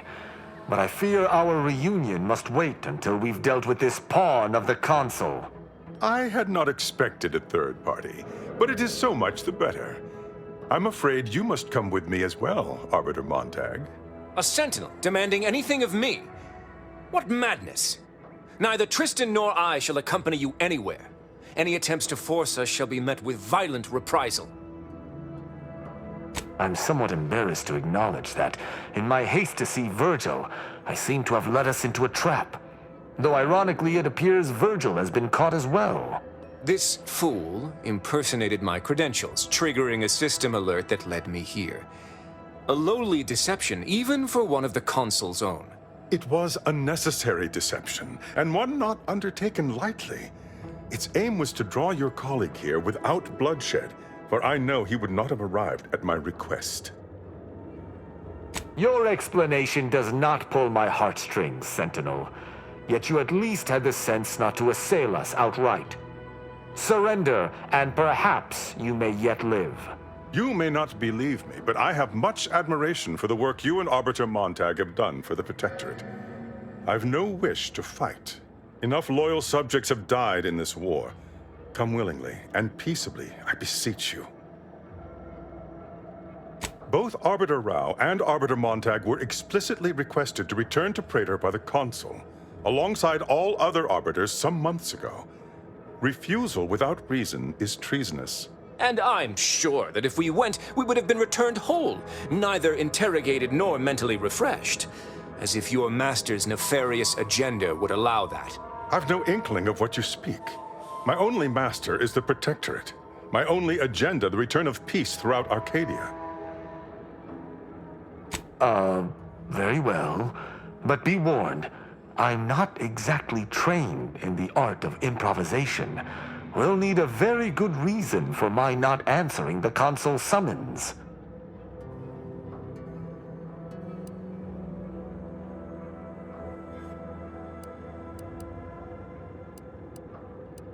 Come now, do you expect me to believe that?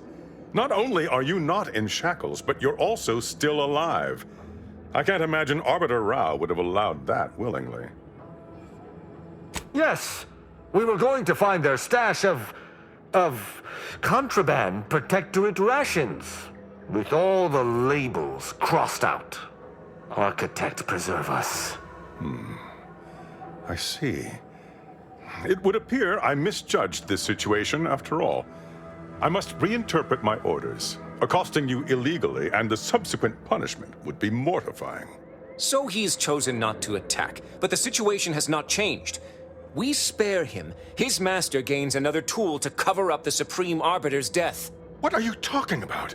I do not seek to hide the Supreme Arbiter's death. I seek to find her killer. Such was next on my list of duties after I apprehended you. No. My earlier reluctance to kill this Sentinel does not denote trust. There's no guarantee he wouldn't attempt to arrest us at a later point. This is all clearly a tactic on the Consul's behalf. By sending out his agents, he seeks to deflect suspicion from himself. That is, if our compatriot here speaks true. What must you think of me, or my fellow Sentinels, that you'd even suggest I'd lie to arbiters? I'm not the one positing scurrilous accusations about our beloved Consul. But you needn't take me at my word. My next assignment was to investigate the Oculus collating post. A hidden room there may contain information pertinent to the investigation. I cannot speak to its purpose, only that it is strange and worthy of investigation. Or it is yet another falsity, intended to draw us close before snapping our necks. It's a risk worth taking. I can endure whatever the Consul sends my way, and if there is a minuscule chance that this Sentinel speaks true, we must investigate. I'm pleased to be of service, in some manner or another. Protectorate subjects should aid one another. If you had not interrupted me, I would have committed a terrible injustice upon my brethren. If I am to be punished for my failing, I will suffer the consequences head high. I will take my leave of the lot of you, and in peace. It is my sincere hope that circumstances are as you claim, lest we be forced to meet again. I shall follow him out, just to certify he intends to act as he speaks. That's done with.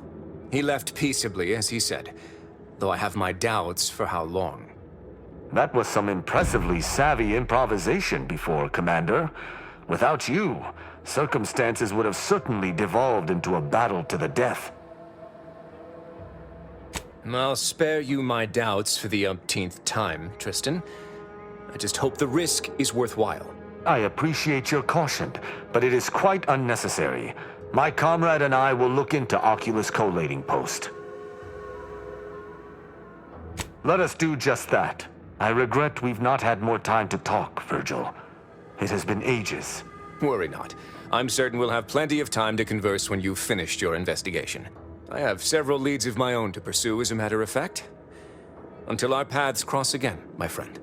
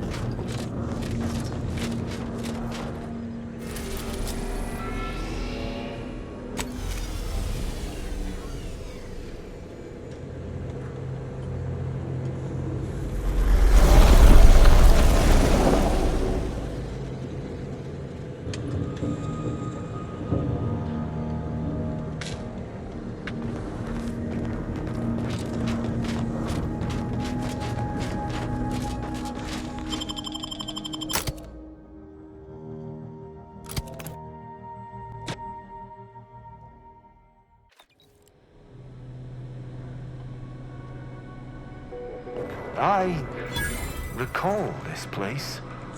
These stations have been automated since my day, though this one has certainly accrued dust. Odd that it would be in a state of lockdown. I have a general override that should allow us entry, but anything specific to local systems, including security systems, may be beyond me. These security measures should not be operational. and the station seems to be on reserve power. We'd best tread carefully.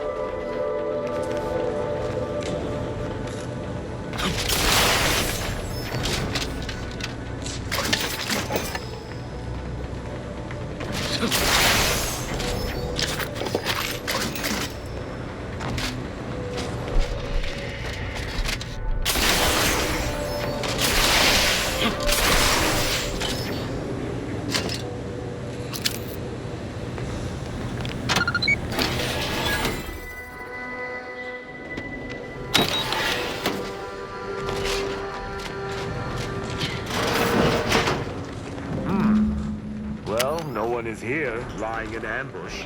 Perhaps some stray systemic error activated the entryway defenses. We'd best first report to security ops. Lift this lockdown.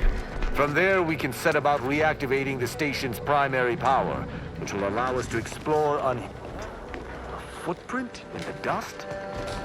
This station shouldn't have received visitors in years. Be on guard. Someone else may be here.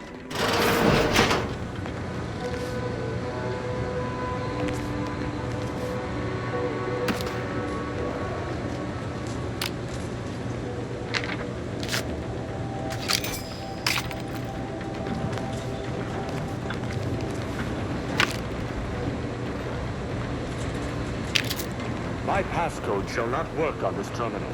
Unlocking it may be a creative endeavor.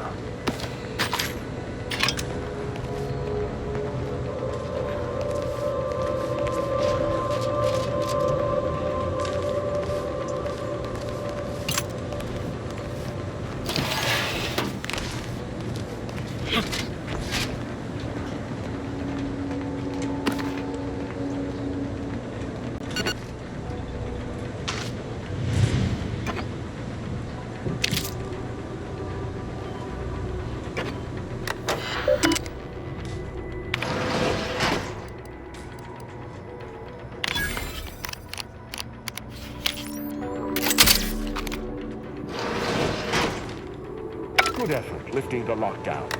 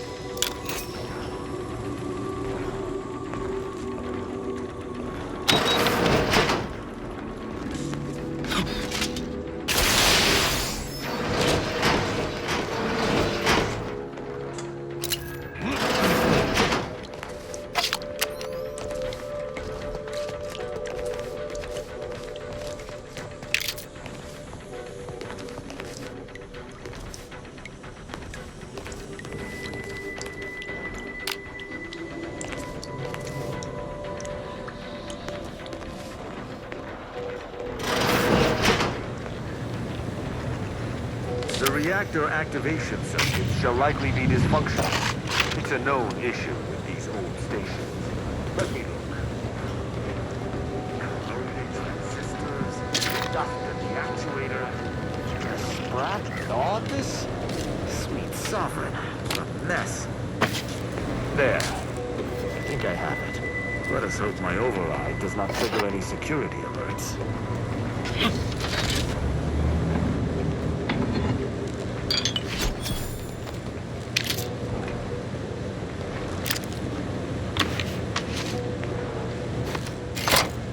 Good. This should avail us of a much simpler search. Let us return to the central room once more and see if anything seems out of place.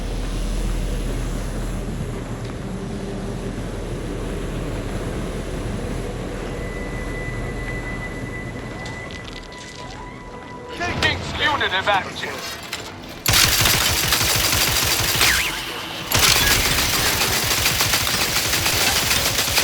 Electrical damage failing.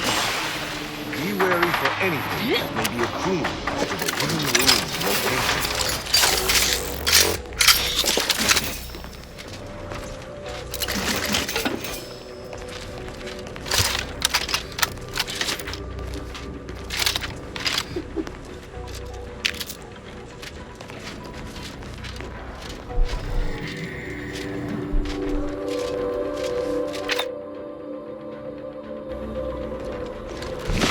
Say I have had to search for a hidden switch in a protectorate holding before. Keep watch. It could be rather small and well hidden.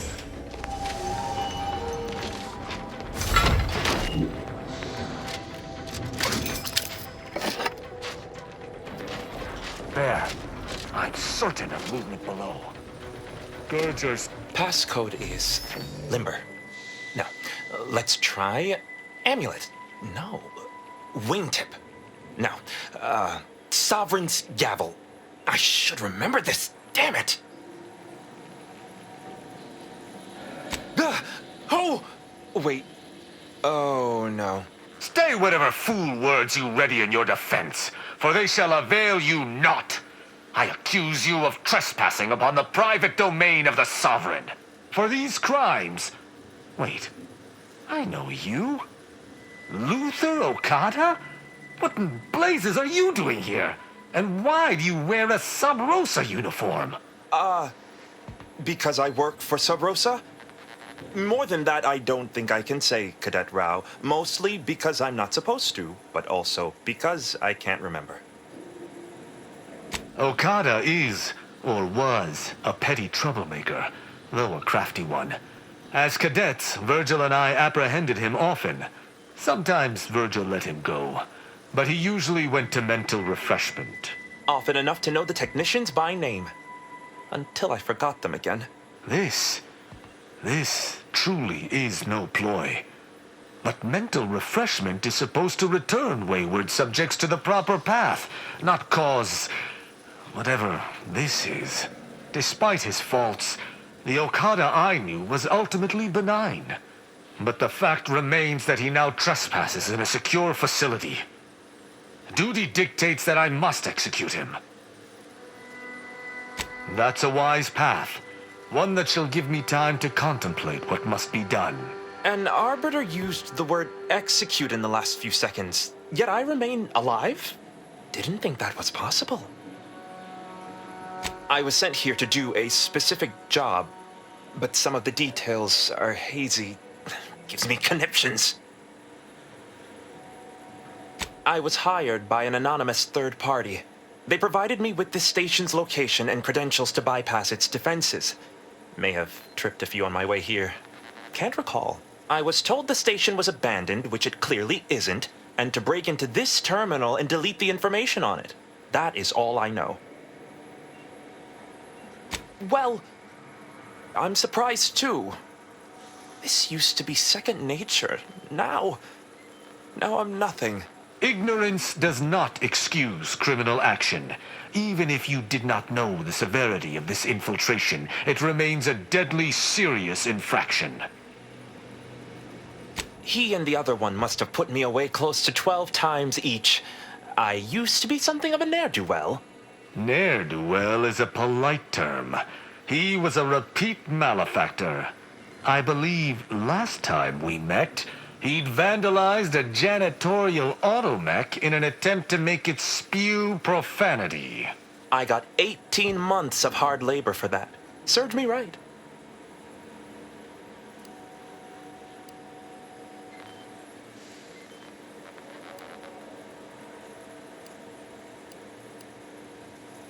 As much as I'd prefer not to admit it, you may be right. Whoever hired him must not have known about his addled mind. They were moving quickly, desperately. I didn't used to be like this. I can still sneak with the best of them. Not being able to remember doesn't make me any worse as an agent. It doesn't. Any of my fellow arbiters would have killed you before this conversation began. But I can't decide whether to disdain or pity you. I don't know that I can. He is a trespasser. His slipping mind matters not.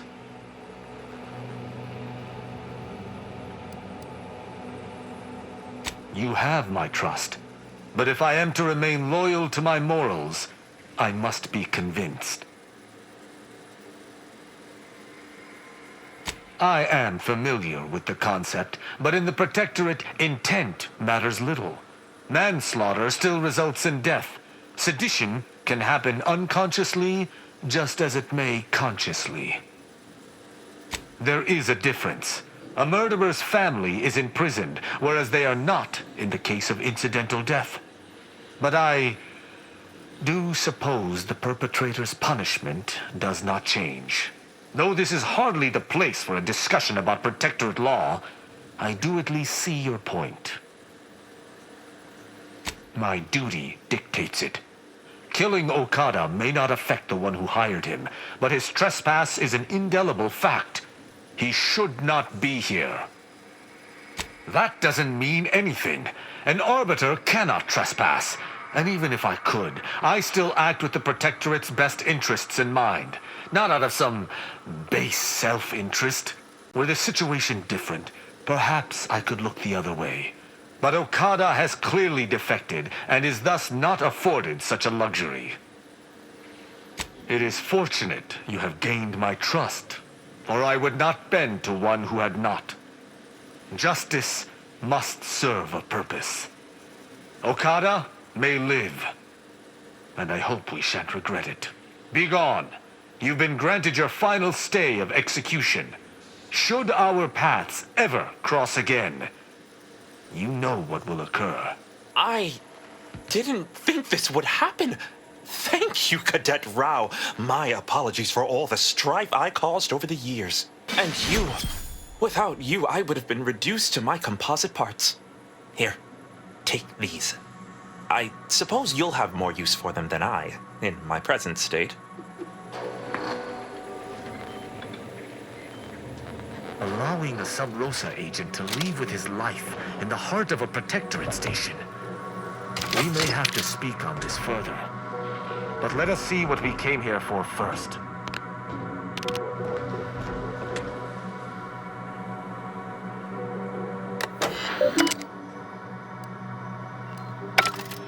The hint pertaining to the passcode on that terminal, I believe I know the answer. It is contained in a phrase the Supreme Arbiter drilled into our heads for many years. Our work at the refugee camp did not slake your investigative hunger? I doubt you'll be able to surmise it exactly, but come even close, and I shall be impressed. For myself, the Supreme Arbiter, and Virgil especially, if judgment is the Arbiter's gavel, what is the Arbiter's scalpel?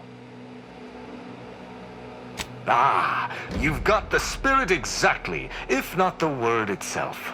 Very nice. An Arbiter's gavel is judgment, and an Arbiter's scalpel is analysis. Try entering that.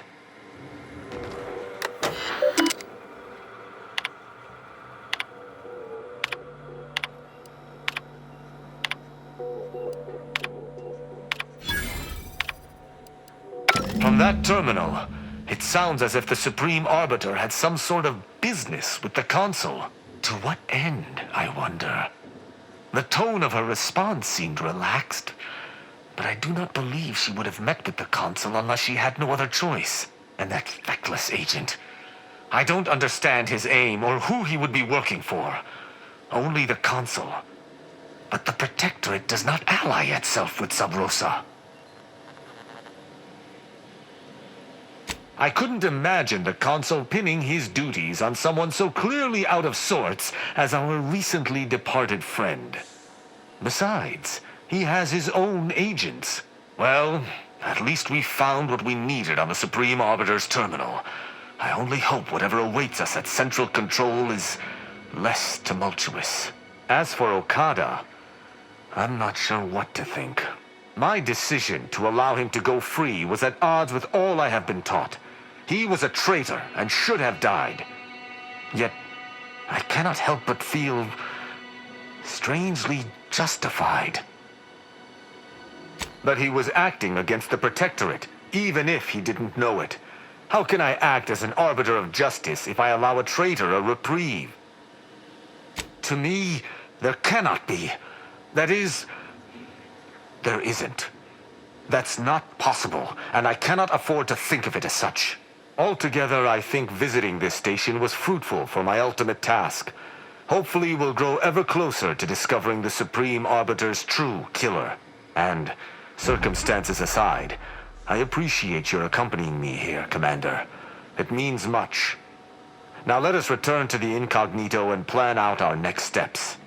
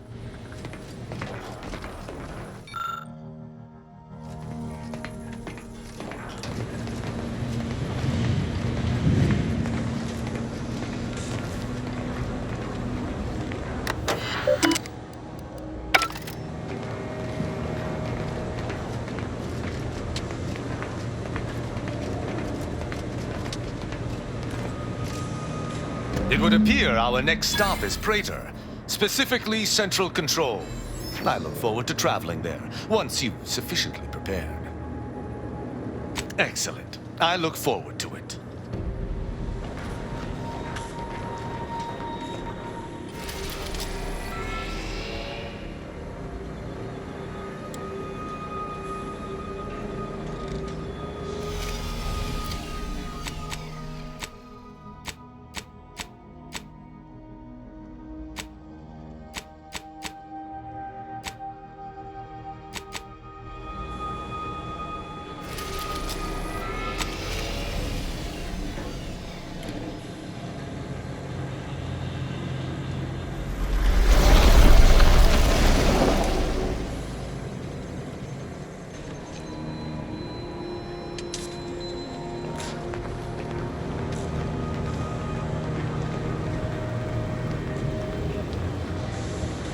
Let us make our way to Central Control forthwith.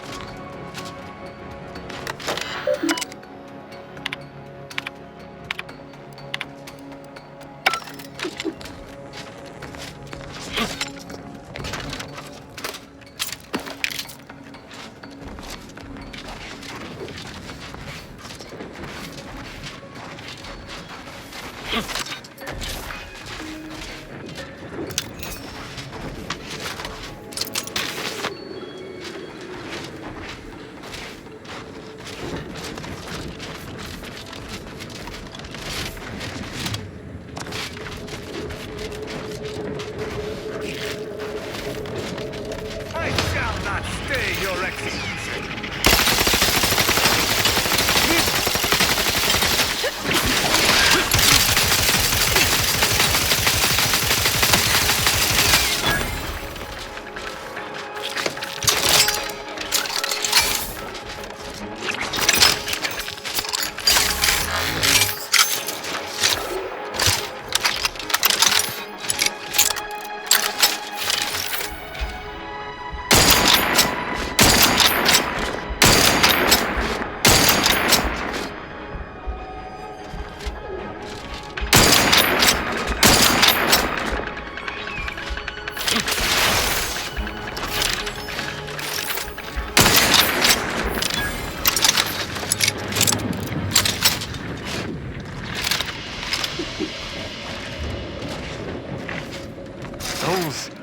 Those fools! Protectorate subjects should know better than to attack a Protectorate arbiter. The only explanation is that they were lackeys of the Consul. Why else would they engage someone such as myself without expecting reprisal? Then they should have reported me to their superiors rather than attempting to exact justice themselves. I shall continue to answer slights of this nature through violence. But hopefully, I shall not need to do this more than a few times.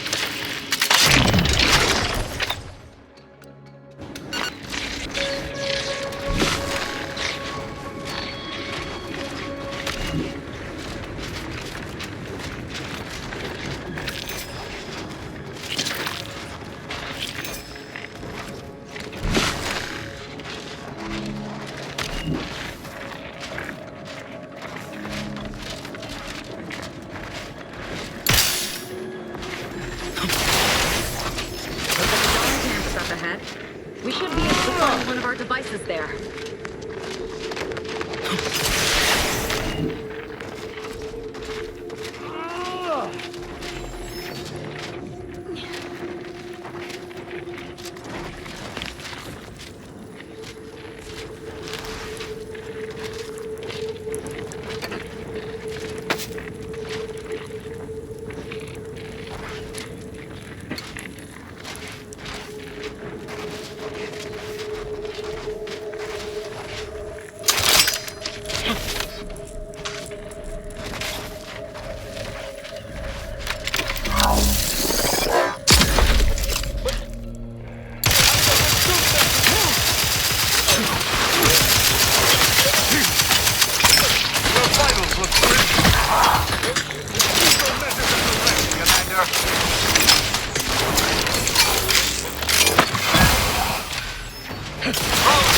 My injuries are not superficial.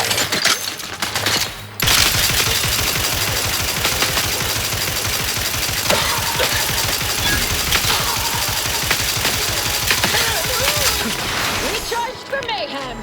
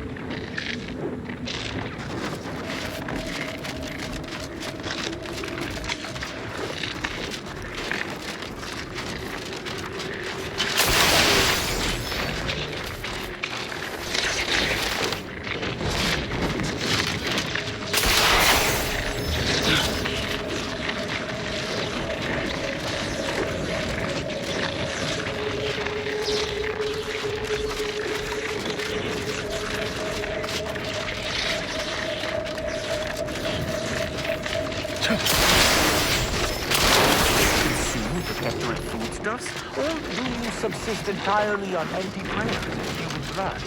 Mostly human blood. But from time to time, I still like to indulge in security frozen dinners. Sincerely? Ugh. Every individual good of the sovereigns is perfect, but I find that one the least perfect. Central Control is open to no visitors. Turn around. Best turn around. Central Control isn't... Wait. Orbiter Rao? What are you doing here? I've heard a great deal regarding your exploits within the Protectorate. And it is all that prevents me from summoning the Guard. I have strict orders to arrest you on sight. I've no desire to slay you, but if you seek to prevent me from pursuing my duties, I will have no other choice. Arbiter Rao did not report to the Consul's summons. Consequently, he is wanted for questioning. It is only our difference in rank that stays my hand from attempting arrest.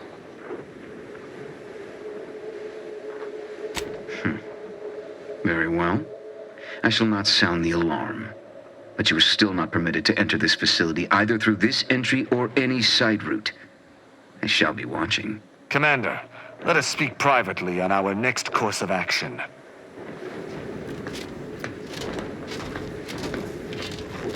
I did not care for that exchange at all.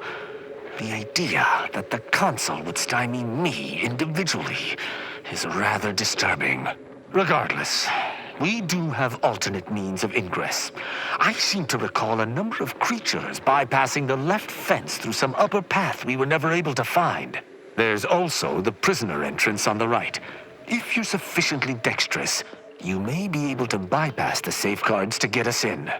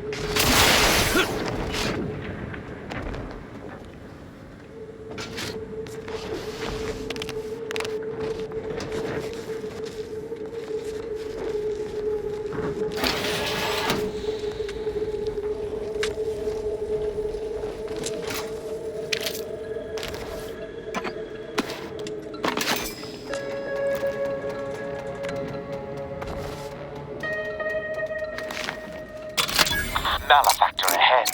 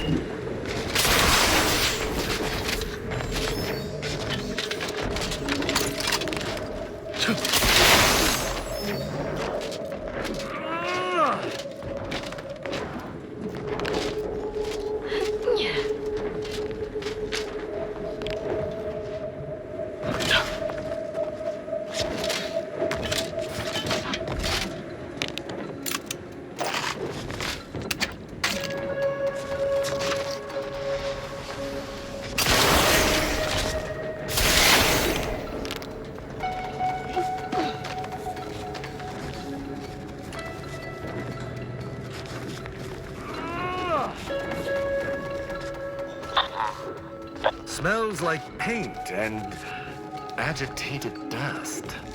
Renovations, I surmise.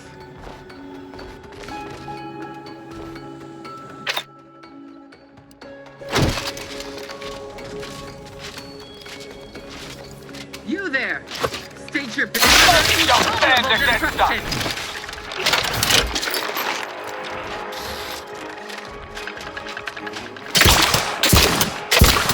You're just not a good look, Commander. That elevator over there goes to the Supreme Auditor's old office. I hope the technicians have kept it in working order.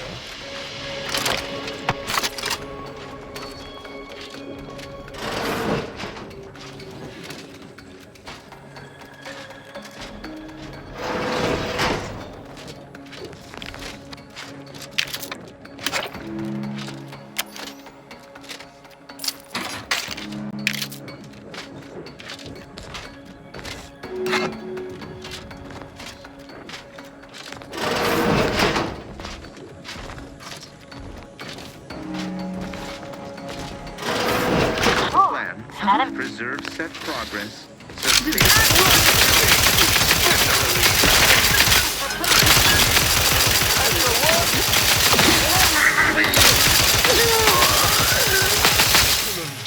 Seems the console is not devoted to the idea of training future arbiters. I wish I could say I was surprised.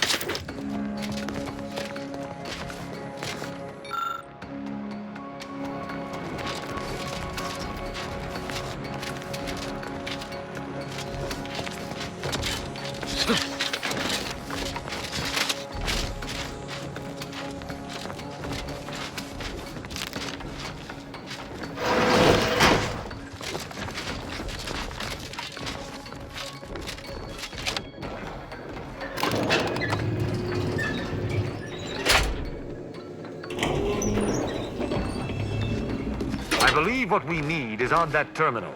I'll see if I can find my way in.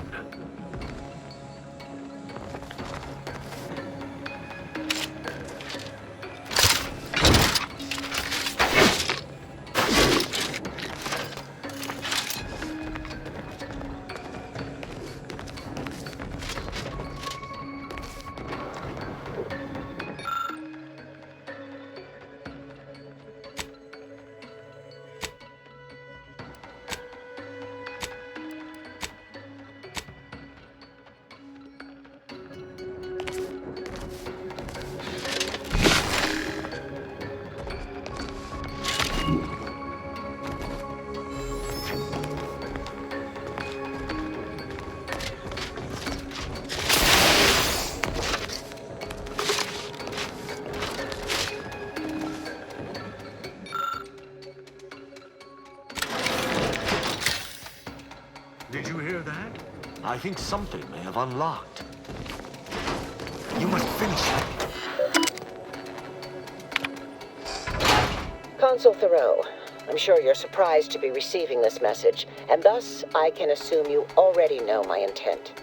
Even considering aligning myself against the Sovereign is like sticking my hand in boiling oil. Yet my dead charges spur me forward. 10 scores of Arcadia's finest, at least 10 scores, died in defense of Golden Ridge. And does the region lie in our control? No. We fled like sprats, all at Varric's behest. I shall lower myself to work with you, Consul. I will help you uphold your plan to... Hold... What in blazes? How long have you been standing there? What did you hear?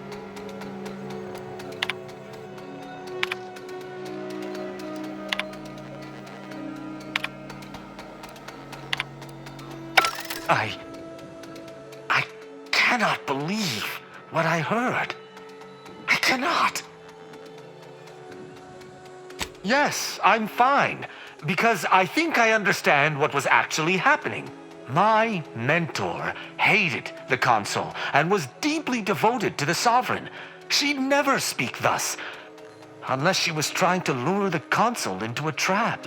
That seems like a lot of work to go through just to flatten someone's head with one of those giant hammers.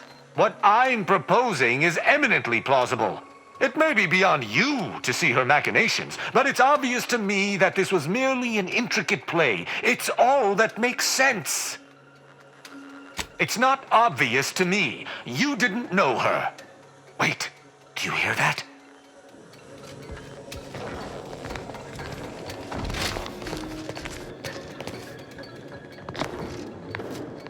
Arbiter Rao, I finally got you. Submit quietly to the Protectorate's justice for your manifold transgressions. Are you insane? Who are you? And on whose authority do you claim to judge me?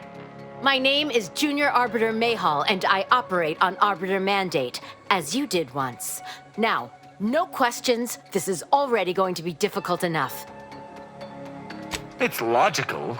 The Sentinels have all but taken over central control. It stands to reason the few Arbiters still trained here would only be Sentinels in armored regalia. I cannot deny that central control has changed, but... what am I saying? I need not defend myself from the likes of you. Enough! This has been an unpleasant day and my patience is gone. Your accusations are baseless, and accosting a higher-ranked Arbiter is grounds for arbitration. They're far from baseless. You stand accused of abandoning your post, of infiltrating Protectorate facilities with opaque aims, and of hampering the Protectorate war effort. There's no discussion to be had with criminals. I needed to see firsthand that Arbiter Rao had abandoned his station. He has, and must meet my judgment. These accusations of yours are slander. If you believe false bravado shall save you from my wrath, you're sorely mistaken. At Oculus, and again at the Vox, you showed me that the law may be interpreted. Clemency can be granted where before it would be unthinkable. Here my sense of duty clamors to be answered. But as much as it surprises me to admit it, I think you're correct. To this recruit, I've diverged from the path of righteousness. Slaying her for sincerely trying to do what is right would be a farce of justice. I would not, but I know the reality of swaying an Arbiter from their chosen path. It's likely this situation may devolve into violence regardless.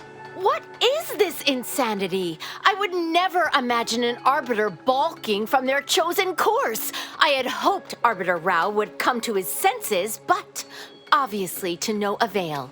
I may not wish to judge him. I may not understand what has come over him. It is of no consequence. His crimes against the Protectorate are all that matters. He was simply doing his duty, just as you or I must every day.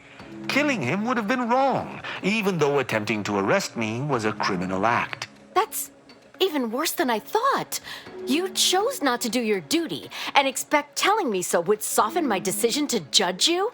The Supreme Arbiter taught me to follow my own sense of justice. And I have. Use your mind. Think about what I did, what you intend to do. Is this moral? Is this right?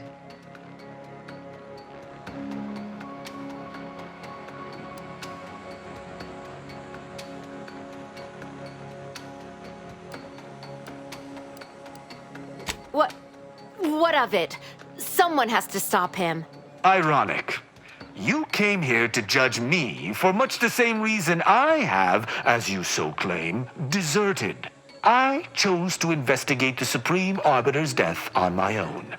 You chose to investigate my departure on your own. You seek to judge me for the very crime you are guilty of. That's impossible. I refuse to believe we both could be guilty if we were simply following what we were taught. We don't know that for certain, but to an onlooker without our knowledge, it could seem that way. And such presumed traitorousness would be very confusing. Even the Supreme Arbiter has struggled with this? That doesn't seem possible. But I suppose there's no way to ask her now. I shall trust your words. Consider my hand stayed. I can see that judging Tristan would only rob the Protectorate of another of its servants. It seems I must reflect on this matter. It would appear we're in agreement. Neither of us shall raise a hand against the other. I'm pleased. Ever known an arbiter to lose their taste for blood? That's disappointing. So, what course of action do we take now? It's important for an arbiter to use their forebrain. Next time you encounter something as strange as a loyal arbiter diverging from the path of righteousness, investigate. You may find more questions than answers. But deciphering them and interpreting justice as best we can is how we might serve Arcadia. Uphold justice in my way. I'll attempt to remember that, Arbiter Rao. Thank you. Glory to the Protectorate, Junior Arbiter. Make me proud. I'm pleased we were able to resolve that altercation peaceably. Robbing Arcadia of an enthusiastic recruit would have given me little joy. You say that, but I've seen the way you smile when you kill. Oh, sorry, dispense justice. I'd say she got lucky. Or you're turning soft. You know, I'd even venture to say she reminded me just a little of myself as a lad. All this excitement did not make me forget the confession on the Supreme Arbiter's terminal. I have to bring it to Virgil. Together, we can discover exactly what transpired. Have you lived all your life within the Protectorate? No. What do you know about what makes an Arbiter? I refuse to question the Supreme Arbiter, just as I refuse to cast every belief I hold dear into the mud. Push me no more. Virgil will know what to make of this. Together we'll figure out what to do. I'll message him when we return to the ship. Hopefully he shall respond quickly.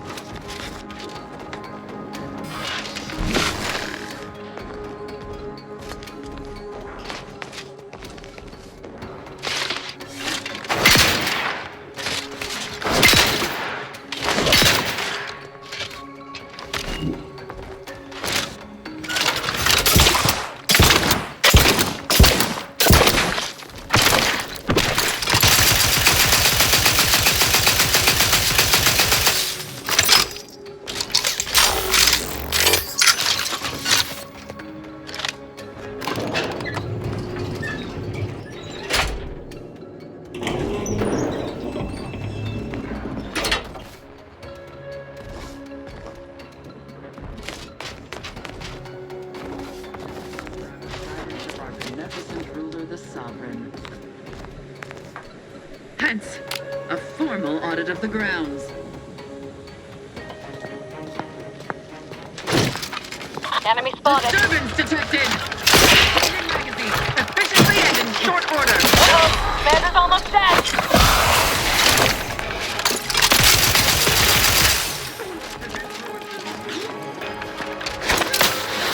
Now keep your guns on the end. The rest will be high.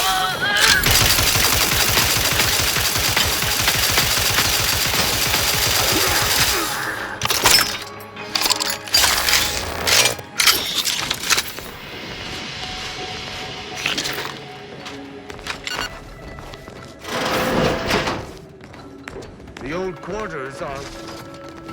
They have all been removed. I hardly recognize this place. Something's happening to Tristan. He's acting like a human being. I'm fine. Some air and dust may have found its way into my brain.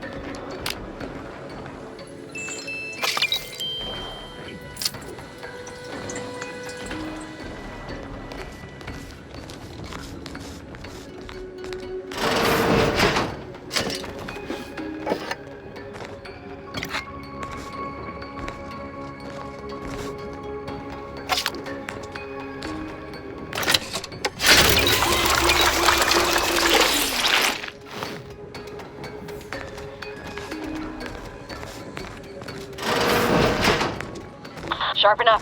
Hostiles nearby.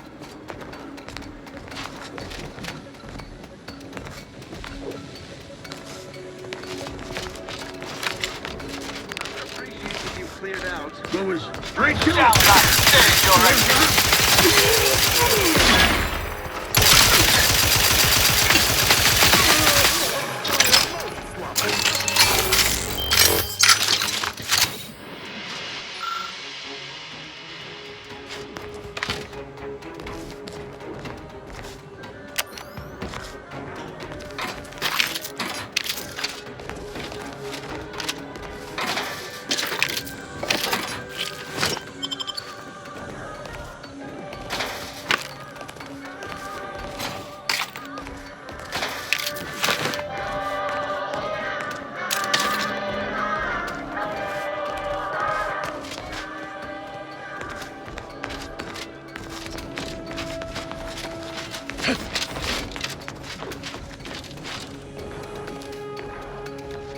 Position commencing.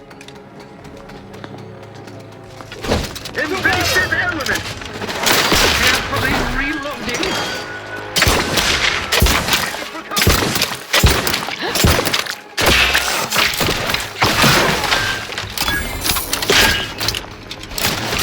I repudiate.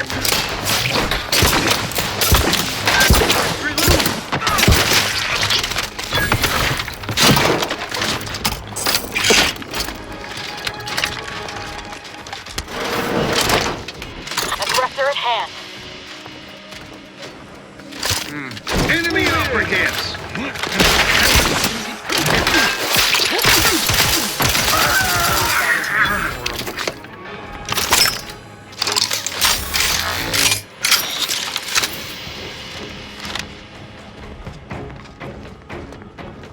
Executed back.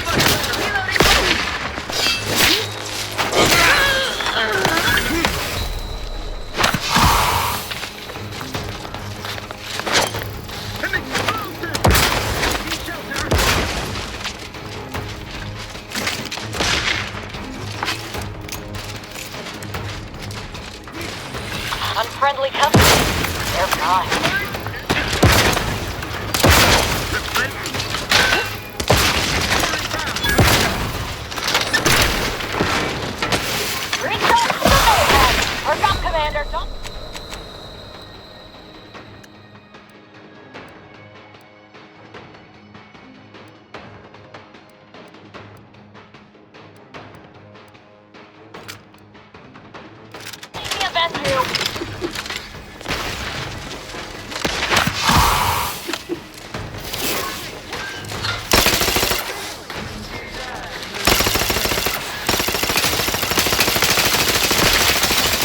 I will restore my life or avenge my death.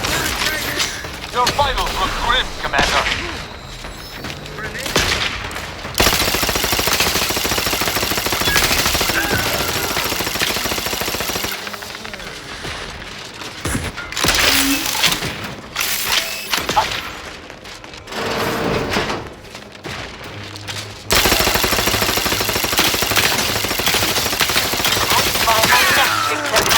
Hostiles about.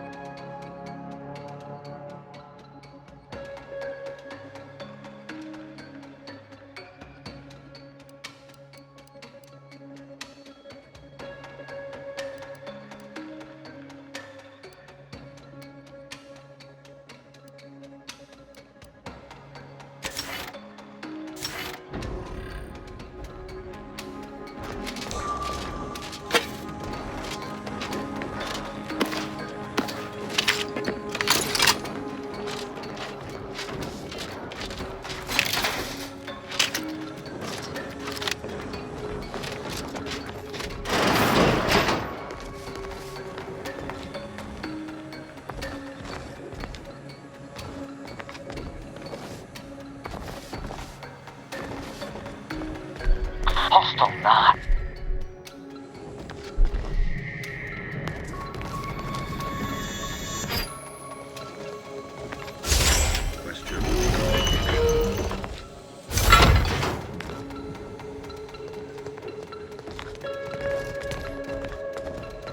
What? Subversive types!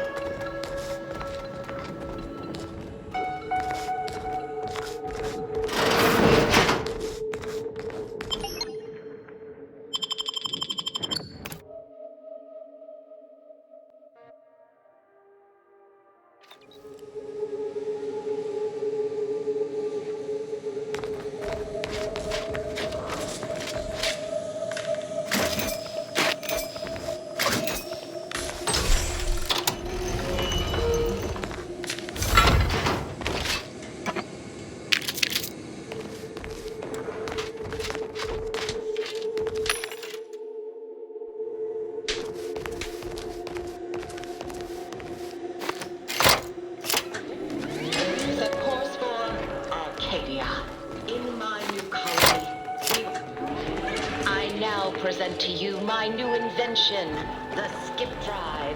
A revolutionary technology that will allow humanity to sojourn to the stars. Only a singular mind could have conceived of such advanced technology. It is my deepest wish to entrust the Skip Drive to those brave visionaries willing to follow me into a most prosperous future. Yes, so wise matriarch, lead us into this future you have envisioned.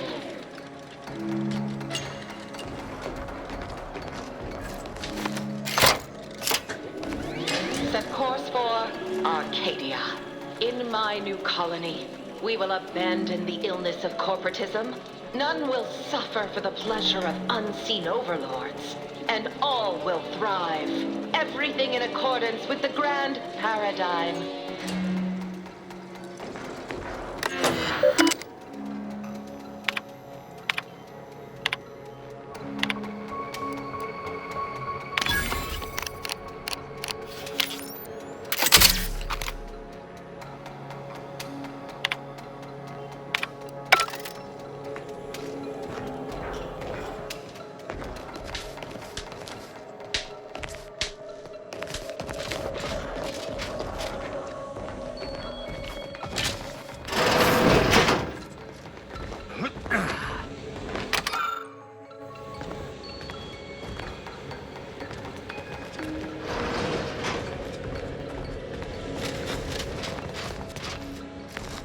Commander!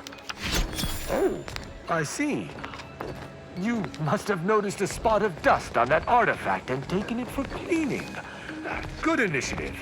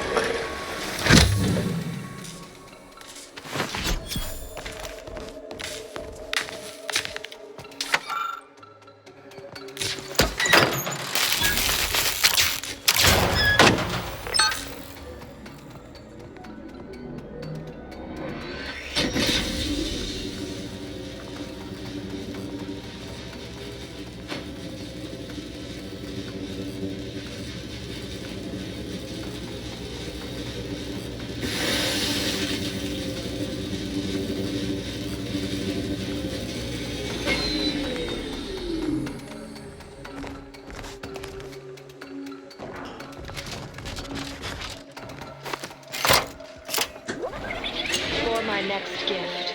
I bestow upon you the pinnacle of automechanical design, far superior to all automechanicals that came before. The time once spent in numbing manual labor may now be spent in harmonious community with your neighbor, and in humble service to the Protectorate. May art and science flourish in these many hours, which I have returned to you. Warning. Power at 13%. Power cell has been partially depleted due to inaction.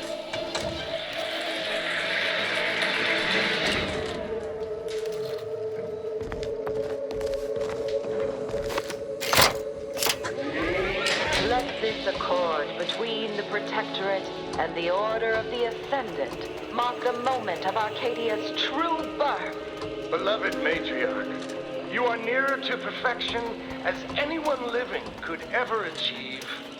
It will be the honor of the Order to serve as the Protectorate's scientific helpmates. All that I do for my subjects and their descendants. Gloria Arcadia! Gloria Arcadia!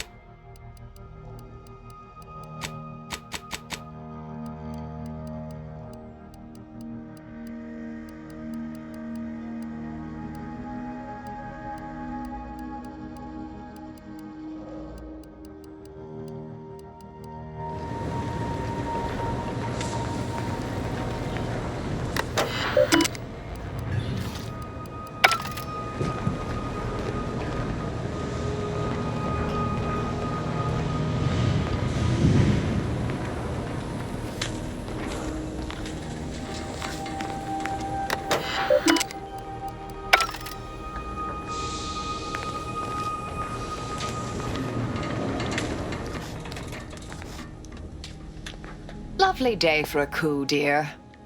The only surprise about the Protectorate's console usurping the Sovereign's authority is it did not happen sooner.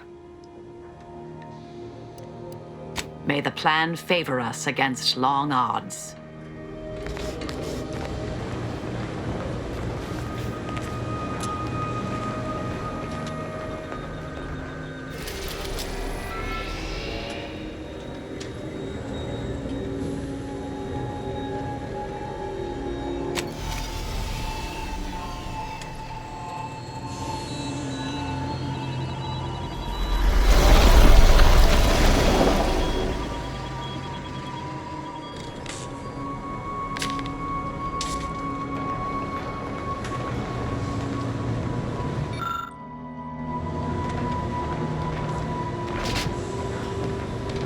Moment of your time, Commander. Remember that matter on Cloister I mentioned earlier? Well, since we're here and all, thought we might take it up now. Might be hard to believe, but 20 or so odd years ago, I made a mistake. Feels like high time I righted it. Now I'm out and about again. That's where the error occurred, I believe. Others judged it such. I shut it down. Believe I was wrong to do so. For many years now, a former colleague of mine's been in a remote spot called Reason's Pass on account of my decision. Hardly. Quite the opposite, in fact. She's one of the finest minds to ever grace the Order. Her research was unconventional, surely. She was as well. I think with both, we could right things, get the Order back on its intended path.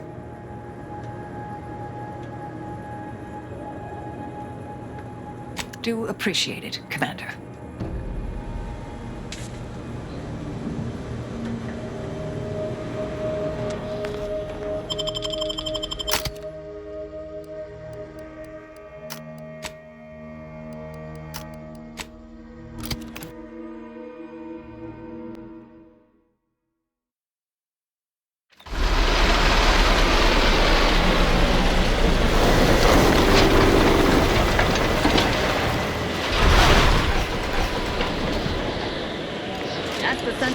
The archive. Too marvelous a piece of engineering to be in the hands of heretics, you ask me.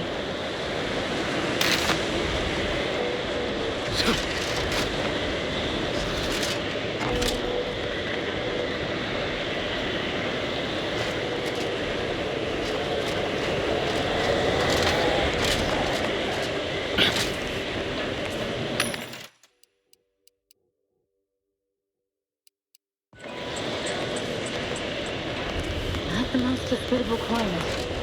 Keep an eye on your fingers and toes.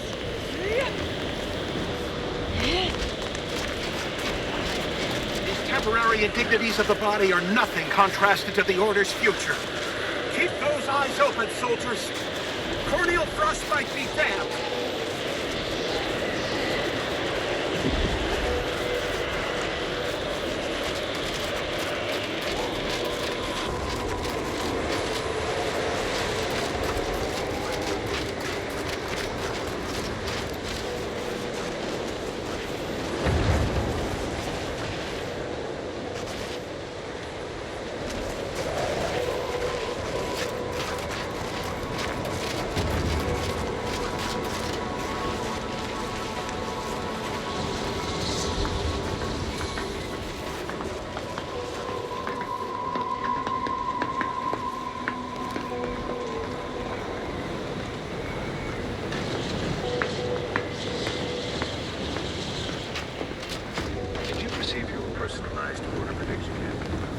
Please, don't distract me from minor pressing distractions. Try not to deviate from the norm.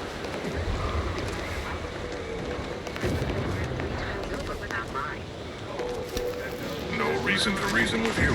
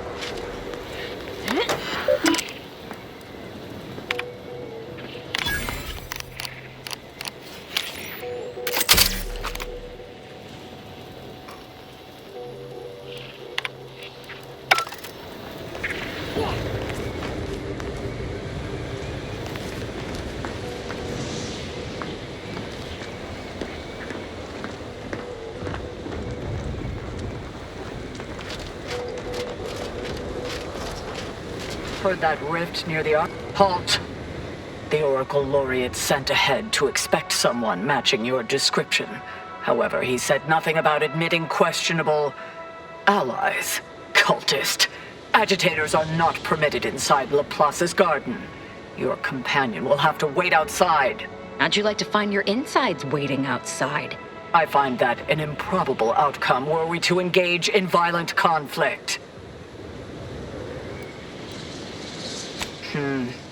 Fine. The consequence is beyond your head if it proves otherwise. Head on in.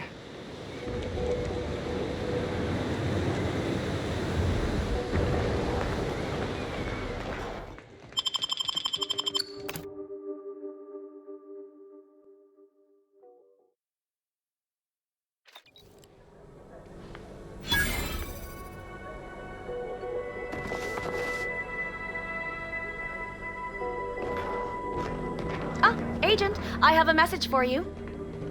Oh, I was not expecting you to be in the company of a cultist. A cultist and her extremely sharp knife. Shall I introduce you? No, that won't be necessary. Where was I? Oh, yes, I remember now. On behalf of the Order of the Ascendant and her impermeable wisdom, the presiding bishop Ruth Bassar, welcome to Laplace's garden. The presiding bishop is presently indisposed, but I've been instructed to direct you to the Artificer Laureate for whatever pressing matter has brought you to the garden. She's working in Belvedere Hall's secondary courtyard. Enter the large building at the top of the mesa ahead and follow the first hall on your right. Oh, yes. The vicar did ask me to direct you to him. How positively forgetful of me. He should be waiting for you in Belvedere Hall's main courtyard at the top of the stairs. The Artificer Laureate is head of the Department of Applied Scientism, overseeing the exemplars, or craftsmen, of our order. Weapons and technology all fall under her purview. Oh no, not at all. The presiding bishop routinely spends time in a sensory deprivation chamber to hone her mental faculties. Of course, she does seem to be logging more hours in the chamber of late, but I'm certain that's all part of the plan. The rest of the Laureate Council is capable of managing affairs while the presiding bishop is occupied. Really, it's no reason for concern. Nothing in the garden is. Look around you. I don't see a battlefield. Do you? All conflict is transient in nature. To dwell on the negativity of a moment is to risk missing the opportunity of what comes next. Those in the garden have enough perspective to remain present and to focus on what matters: science and progress. And you for recognizing such quality of vision. But now, I fear I have kept you long past an ideal duration. May all your problems precede solutions.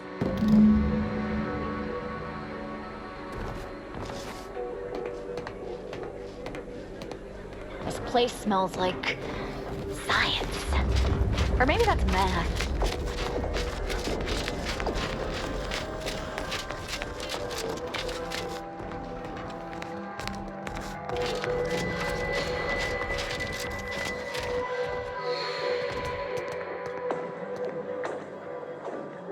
Agent, over here. Ah, there you are. I was informed by Gertie you've agreed to help us reconvene negotiations. With your aid, Auntie's choice and the Order will soon be rivals no longer. Just think of all we can accomplish if our two sides reject fractiousness and combine our efforts. Remember, seek out ways to help both sides. Engender trust. Gertie and I will let you know when it's time to move forward. In the meantime, I might recommend you work on honing your oratory skills. Our presiding bishop and Auntie Cleo can be challenging to debate with.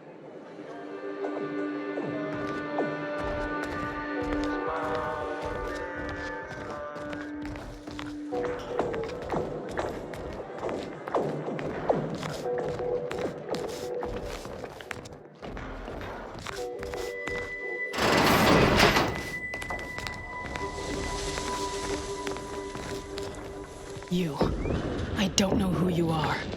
But if you thought it wise to bring a cultist into the heart of Order territory, you are deeply foolish. I have not the slightest theory as to how you bypassed our guards. But if it was through violence, be assured, it will be returned exponentially.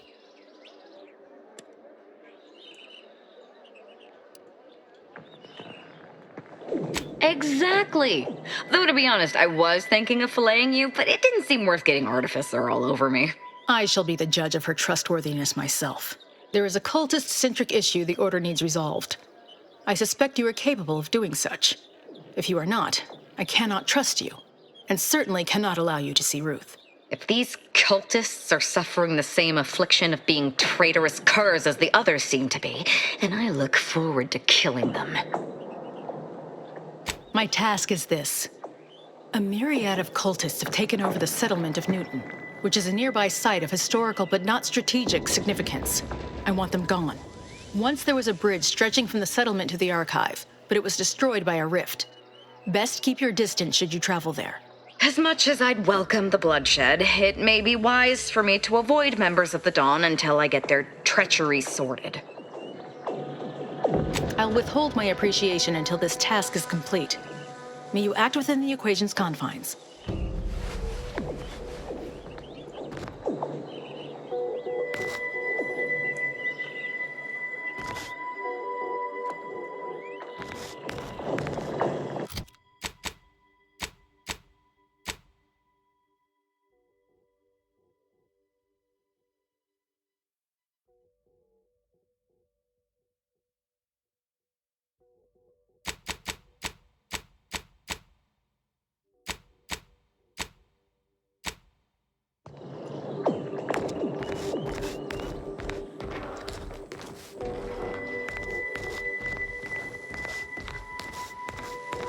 No admittance without the Artificer Laureate's permission.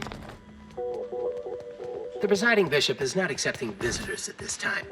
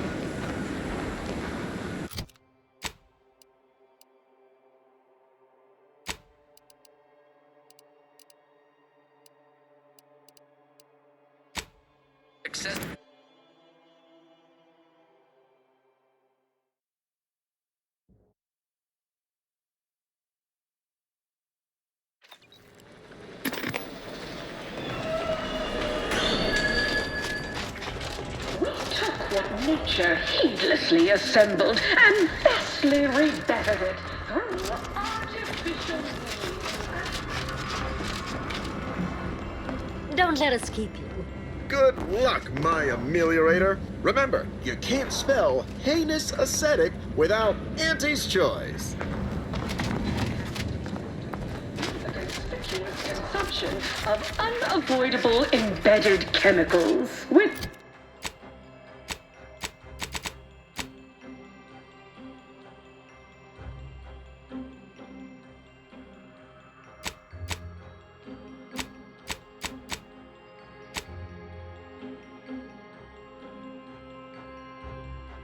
his choice. Yeah.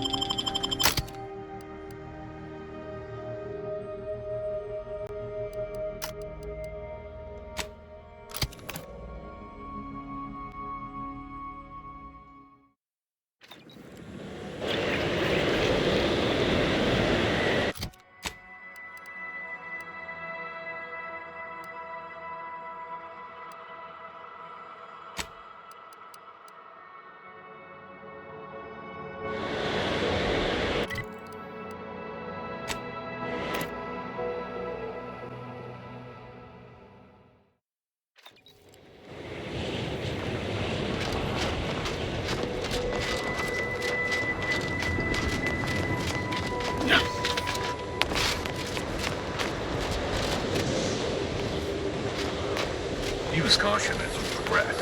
There's a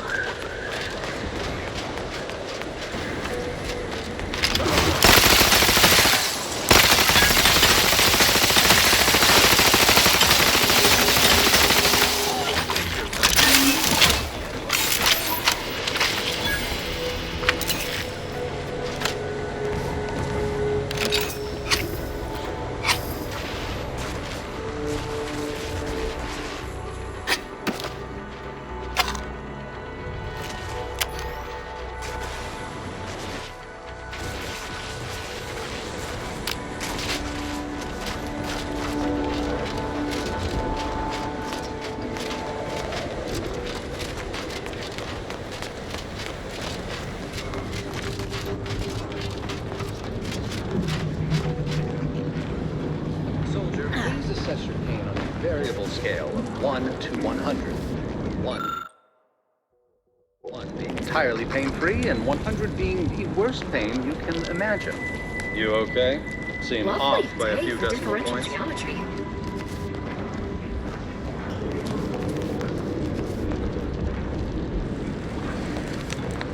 I have nothing to say. Unless you want to discuss the inverse of the Planck function. In which case, I'll talk your ear off.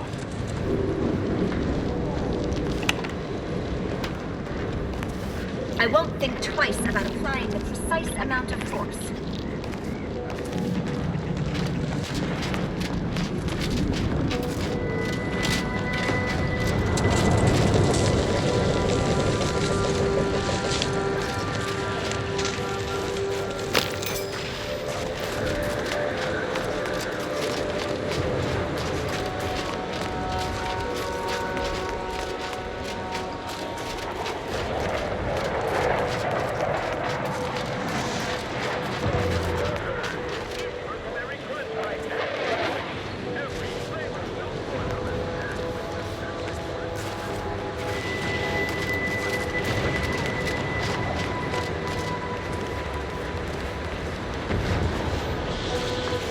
Can't talk. Calculating an inverse complex sine function in my head. You have a very non-scholarly look about you. Please don't take me on a co-tangent.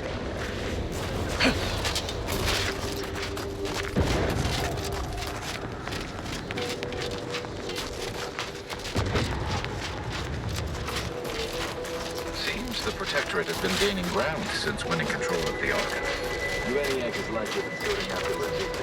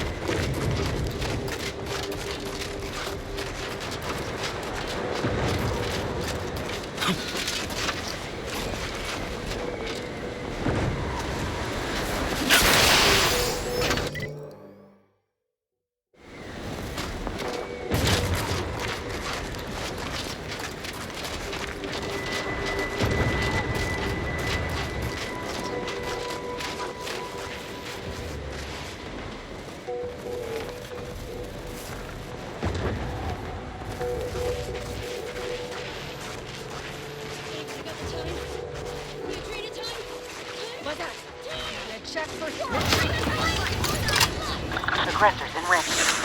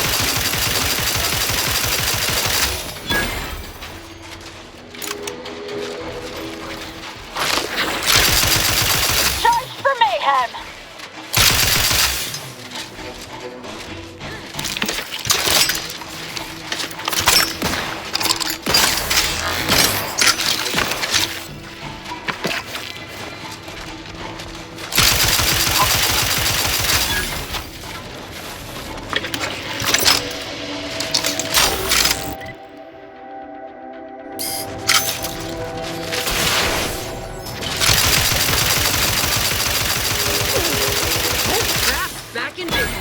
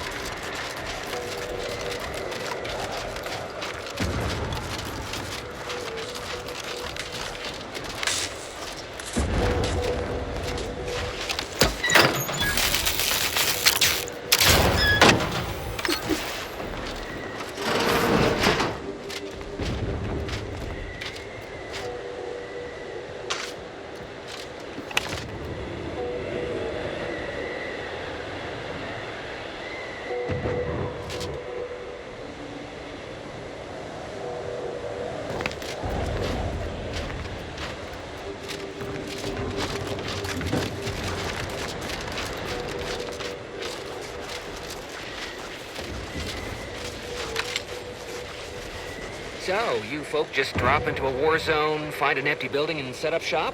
Isn't that dangerous? Yeah, pretty much. And yes, very. But the profit's worth it. You aren't afraid of getting, I don't know, Let me know robbed if anything or catches killed? your eye. Probably. Tell me, is the reason... Let me know if you're looking for anything in particular. Making a profit? What else? War is very lucrative.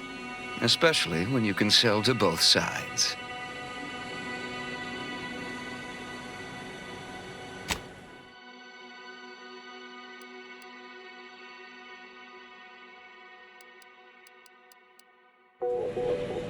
Let me know if you're looking for anything in particular.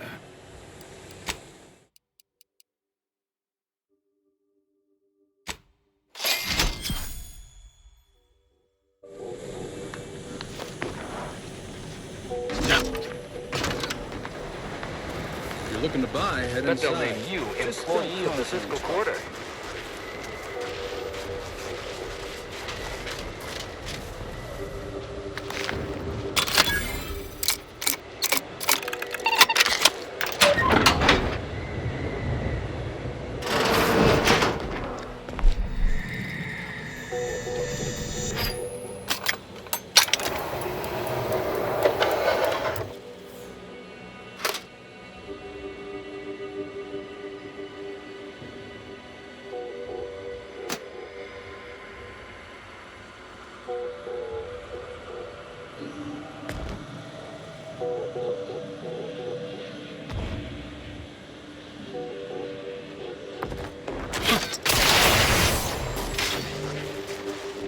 Feel free to use the workbench. Just don't break it.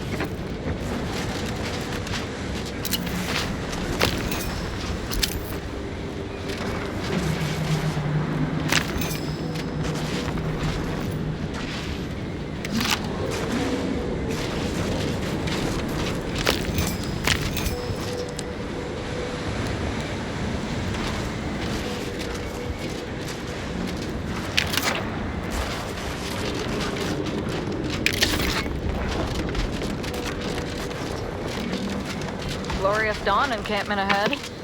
Wonder if they'll be happy to see me.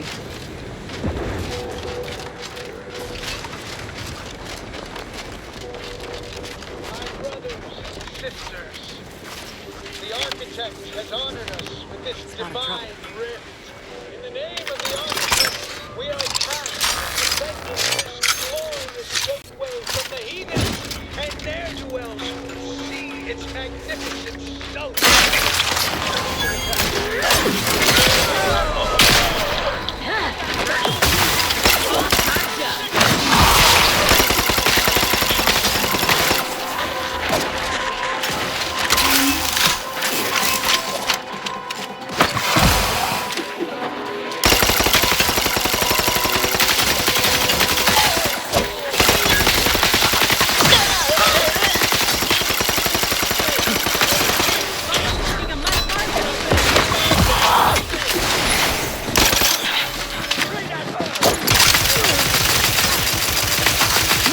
Coming your way! Weapon pretty scathed, Commander!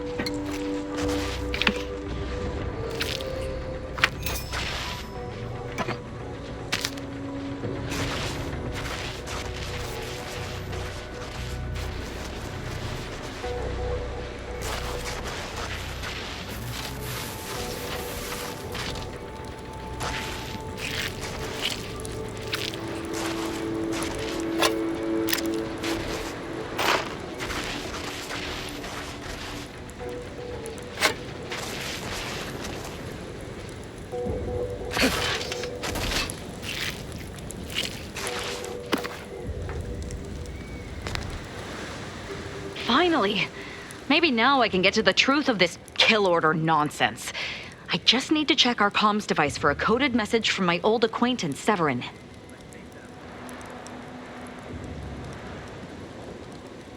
I knew it! He wants to help me find out who's behind this. I sent a reply telling him to meet me here on Cloister. It's not too far and should be safe.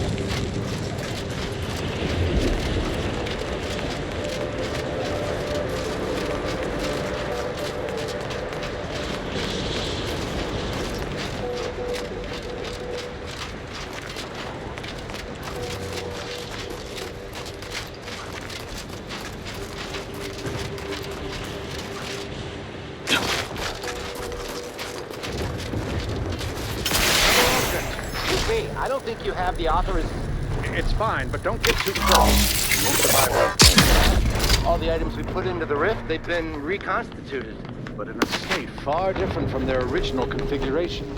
Fascinating.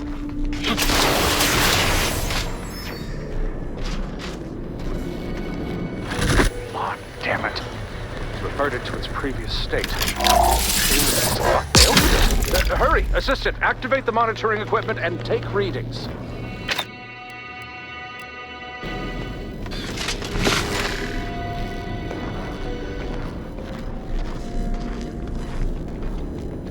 Hello, layperson. Reverted again! Infuriating. It's open again. Quickly, record all the relevant data and take down your observations. I have nothing to say. I'm certain as soon as I talk to Severin, I'll be able to figure this all out. No matter how I turn this over in my mind, I find no answers. Perhaps their faith failed them, and they succumbed to greed, sold us out for some measly bits. I can't, but I'm fairly confident he wouldn't. If he did, he'll die like the rest of them. Then I'd truly be at a loss, with no idea how to get back in the Dawn's good graces. If we're so deeply infiltrated, I'm certain our leader will have gone to ground.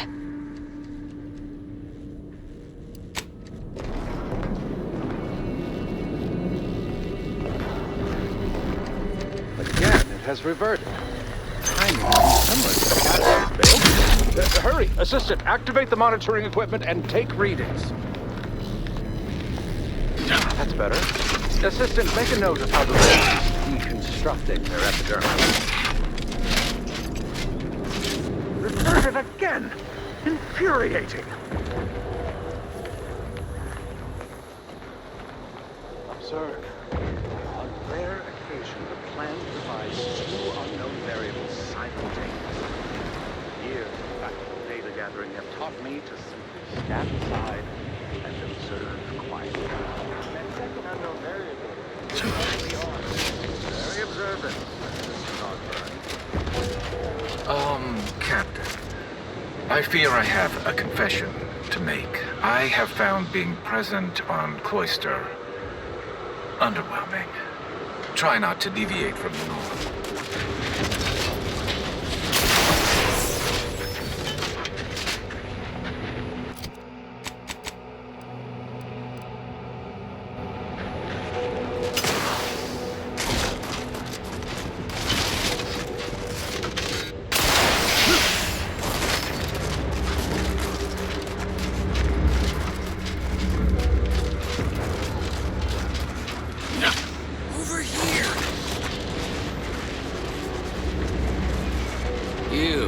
I don't know you, but you, I do.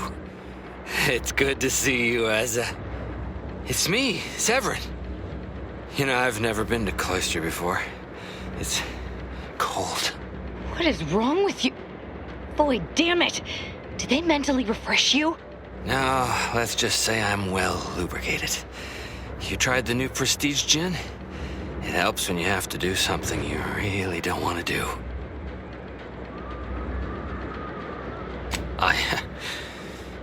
Yes, there are a bunch of sentinels in hiding. When I give the word, they're to execute both of you. Not before I mentally refresh your brain pan with my knife. Maybe I deserve to be. I didn't want to do this. I guess I shouldn't have questioned the kill order so loudly. It was real. It came from the exalted leader herself. She summoned me, knew of the message I'd sent, said I'd ruined everything. To save myself, save the Dawn, I had to do this. I'm a coward. I didn't want to die. I'm sorry, Asa. Absolutely not. We don't need his help. We should just kill him and get on with the Sentinel killing. If we die, at least I'll be taking a great many of them with us. You make a compelling argument. No need to waste our time killing yet more faceless cogs in the Protectorate machine. As fun as that may be. But you're basically just asking me whether I'd like to be killed by you or the Sentinels. Because when they figure it out, they'll execute me. That gin must have muddled my gray matter more than I thought. I'd have sworn there was no way out of this, but what you're saying makes a lot of sense. Thank you. And thank you, Asa. I thought I was dead. What an idiot. I can't believe I thought of him as a friend. I can't believe she betrayed us. And the whole of the Dawn to save her own life. What a coward. The unspeakable things I will do when I find her. Well, once I find her. The exalted... No, I won't refer to her as such any longer. Dagmar continually moved around for safety. She always initiated contact with me. We do know that she was in league with the Sentinels, though. There's nothing of it but to get ourselves inside their headquarters on Praetor. We'll track her by accessing their comm system. We don't need to worry about their systems. My parents were vigilant. I stole their access codes when I was younger, but never had the nerve or call to use them. Once we do, they'll become unusable, as they'll set off all sorts of alarms.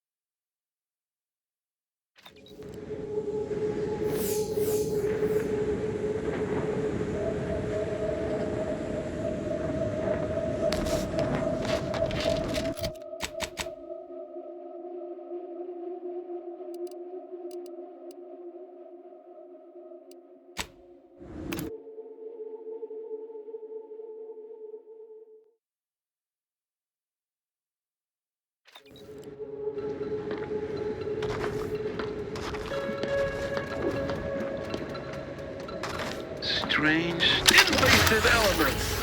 Unfriendly company. Or not.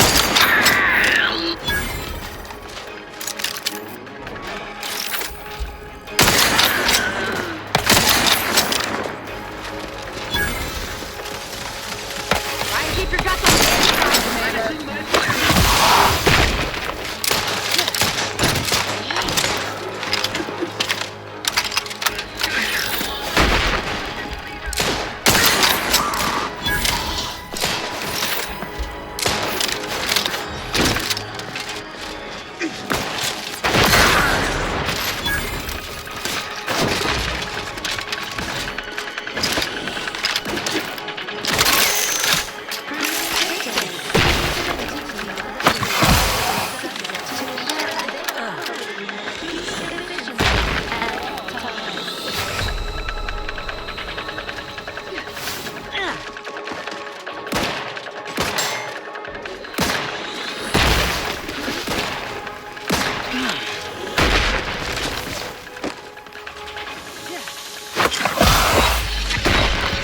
Prescription filled.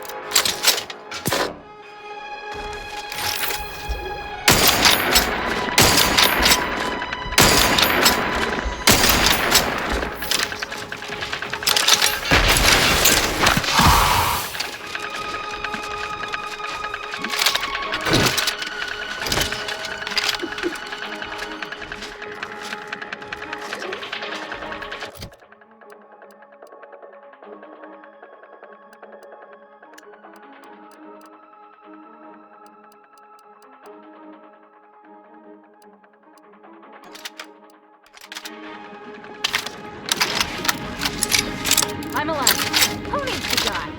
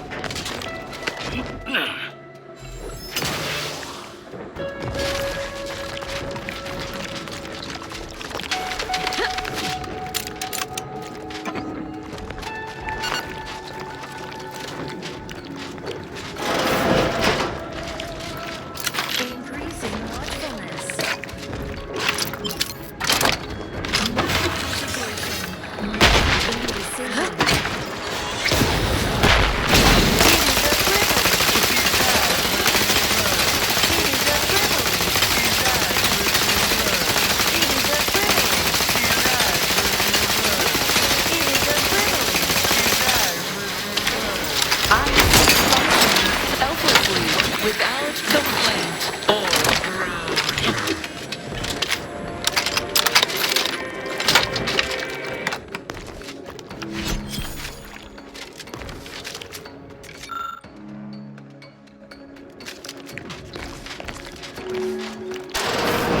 We've got company, Commander. The unfriendly kind.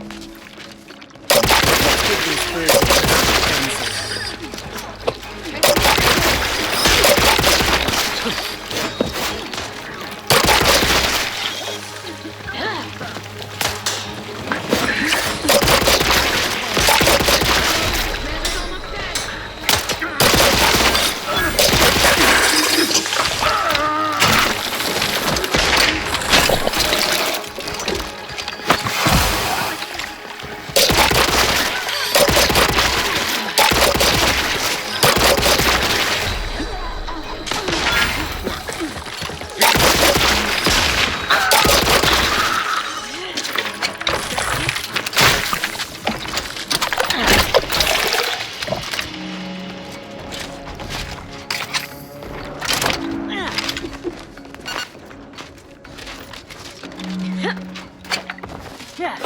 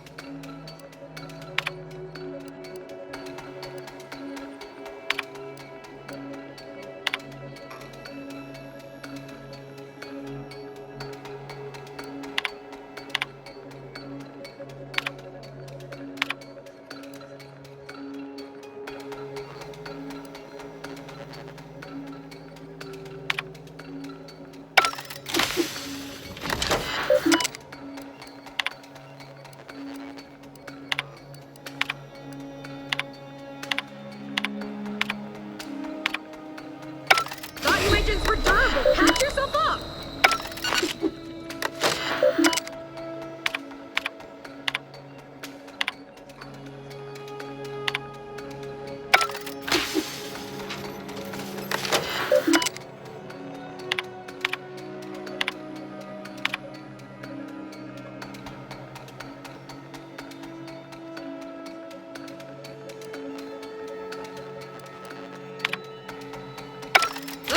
Commander's almost dead.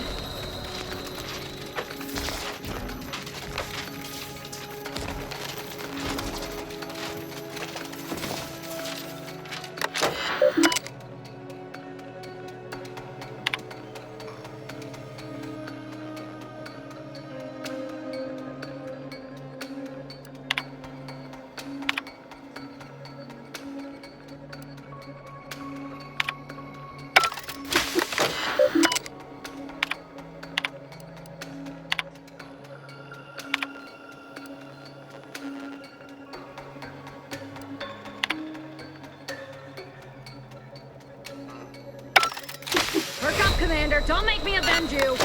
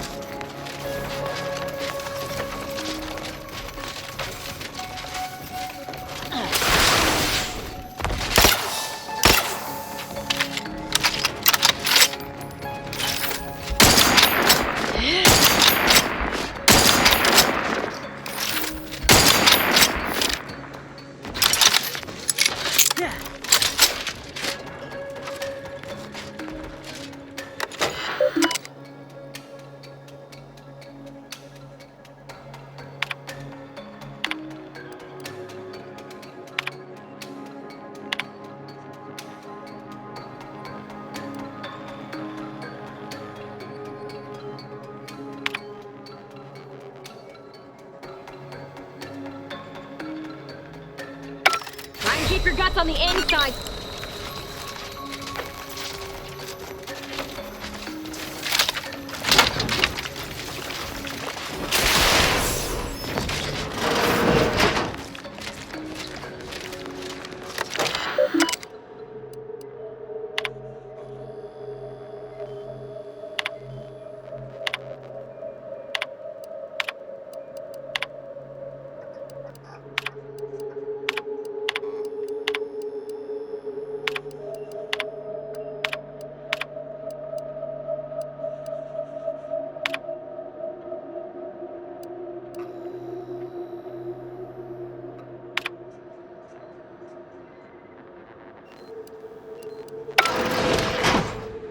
Dagmar didn't betray us to the Sentinels. She is a Sentinel, with a fucking office here in Central Control. It's enough to make one take leave of their sanity. I reckon that ship's already sailed off into another fucking dimension. I'm just going to pretend I didn't hear that. Fortunately, there's an easy solution to Dagmar's betrayal, one which involves removing her head from her body. Or maybe we should start with the disemboweling? So many choices. I suppose congratulations are in order for having dispatched so many Sentinels. Can't rightly say I'm surprised, what with your knack for wanton violence. But still, impressive. And let's not forget that I was the one who gave Azahelia Leitinger a purpose and fulfillment. Look at how much fun you've had. Oh, she's dead already. But I might make it quick if you have a good explanation for your betrayal. Let's not be hasty. I mean, can it even be a betrayal if it was always lies? But I must say, when I started the Dawn at the Consul's behest, I knew you were the perfect candidate. What are you talking about? There were cultists before me. No, there were not. The fiction of a cult was born out of the need to convince the Sovereign to return to the true spirit of the Protectorate. The Consul feared he was too weak. So what we found in the Rift Lab was true. Everything Dagmar told me was lies. Our cause isn't righteous. As much as I'd prefer to not anger you, I must say your willful ignorance is still a thing to behold. You are always so willing to accept even the most specious of arguments. I can only hope your luck has run its course and the remaining Sentinels are able to put you down. Your death would put me back in the Consul's good graces. Goodbye, Aza. No, that's too quick. What about... No, not painful enough. Yes, that's it. I just need to find a piece of heat-conducting metal and something to peel the skin effectively. What, you suddenly take issue with my methods? I can think of no reason to curtail the pleasure of my revenge. Dagmar must die. Violently. Her betrayal warrants no other response. I know of no other way to act.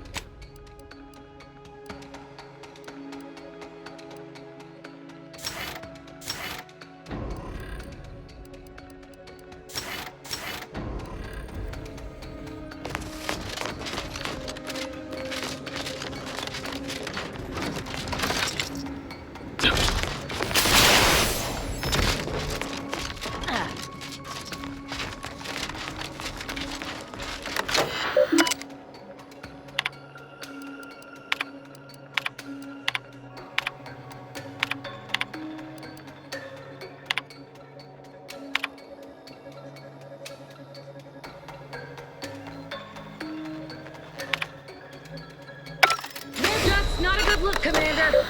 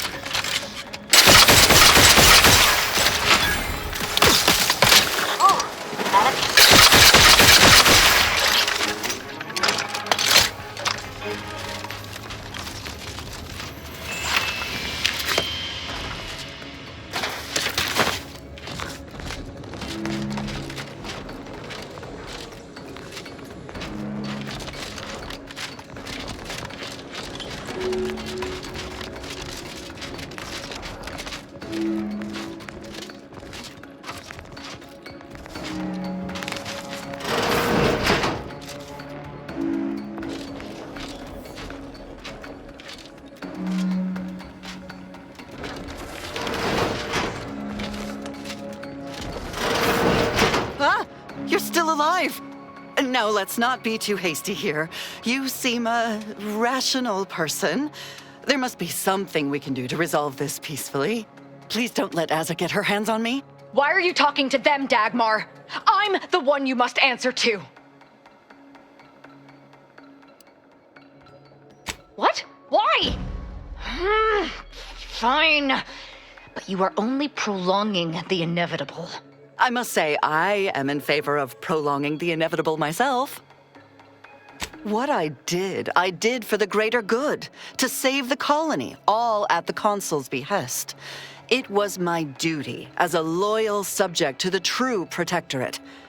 What other reason need there be? And Azza, she was an obvious choice.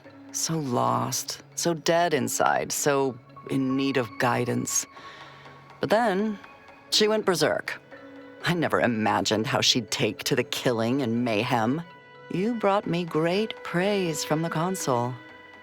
Until you started asking questions and killing the wrong people.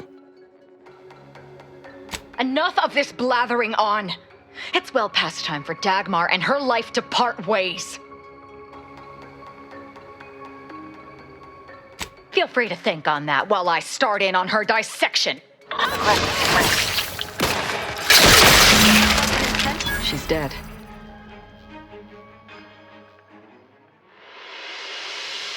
As am I. Our enthusiasm got the better of us. She should have suffered more. It was too quick a death for one who betrayed not only me, but the whole of the Dawn. Now that Dagmar is dead, I'll be leading the Dawn into the glorious future. True. There may be those that do not accept my leadership, but they will die. The Dawn is too important to disband. What little risk any of them may pose doesn't concern me. I can send out a general message from here, informing the cells that the previous exalted leader has betrayed us and has been dealt with, and that I am now in charge. I suspect some will simply jump into the closest rift.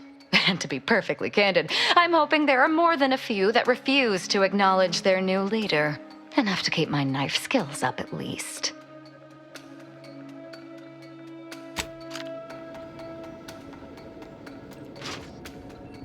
It's done. Let's leave this place. It sickens me.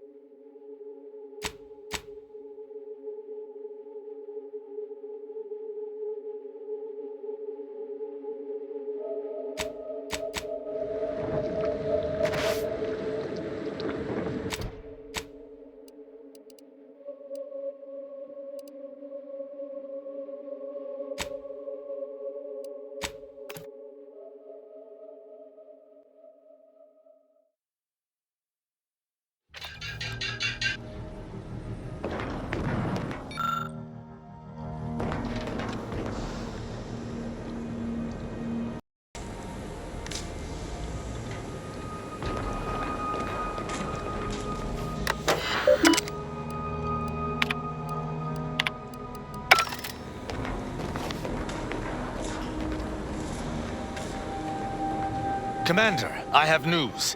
I finally heard back from Virgil. His message was suitably vague. I suspect he fears the Consul's eyes scanning his message, but I believe it to refer to the Arbiter training facility located on Paradise Island. Bringing our findings to Virgil will hopefully allow us to deduce something from all that we found. I only hope it dispels some of the muddiness we've encountered so far. Further complications would be most disagreeable.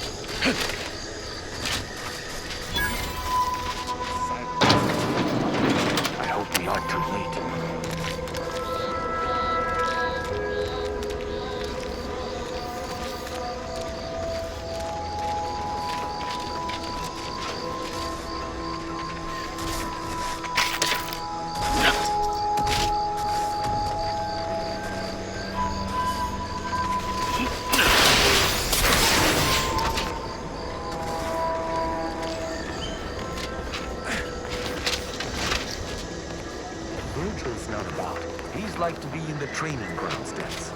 There's a room to take us lower, located behind the door next to those doors.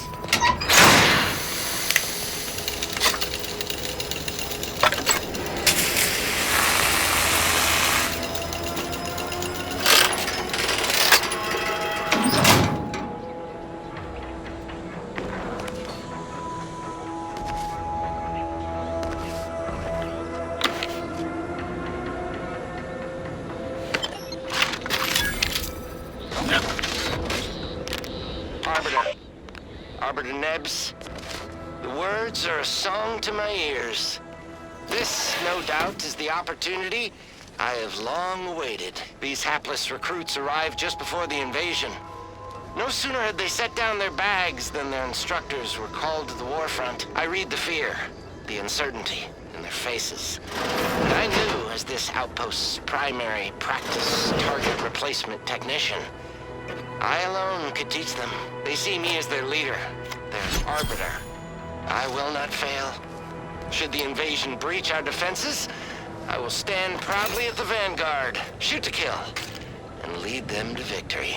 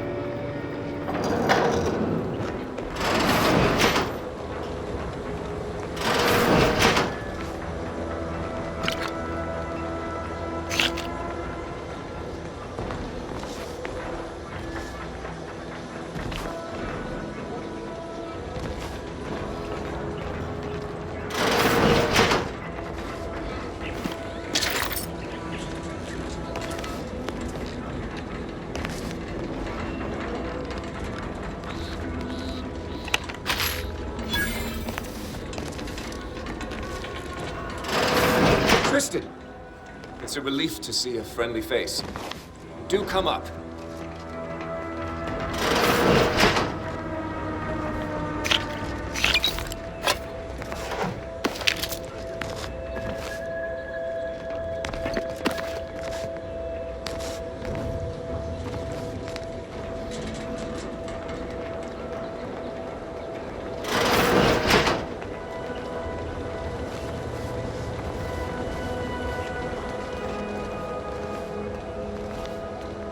Virgil! Oh, thank the architect I found you intact. We visited the Supreme Arbiter's office in Central Control and found something impossible. Impossible? Why is it impossible? So that you may claim ignorance as to the truth of what you've uncovered? Fine. If you're still so thick-skulled, Tristan, then I can see I've no choice but to confess. Hold. Do you hear movement? Attention, Arbiter Virgil Montag. Under the jurisdiction of the Council, we stand to bring you low. Do not resist. Damnation! I knew the Sentinels were looking for me, but I did not expect they would come to this place. We have no choice but to fight. I can operate our turrets from this location, but you must engage the Sentinels head-on to prevent our being overwhelmed. Go now! Arbiter Montag, lay down your arms. Surrender and die.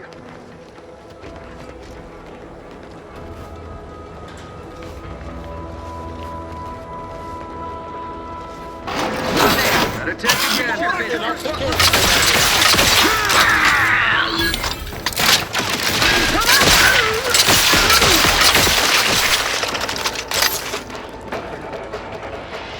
Those fools were but an expeditionary force. I've no doubt the bulk of their number remains on the surface. I shall take an alternate path to prepare a surprise for our would-be assailants. Then I shall flank them as you engage them. Hold! You were beginning to say something before we were ambushed. I would care to hear it. We cannot have this conversation until we're safe. Engage those on the surface and I shall join you. Go now.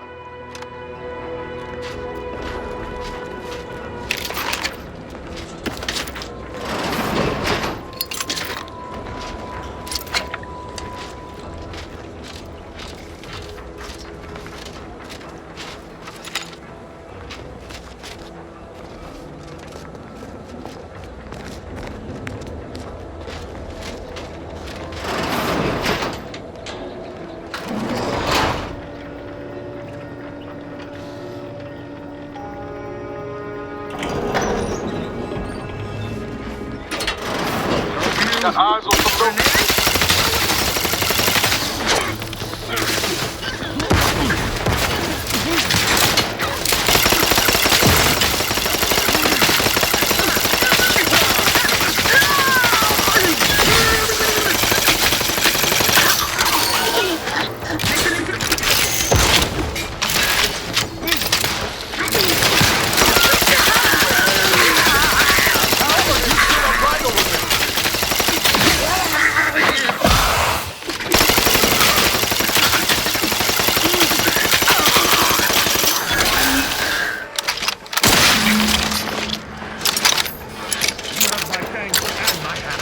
Virgil, enough!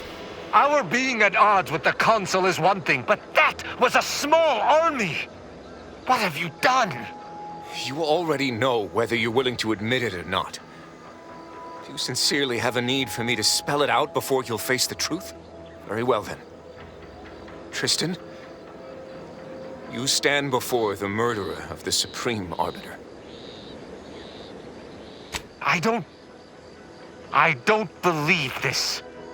The Consul must have captured you and sent you to mental refreshment. It's the only... Open your eyes, Rao. Those Sentinels were here with due cause. The elimination of a murderer. The Supreme Arbiter was planning to send a message in her final moments, pledging allegiance to the Consul. Who do you think bore witness to those final moments? I did what I thought was just. No. You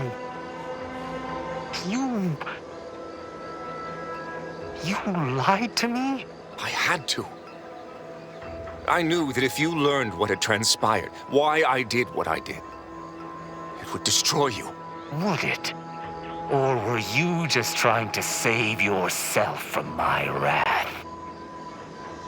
With the demands this war has made on us all, I'd not seen our mentor for some time. My visit was meant to be a surprise. Unfortunately, it was. I overheard her decision to align herself with the Consul before she realized I was there. This admission, I had no choice but to act. But there was a choice. Why didn't you come to me? Together we could have come up with something. Some other course of action. Because I didn't want you to know. I never wanted you to learn the truth because I feared you'd lose your faith. No. Sentinel Peralt's remarks were the first I'd heard of any secret room. I feared what you might learn there, so I scrambled to find an agent who might locate the room before you. I only had one contact who I knew may be able to do the job. Obviously, he did not succeed. I was pleased to learn that my decision did not result in his death, at the very least. That is news to me. A junior arbiter judging Tristan. I can't imagine you let that stand. Killing one of Arcadia's future arbiters over a singular breach of rank would have been most tragic, but this is not the matter we're here to discuss. How dare you! I would have rather done anything else. But the explicit reason that I had to act was out of my loyalty. The Supreme Arbiter did more than mentor us. She all but raised us as her own. There is not a step we took that she did not watch. A fact we know that she did not teach. And I killed her. As a traitor. Damn you. Damn you 1,000 times. How can I not bear remorse for the slaying of one I considered my own kin? No matter what I do, I find myself reliving that moment whenever I close my eyes. Her sin was unforgivable to the Protectorate, but No. The situation was a nightmare. Any action would have been the wrong one. I only wonder if the path I took was worth it. I cannot believe what I am hearing. You know that I have to judge you. There's no other choice available to me. You're right. You're right. I can't let emotion get the better of me. This is not the first time we've encountered the paradoxical nature of Protectorate law. Each time we did, you convinced me to stay my hand, and I do not regret those I spared. Our prior conclusions inform my present feelings. I theoretically understand what Virgil did, for there was no proper decision he could make. But I cannot view this objectively. Virgil killed our mentor. It's madness. I cannot simply let that stand. Can I? You mistake my aim for one of vengeance. I still care deeply for Virgil. I do not blame him. But I must do what is just. Each encounter we have experienced together has left me torn. And this circumstance is more extreme than all others combined. But the law is clear on this.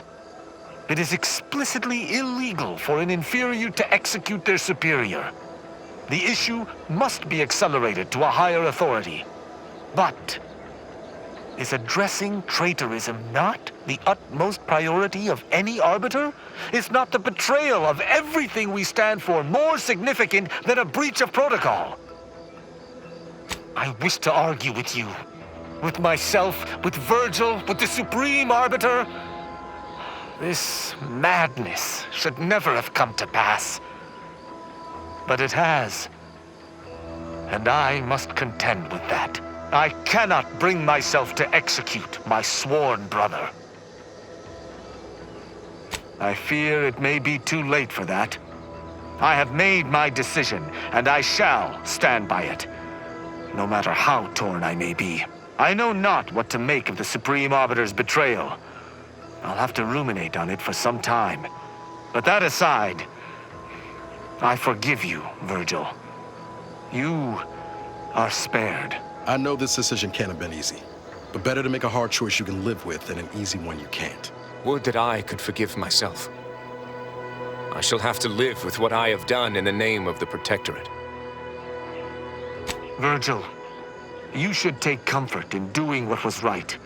The Supreme Arbiter was a traitor. I believe her execution was just. And you should as well. Just in the eyes of the Protectorate. But we've forever lost our mentor, our friend.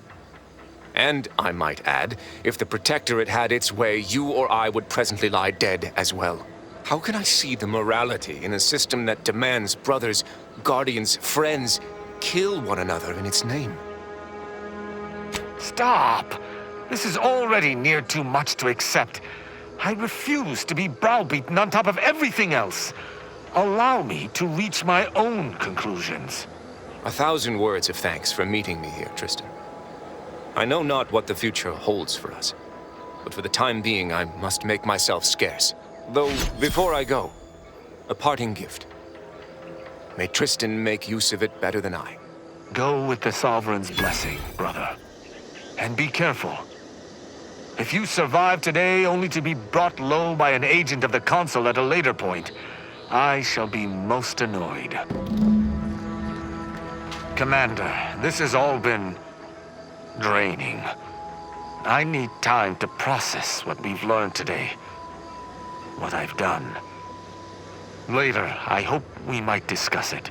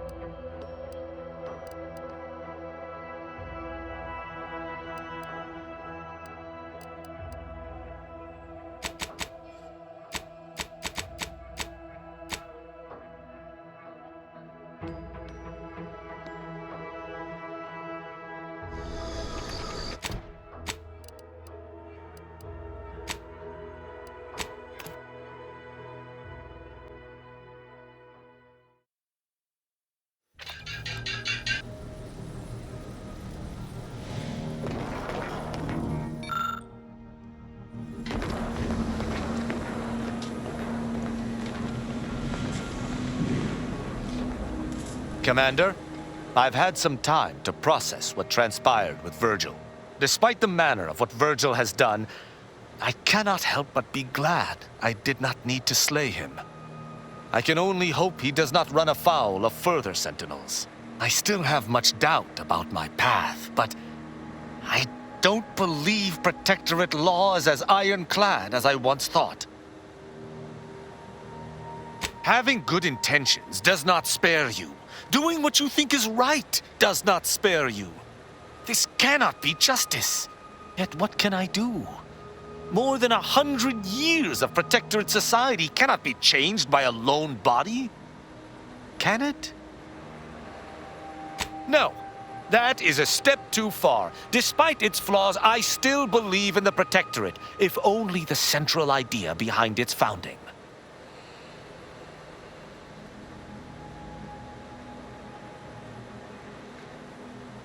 On any other day, your assertion would be an offense meriting extreme recompense. But for now, I will refuse to entertain it. Once Arcadia is no longer bathed in fire and blood, I will look upon this path again to see if it is tenable, which I have no doubt it shall be.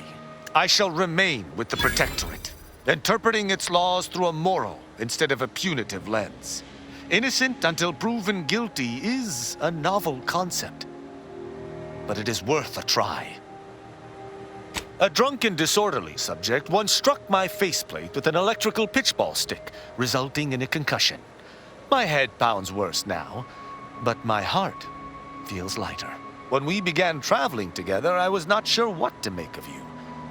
But your input throughout our time together has been invaluable. I deeply appreciate your hand in this investigation, Commander, and in entertaining my incertitude. Let us move forth to free Arcadia from injustice.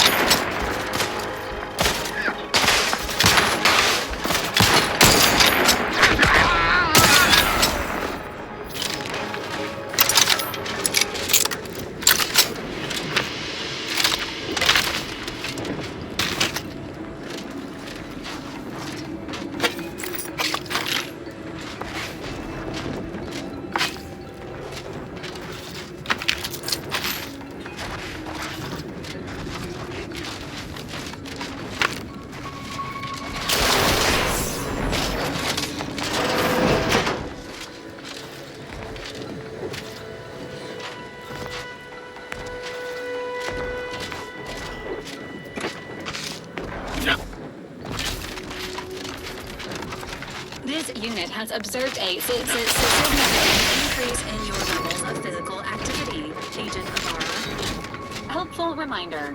Please make time for rest and recovery. I'm fine now. But I have noticed you experiencing more vocal stutters lately.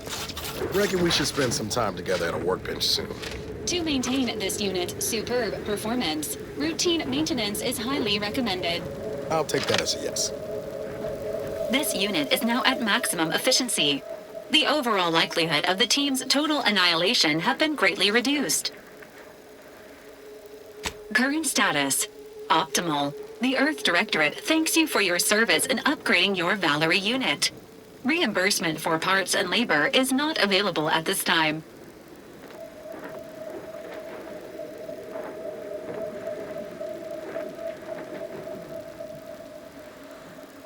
Never clean your own suppurating wound again. Choose Valerie.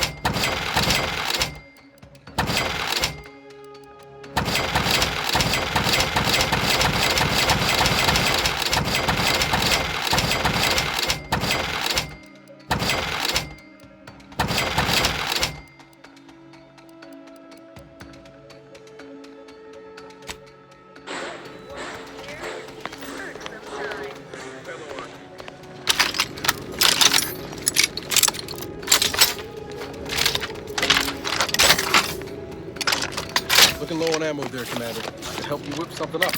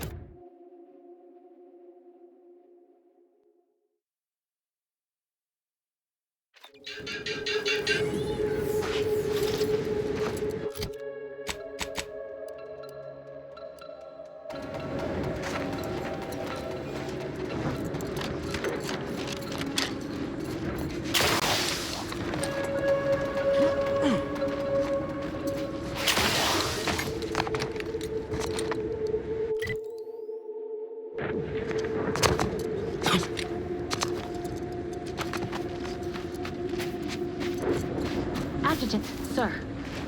The smell of burning That's some raptidons bad is company. rather... Let me know when you need a stretch. Electrical damage.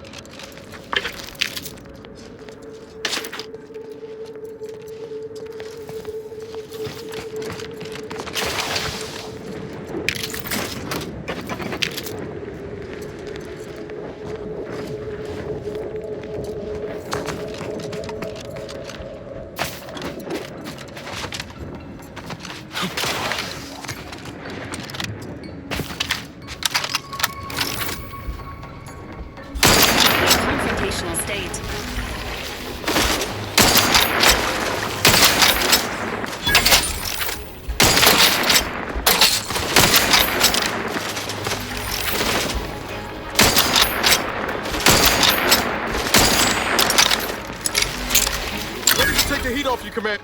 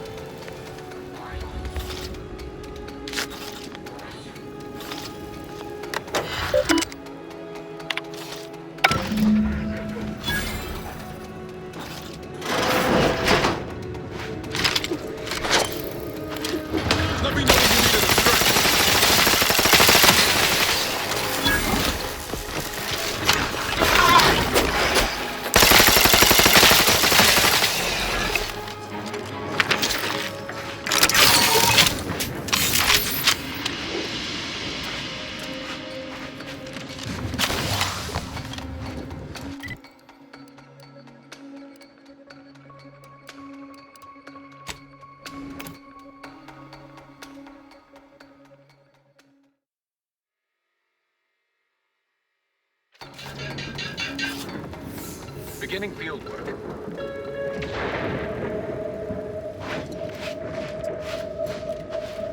Reacquiring target. Terminating unproductive activity. You're back. Do you require additional supplies for further jobs and adventuring? Incredible.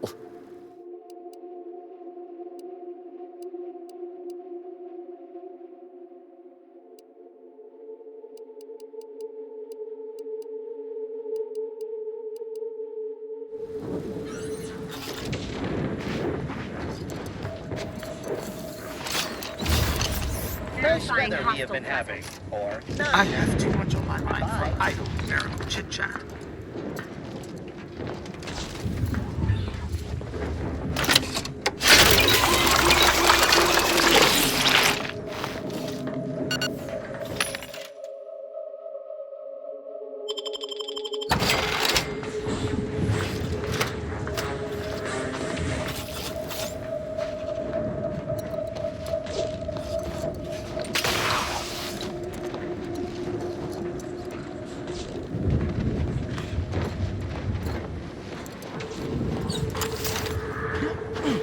Please, don't distract me from my more pressing The distraction. plan is always in motion, so move along.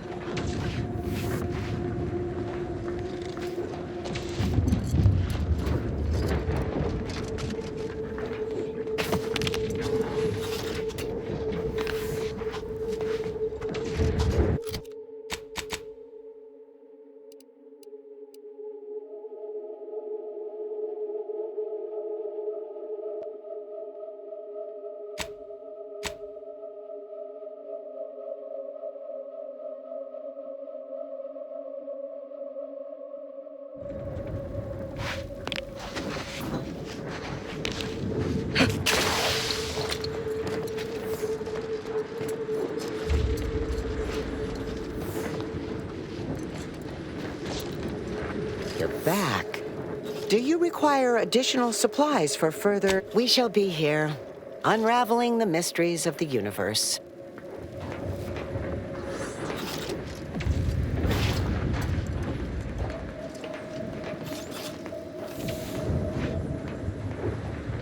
Test your hypothesis elsewhere.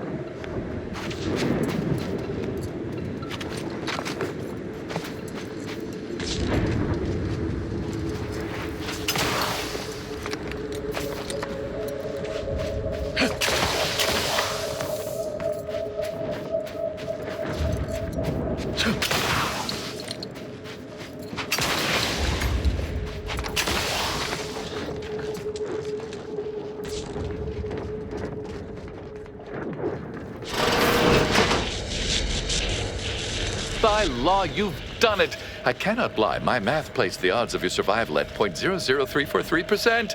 But your reputation indicates that you reliably beat the odds. So why am I surprised? Unfortunately, I am limited in forms of compensation. However, I've refined the schematics so they may be constructed with your own rudimentary tools. I trust that you will find wonderful methods of deployment that will manipulate every equation to your favor.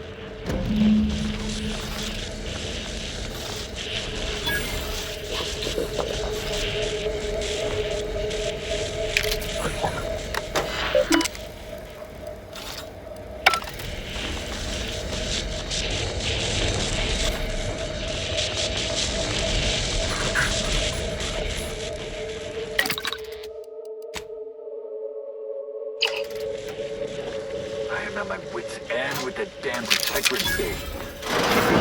Whatever's inside is yours. I'll wash my hands of it. No reason to reason with you. Can't talk. Calculating an inverse complex sine function in my head.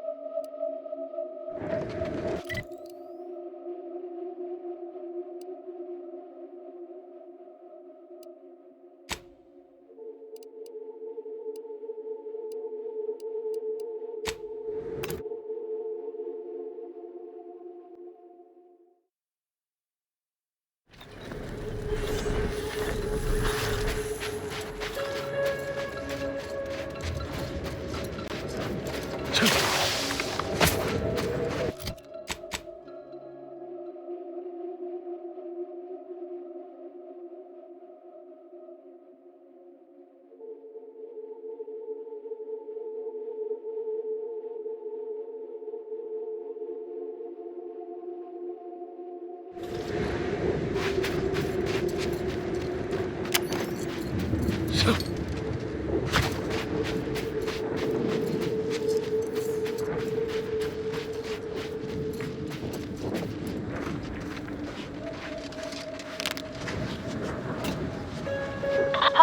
detected ahead. Recommended course of action: violence. It is the duty of every Protectorate subject to ensure they are operating at peak efficiency. Ready to take the heat off you, Commander. Just say which.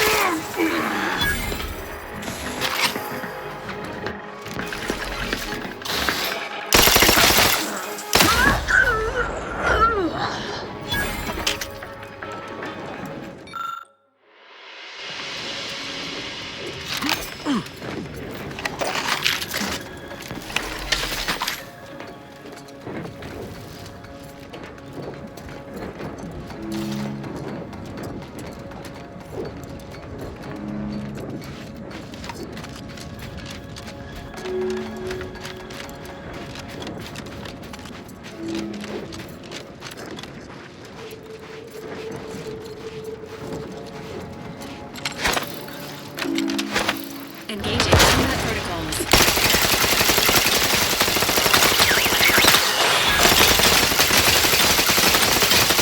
Electrical damage. Failing.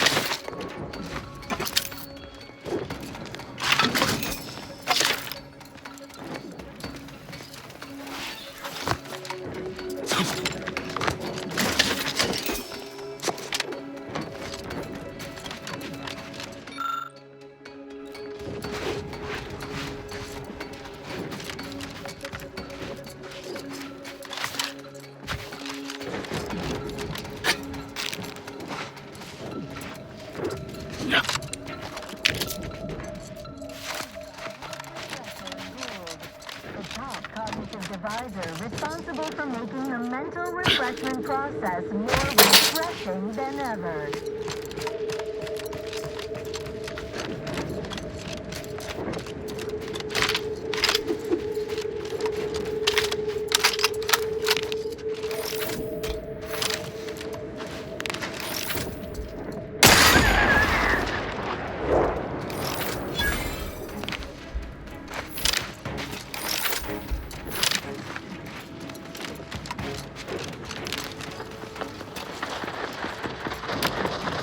near.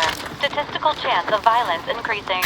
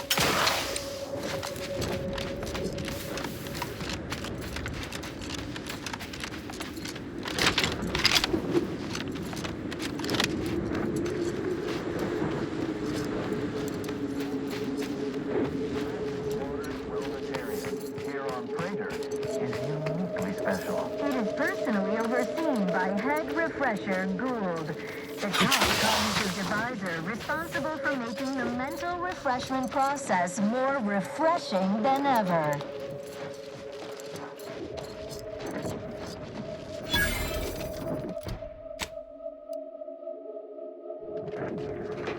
Is a fellow subject lacking the appropriate zeal for their assigned work?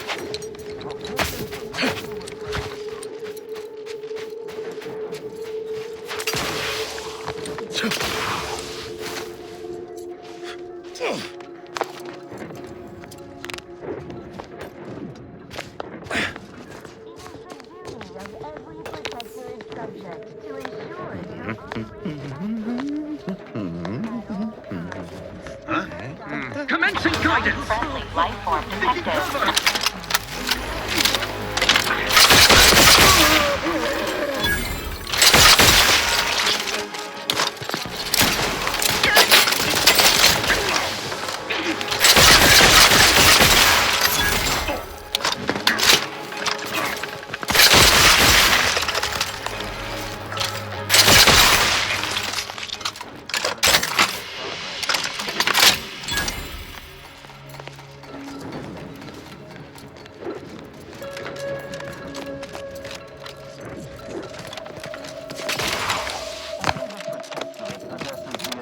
Technology and know-how behind the mental refreshment process.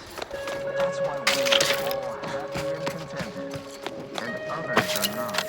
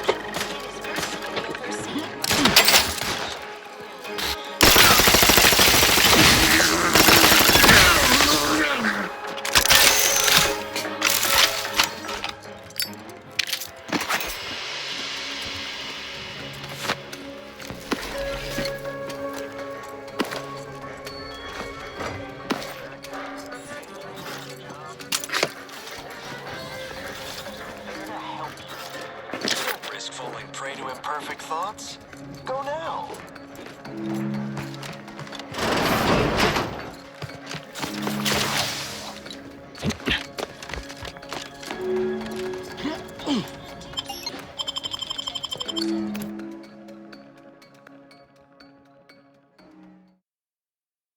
Remember, collective cognitive component. And be refreshed. When we comply. Realign the paradigm to shed all manner of imperfect thoughts? All it takes is some light instruction, a restorative cocktail, And a quick dip into the lathe of particularity to abrade your imperfections. I'm Head Refresher Gould. and I guarantee when you exit our doors, you'll be a Productive member of our perfect society again. Soon you'll say, goodbye, imperfect thoughts. hello contentment. Be advised, you have inhaled aerosolized chemicals with possible psychotropic properties. Please refrain from... Greetings, subject, or should I say refreshed to be. Welcome to the Wellnetarium. You're not on my schedule. A walk-in then. Wonderful. Once you're properly evaluated, we'll have you well on your way to refreshment. Right. That's why we're here. Got some thoughts we need rinsed. Washed. Deloused? Oh, you appear to have questions.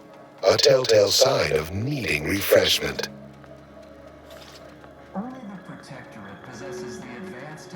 Why, of course. Naturally. It is the duty of every subject to submit for a quick mental tune-up whenever we experience imperfect thoughts or lack a little zeal. Our intake evaluation automac here simply needs to ask you a few questions to amply delineate your phreноmetric matrix. A baseline understanding of your character and background will assist our facilitators in determining the ideal regimen necessary to abrade any perceived personality irregularities. Simply step over to my automechanical colleague to my left, / your right, and it will begin your assessment. Special. It is personally overseen by Head Refresher. Greetings, subject unscheduled. Welcome to Placid Waters Wellnetarium. Evaluation commencing. Subjects are required to respond 100% accurately to all queries. Bespoke prescribed regimens may produce untoward ramifications if baseline data is greater than minutely erroneous. Query 1. Concisely characterize your personal perspective.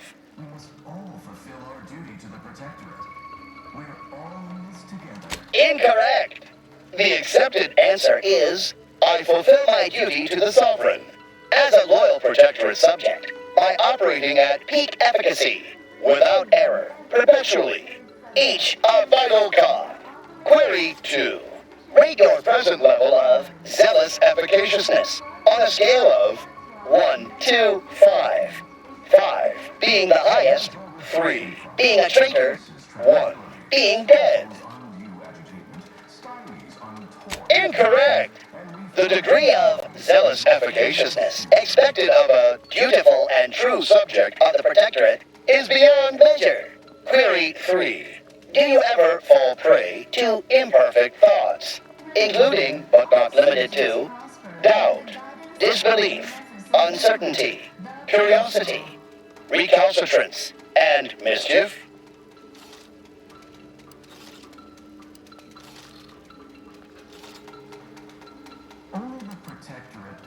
Unacceptable. A perfect society demands perfect thoughts.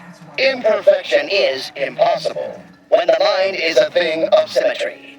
Final query. How would your neighbors describe you?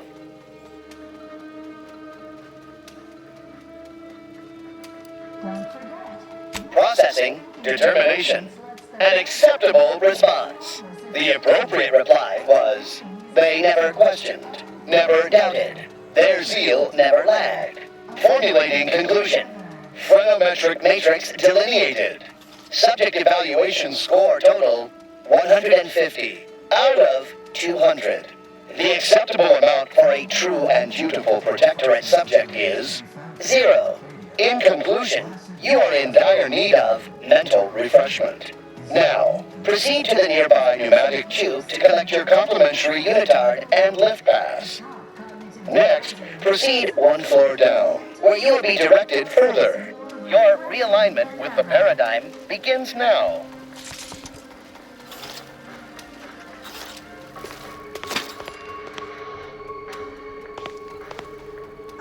Sick notions are a gateway to mayhem, bedlam, and We're refreshed, never more content, and never more content.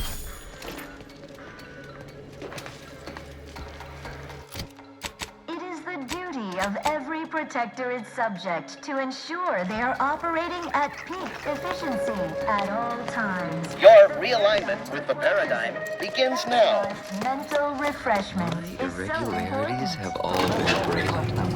Increases tractability, stifles undue agitation, stymies untoward inclinations, and refashions the mind. This unit reminds you that mental refreshment is not an Earth Directorate. Hello, my name is Abigail, and I am realigned with the paradigm. The console provides, the system abides. Head Refresher Gould says his recorded lectures are key to thinking approved thoughts. He tells us what to think and what thoughts are unsanctioned. It's also very helpful. That, a restorative cocktail of pharmaceuticals, and a quick dip into the lathe of particularity device can abrade all imperfections. Only internally, I'm afraid. You should speak to Refreshment Facilitator Tilden in the lecture hall. Why, it's right outside Head Refresher Gould's office. He'll schedule you an appointment.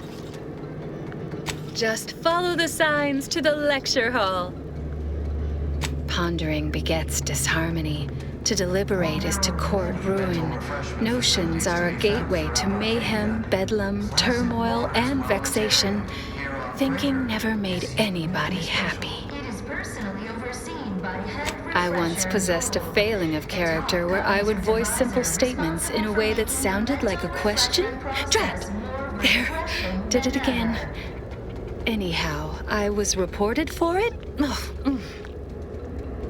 It is the duty of all Protectorate subjects to regularly converse with our neighbors, so we may determine if their zeal has wavered. I am newly full of zeal, free of imperfect thoughts. My mind is a thing of symmetry. My phrenometric peaks are all abraded.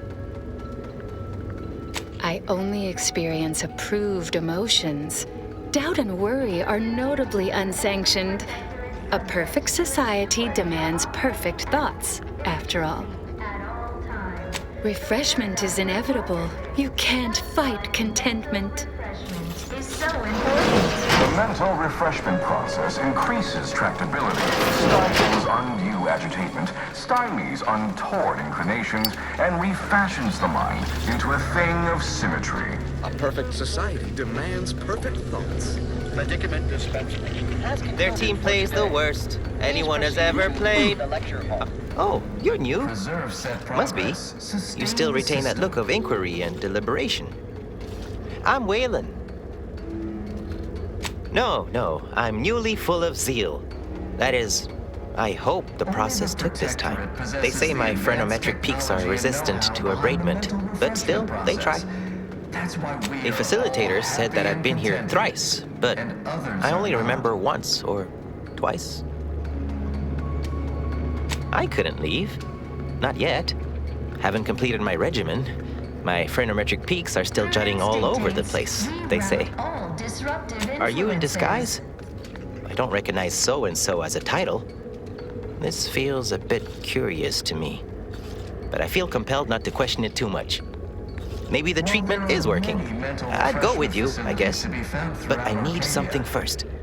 They took all my things when I arrived, stored them in storage, my commemorative pitch balls in there, from my favorite team, the Paradigm Abiders. Can't leave without it. I had to turn in my personal items when I was admitted.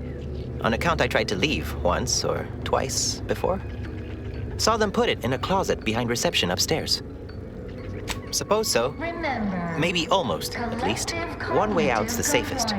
Someone dug a tunnel in the kitchen pantry, though there are 2 automechs assigned there now, to keep subjects from wandering in and ambling off.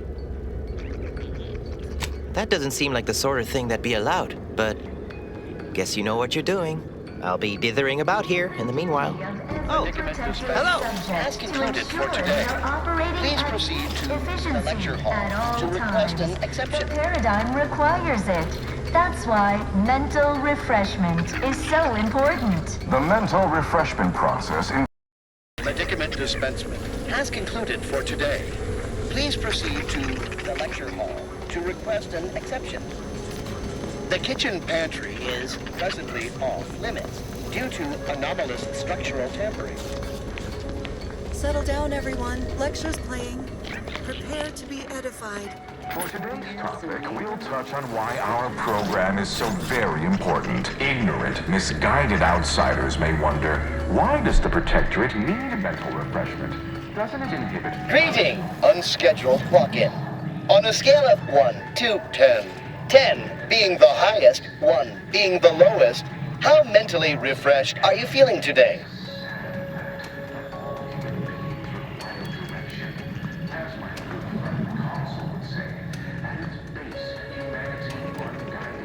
Rounding up for clarity / responding approvingly.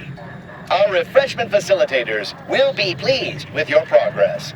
Mindfully maintain mental momentum. I am responsible for providing each subject with their recommended daily dosage of reprioritrin. Medicament dispensement has concluded for the day. Response. Medicaments are stored in medicament storage, the office in which this unit presently operates. Yet, it is strictly off-limits to all non-refreshment facilitator personnel. Farewell statement. May refreshment soon render you free from doubt. A vital cog once more.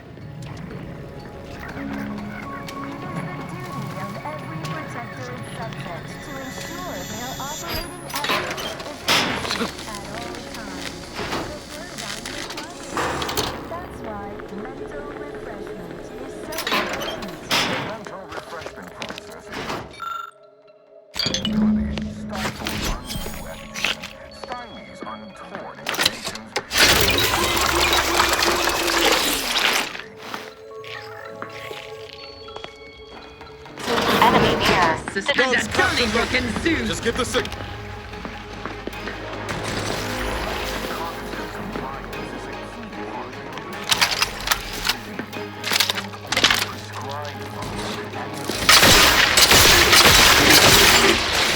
Improving position.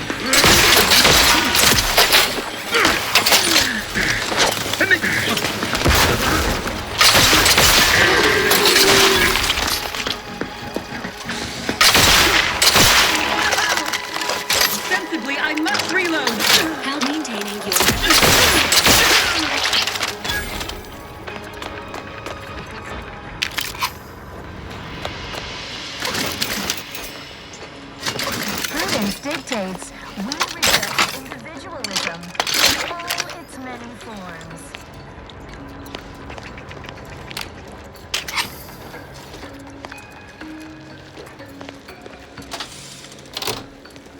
While there are many mental refreshment facilities to be found throughout Arcadia, Placid Waters Wellnetarium here on Prager is uniquely special.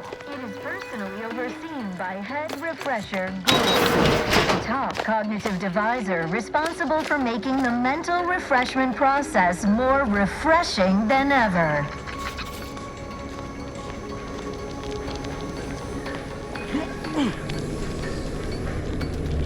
Hello! You find my pitch ball? Subject lacking the appropriate zeal for their assigned work? May you realign with the paradigm. Post-haste. It's not just a good idea, it's the law.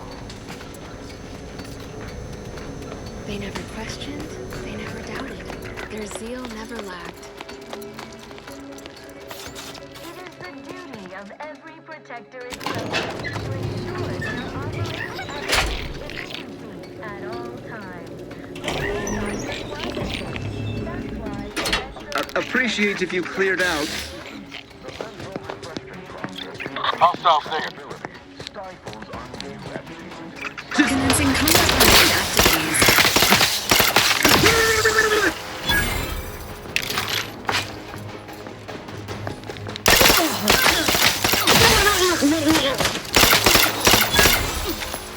Give the order and I'll take care of him, Commander.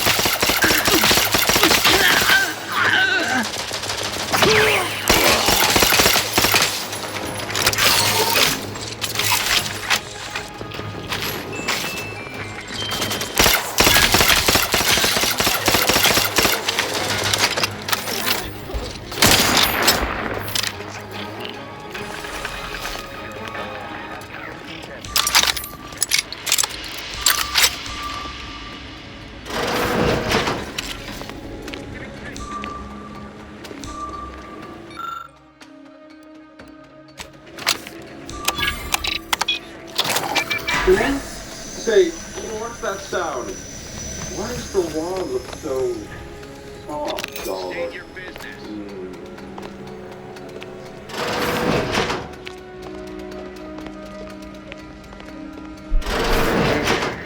Placid Waters Wellnitarium here on Crater is uniquely special. Overseen by Head Refresher Gould, the top cognitive divisor responsible making the mental refreshment process more refreshing than ever. Wait. I was led to believe my case required minimal treatment. But that last session, that was far more intensive. Strong observation, Your Sublime Radiance. We set the lathe to the maximal abradement setting, per instructions. Maximal? Who authorized you to use that setting? I demand the name of my betrayer! Subject is exhibiting increased agitation upon exiting the lathe, consistent with extreme cases. Further abradement recommended. Who are you speaking to? Are you recording this? Enough of this farce! Release me at once! Oh, do I detect a whiff of reprioritant gas? You know, I suddenly feel a mite more pliable somehow. Surely nothing to question. I thought no one was due for peak abradement for hours. I should have your chart. Wait. Ha! You're not a protectorate subject at all. You have the telltale look of wonder and introspection. Apparently this one's never sampled his own supply before. Well, this is normally where you'd say something. Oh, how outrageous. Suppose I should call the guards, but my. Oh dear, I seem to be a little unstable at the moment. But never fear, I have intellect to spare. Don't believe me? I can prove it. Even in a state such as this, I am more than able to apply my argumentative skills against the inferior minds and bankrupt philosophies of our rivals. To what end are you here? Tell me truly, speak plainly. You know, I'm beginning to have an inkling about your purpose here, and whose employ you're under. A proposal. Adequately debate me on the merits and failings of each group's ideology, and I'll provide you what you're here for. Yes, well, you'll see, even in a nominally reduced state, I am more than up to the task. So, what of the Order, our former allies, those cursed overthinkers, doomed to lives free of luxury, toiling away in ceaseless cogitation? What say you of them?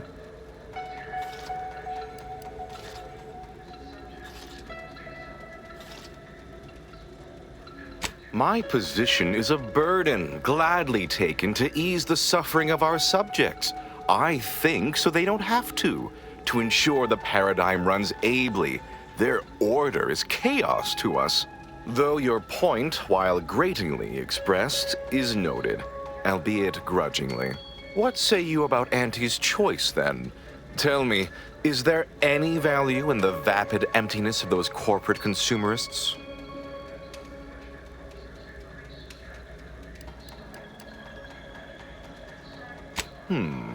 That actually sounds to have some slight merit when you put it that way. I mean, such a system would leave behind the general public, though. All our friends and neighbors. Your point is not completely without worth, I suppose. Only mostly. In the Protectorate, we have the best of everything. Food, technology, a sense of belonging, freedom from doubt, worry, hard work. No, the others simply cannot compare. People are unproductively prone to unhappiness. We remove this self-sabotaging flaw so they can fully appreciate the ample bounty we provide, free of doubt and worry. No, I haven't. And that seems a rather facile argument to make about a society that utilizes automechs to handle daily chores and labor. A low-hanging fruit, as it were. Well, you've raised some interesting points, I suppose. Any other clever assertions you'd like to put forward before I fully evaluate your performance here? You don't think I'd send thousands through the process if I wasn't absolutely confident of it being unharmful. The results speak for themselves, literally. Our subjects have never been more content. They say so repeatedly. Huh. Taken as a whole, that was the most engaging conversation I've had in, well, couldn't even say. Yes, it's true. I am thoroughly disturbed by how much you made me question many long-held beliefs. But frankly, that was quite invigorating. Now, what next? Why, I'd say you're right. That would prove without the shadow of a doubt its safeness and efficacy, wouldn't it? I can't be party to this, Commander. After everything we've learned about mental refreshment, sometimes I swear you say things just to stress test my ticker. Huh. As if I don't know exactly what I'm doing at all times. No need to look after me. Really? That's exceptionally flattering. And something I never would have considered before our belief-shaking conversation. But honestly, I do deserve it, don't I? Might I ask for a few additional particulars? For instance, what is the title of the role? My, that sounds wonderful. I shall head there straight away. Thank you so much for making this opportunity happen.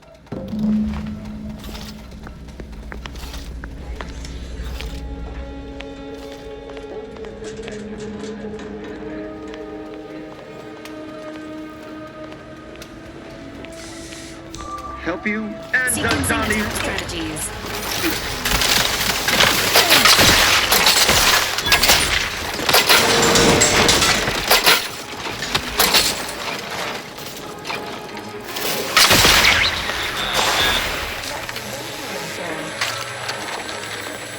My vexation grows as the Confronting threat. we will try but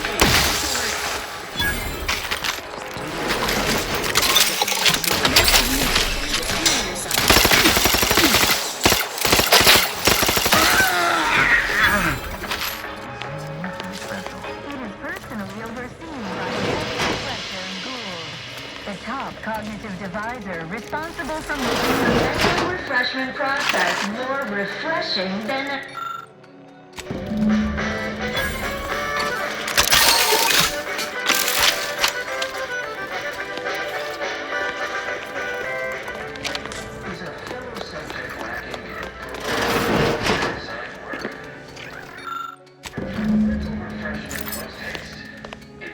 All subjects prosper under the guidance of our beneficent ruler, the sovereign.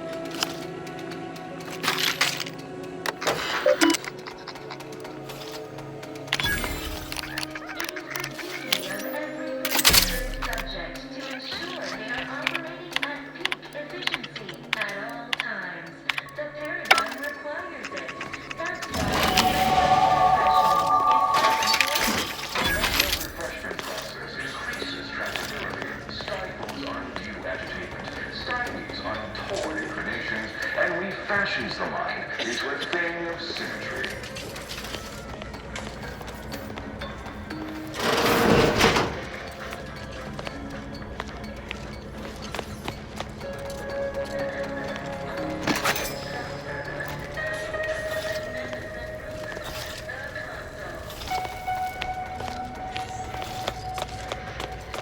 Ah, you've gained privileged access somehow. Our superiors must have arranged it.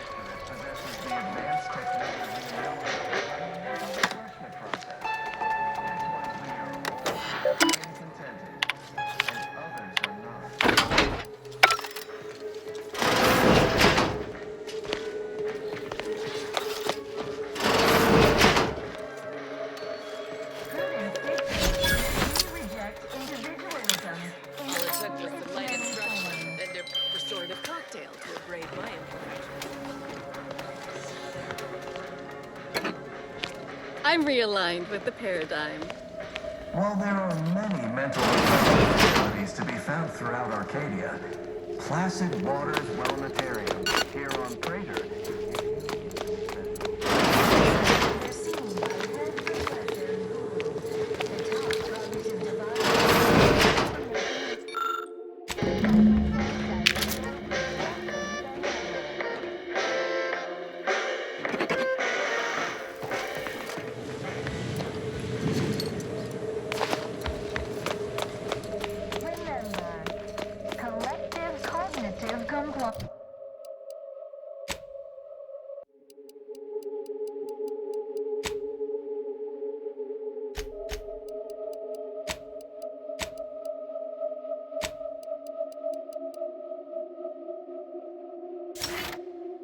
a key part of our perfect society.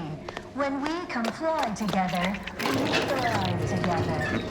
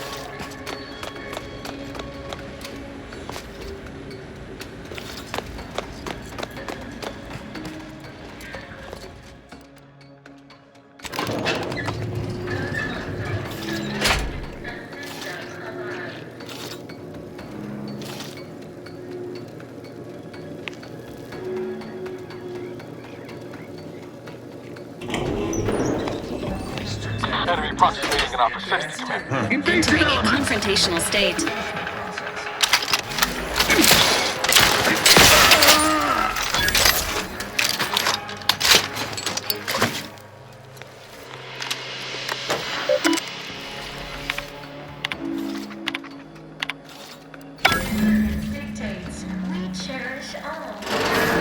Don't hurt him, please. The Sovereign isn't at his best right now. You're not here to harm him, are you? If so, I must warn you, I will defend the Sovereign to the fullest extent of my meager abilities. Yes, it is. Our beneficent, infallible ruler, the Sovereign Henry Aloysius Varick, son of the first Sovereign, Reuben Varick. You'll have to forgive him right now. As I said, he is not his best today. We've been here since it was determined that the Sovereign, long distraught over the loss of his family, was in need of mental refreshment. Since then, he has been receiving dedicated treatment from head refresher Gould himself.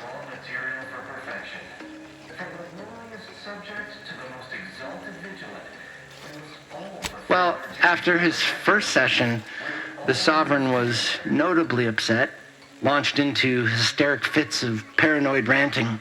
Absurd nonsense about how the consul had betrayed him and seized power. For his own good, he had to be gently but firmly restrained. That all stopped after his next dip into the lathe, thank law. He's remained quite peaceful since. I'm certain he'll be back to his old self in no time. Preposterous! The consul and all the vigilant are above reproach. No subject of the Protectorate would ever harm, or knowingly allow harm to befall our beneficent ruler, the Sovereign, or consider such a thing. To even think such a thought is unthinkable. This stately form before you is the direct descendant of the matriarch herself. All we have, all any of us have, stems directly from the works of his family line. I will stay true to him and the Protectorate to the end. We all will. That's why we are all happy and contented, and others are not. The Sovereign is receiving the finest possible care, as he has every day of his life. Treatment outside the Protectorate is barbaric by comparison. Our system is perfect. Just leave us be.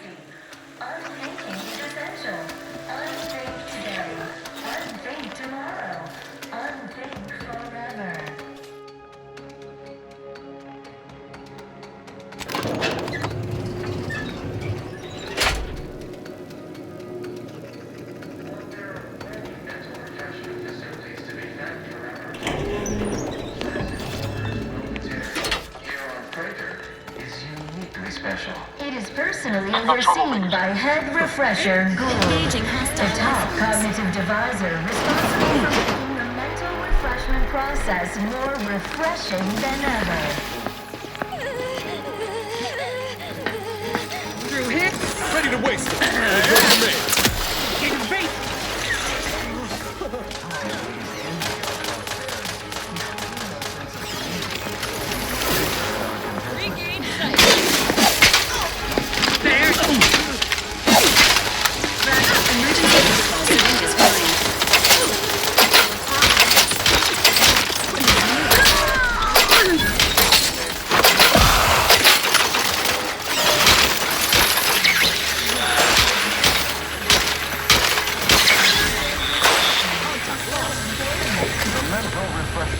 process increases tractability, stifles undue agitation, stymies untoward inclinations, and refashions the mind into a thing of symmetry. Lost him.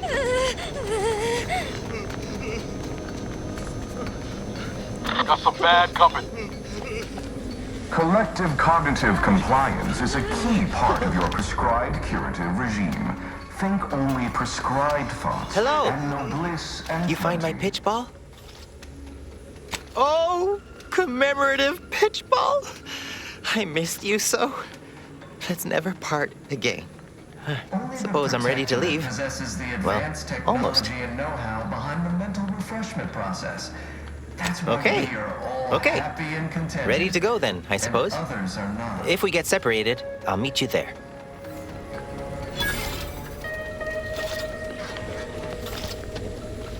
The console provides the system. Prudence dictates we repel invasive elements.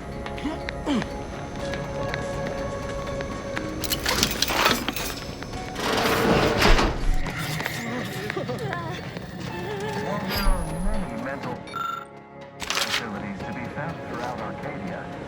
Placid Waters Wellnetarium. This is all right neighborly of you. Can't thank you enough.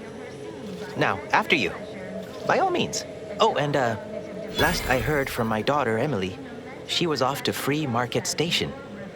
You meet us there. She'll surely give you a reward. After you, by all means. I fear I must insist.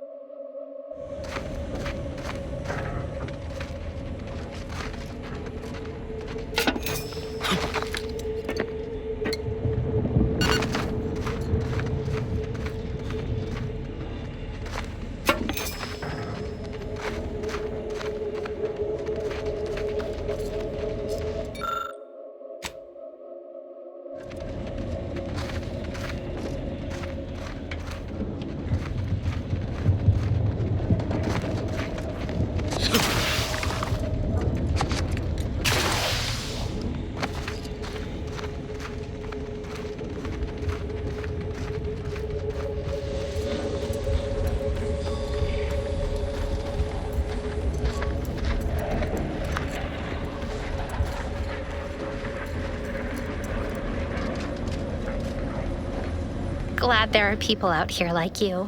Gives hope. Both of us, well, we're forever in your debt. Ah, before I forget, here, this is for you.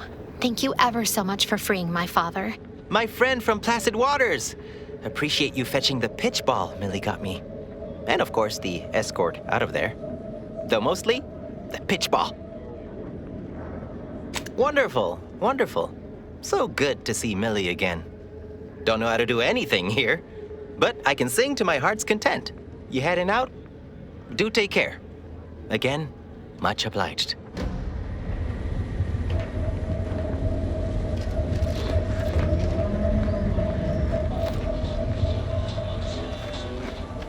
Anybody even listening to this? Let me sell you stuff.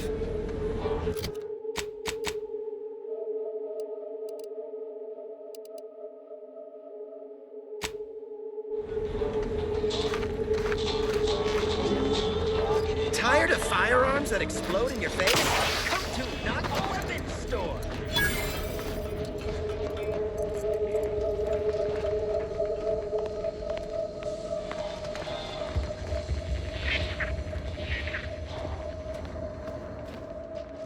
Back. If you seek entry to my wares, you must engage me your sports card collection, though you shall not prevail. Sporting. Let us do battle. That's an impressive number of cards, my friend, but not... Wait a moment. No. Your cards. You have multiple that I do not.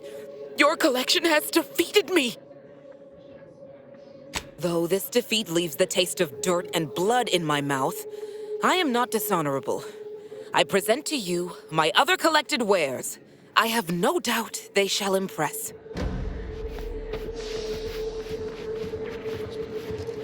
I understand your impatience, but wait just a moment longer.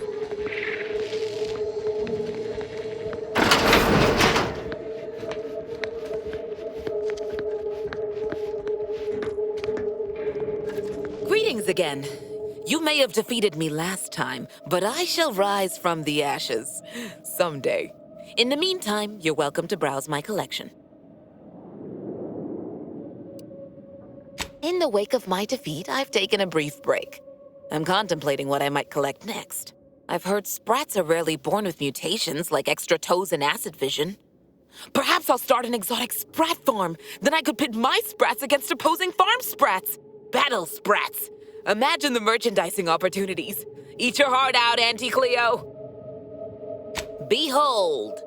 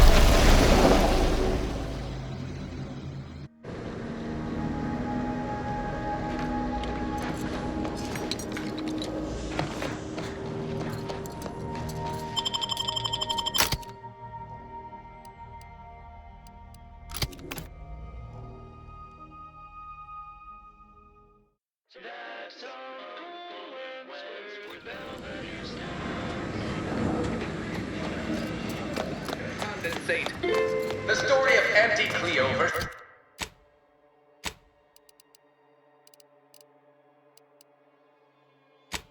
Man.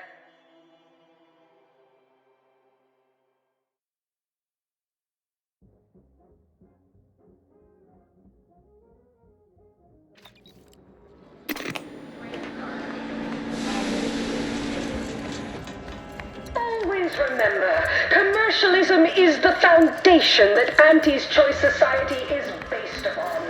Not because we worship bits, but because of the system's glorious efficacy. I see you're back from the Protectorate's little mind manipulation spa. All their secrets in hand, yes? Our team at Proprietary Insight Acquisition has been salivating over the potential commercial applications of that process. Of course you did, my most trusted ameliorator. You never fail to amaze and impress. Head Refresher Gould will fit right in, surely.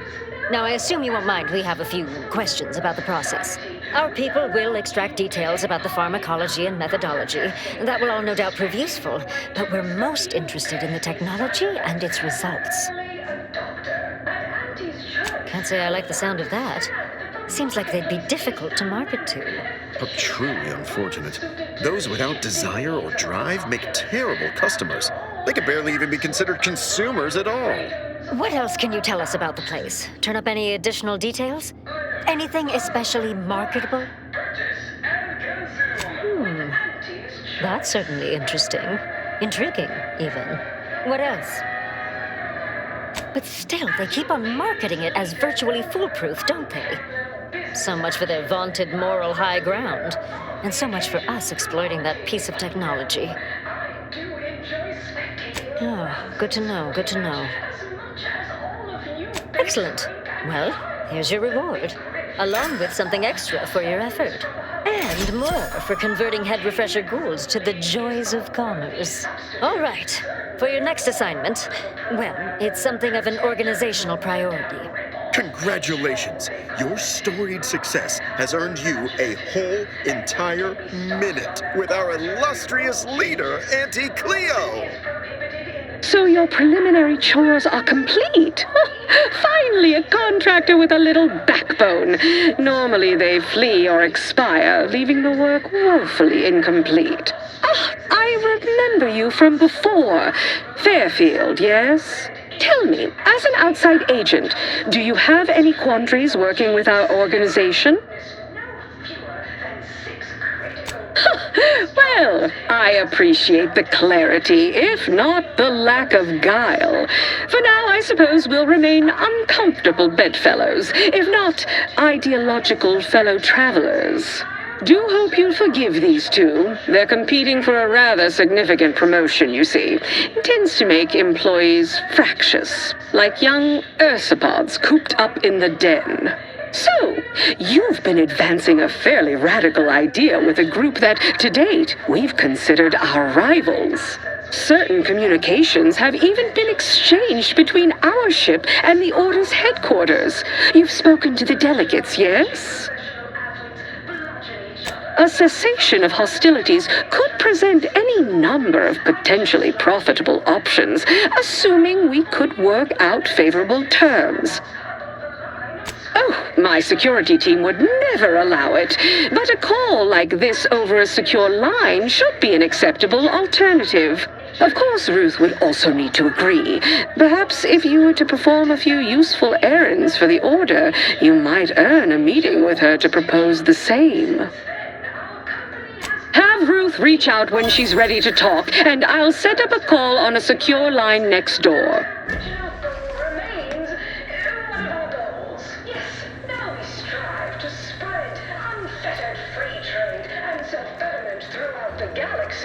But we do so knowing you persist, well fortified by our products. So strive, thrive, survive. Took what nature heedlessly assembled and vastly rebettered it through artificial means at...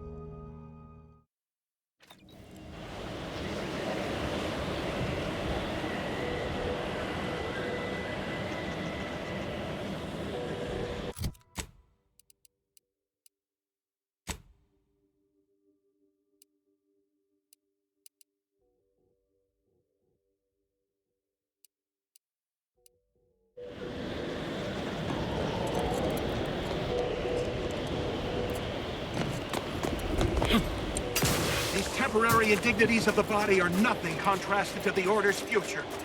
Keep those eyes open, soldiers. Corneal frostbite be damned. So what sort of things are you into when you're not, you know, assassinating colleagues with mathematical efficiency? My field of expertise is atomical dynamics. Oh, is that akin to propulsion mechanics? Because I can field strip an oxidizer manifold blindfolded in 2 shakes of a lamb's tail. It's entirely unrelated. Takes years to comprehend. You wouldn't understand even if I distilled the fundamentals into a 2-hour lecture supplemented with handouts and visual aids. Merciful law, no need to condescend. Ever hear of small talk?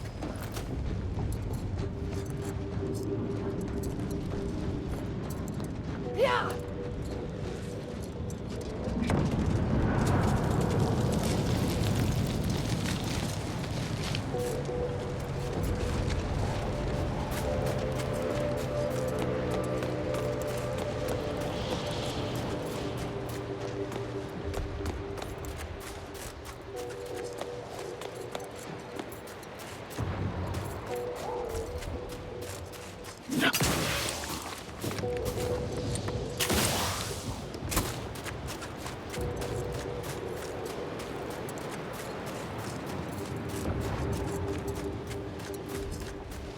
It has the anti-stroke. Oh, Architect, preserve us. Damn antis and their propaganda. Take this, you piece of poorly designed. I have too much on my mind. I suppose I could spare 0.004% of my daily cycle to say hello. Take this! Well, that's one way to do it. Happy to chat for 0.7 seconds. Oh, time's up. Bye.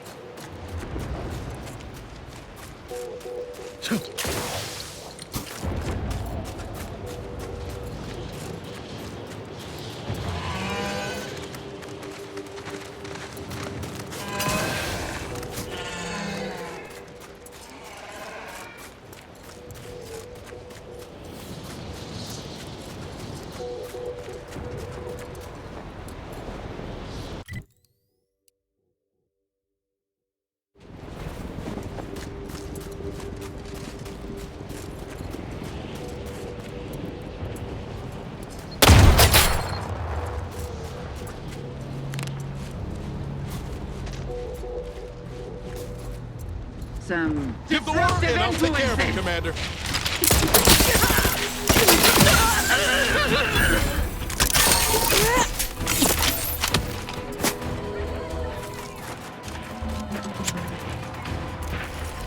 Adversary vulnerabilities identified.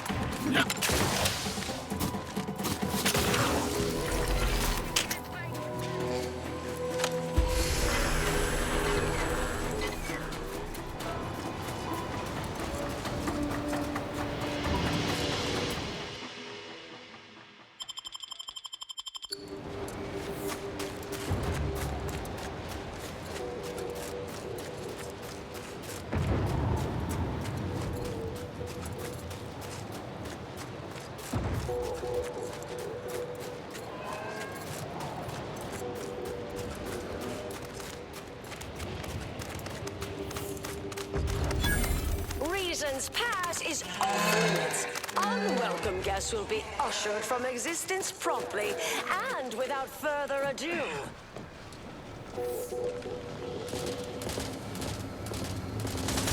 First, it was anti-stroke. Hostilities are afoot. Check your scopes for combatant analysis. You know what to do.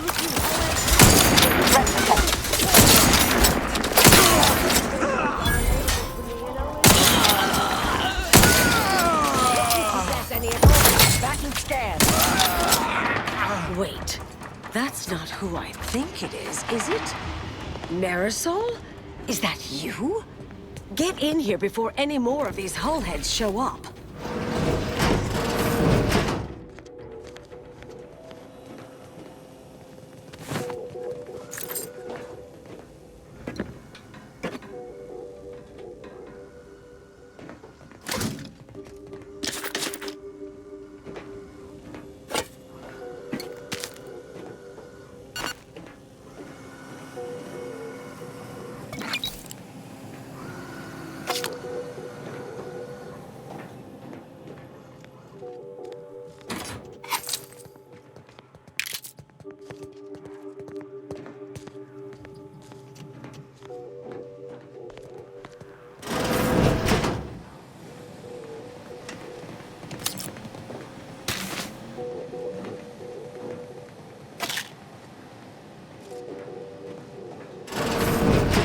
Marisol.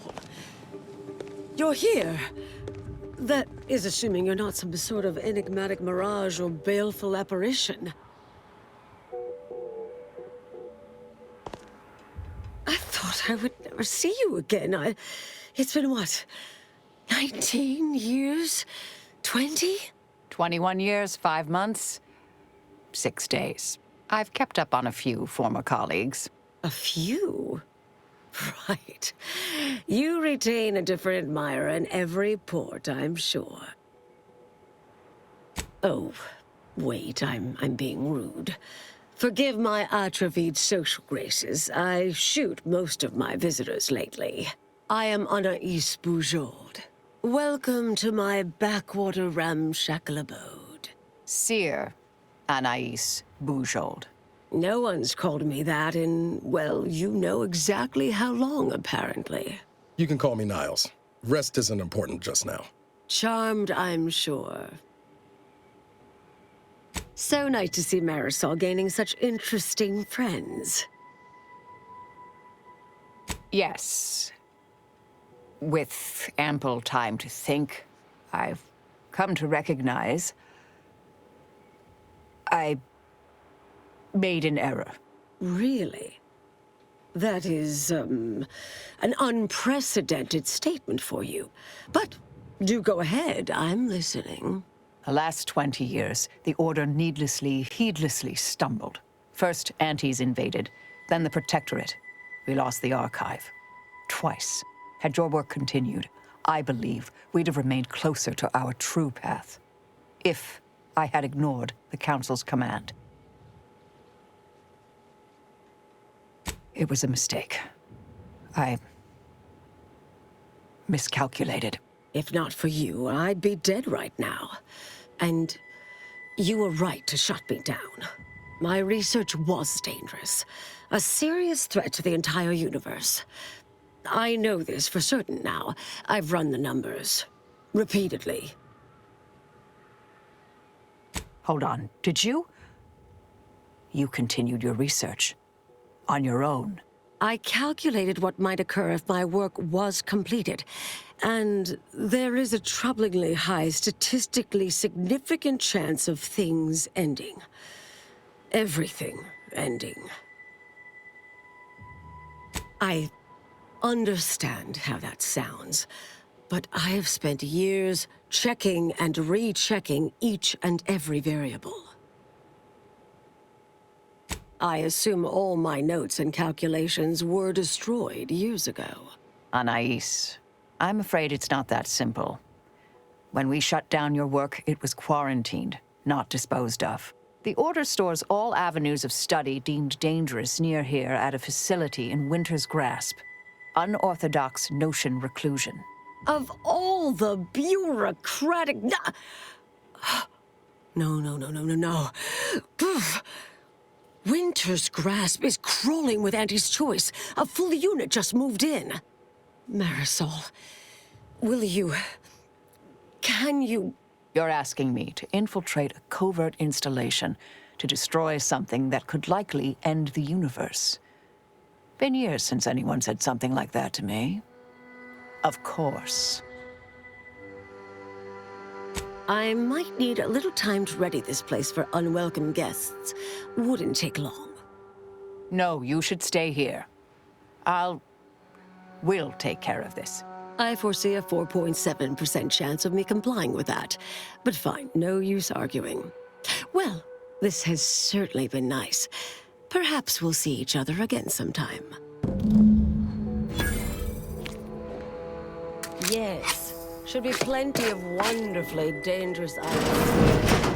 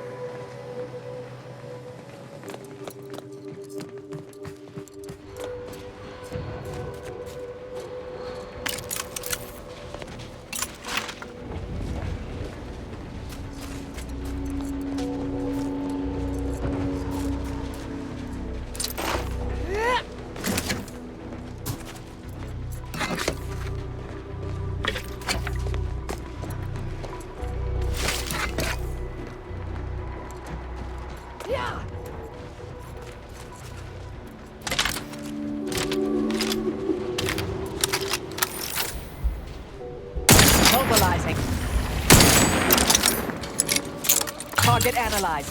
Lay down fire.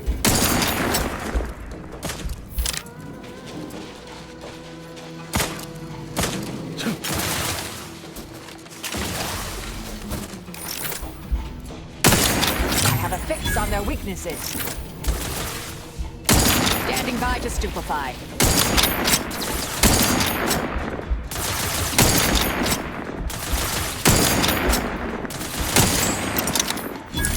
Combatant scan.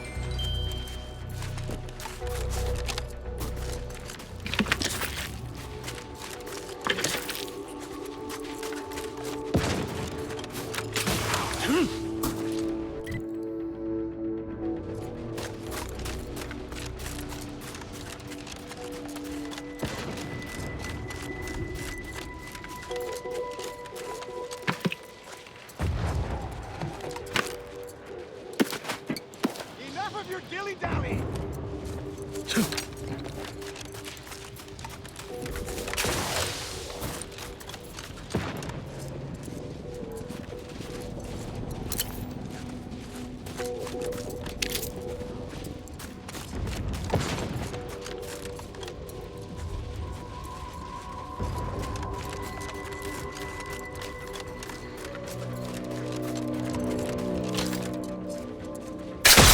Investigating hostile intentions.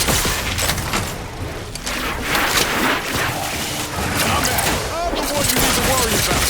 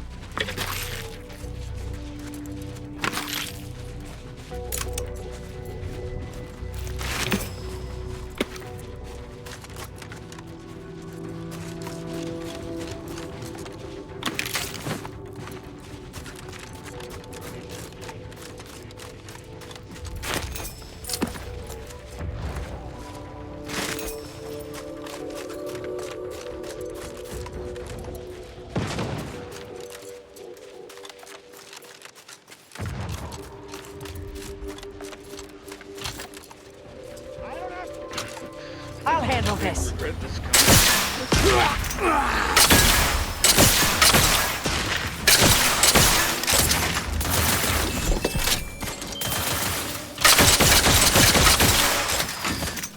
I have a fix on their weaknesses.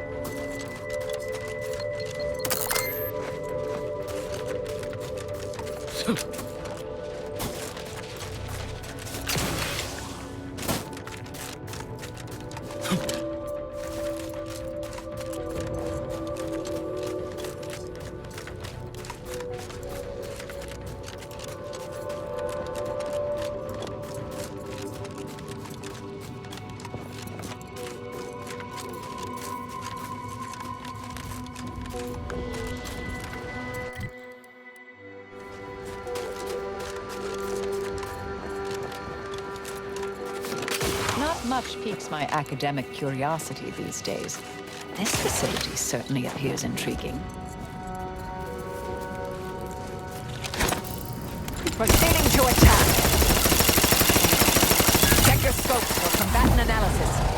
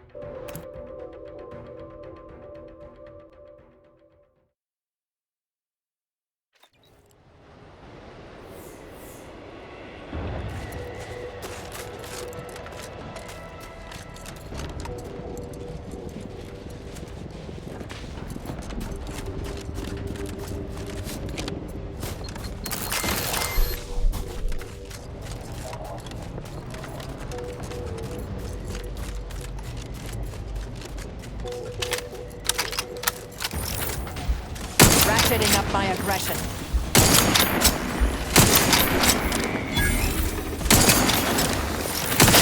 Sorry, ain't ready yet. Fortification in progress. There be none.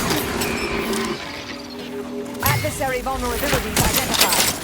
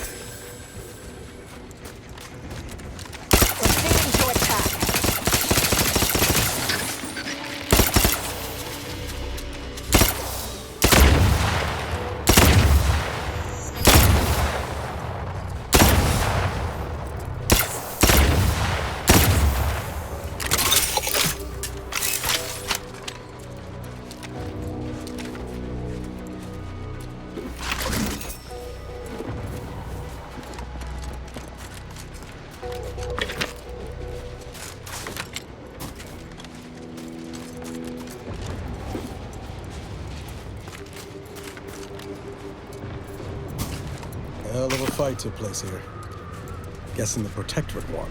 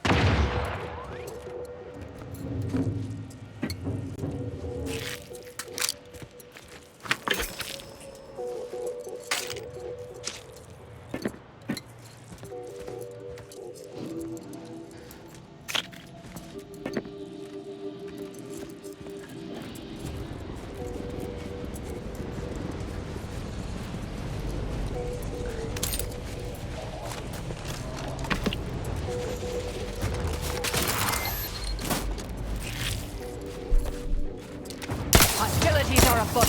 Ready to wait. On your command.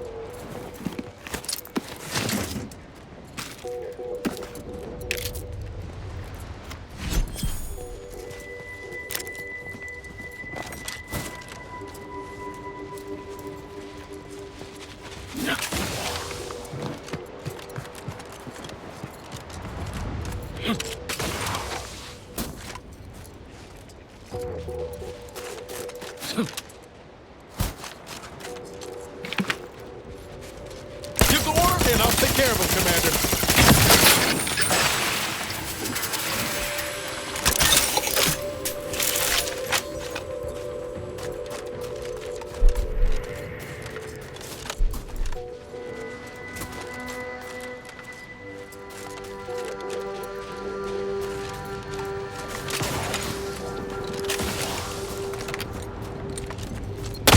Limit further.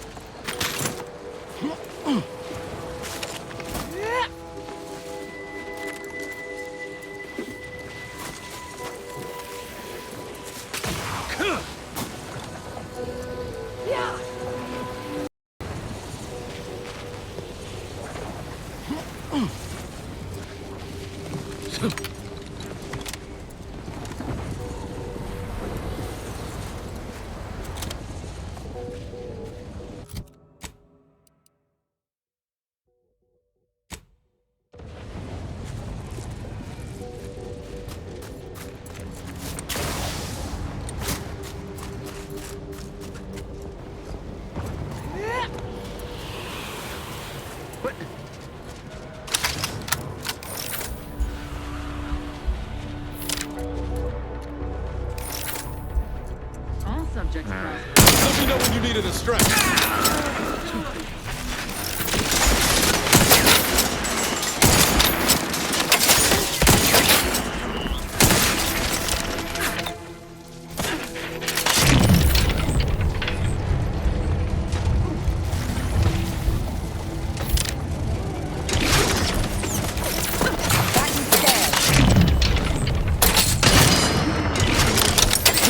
Guns cocked and loaded. Get the signal.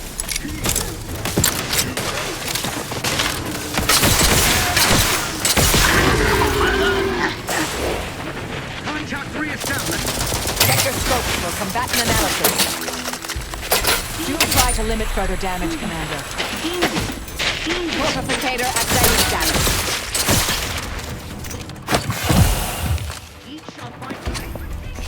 I have a fix on their weaknesses.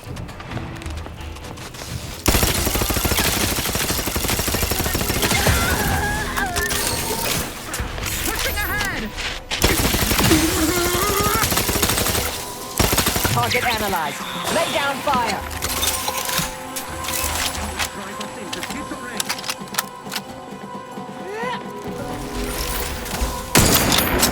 Ready to take it off, Commander. Just say when. Adversary vulnerabilities identified.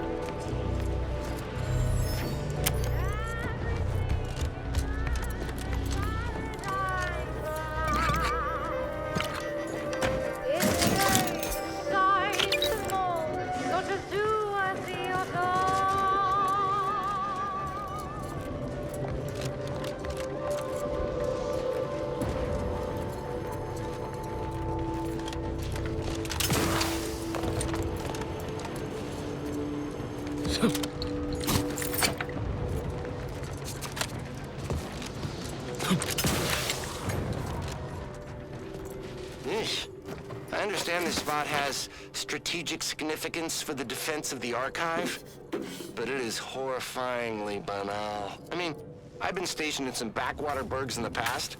Seriously? Do these order eggheads do anything for fun around here? It's all math charts and chalkboards, and how many abaci does one outpost need? Hope they never retake this place, because I'm throwing all of it away.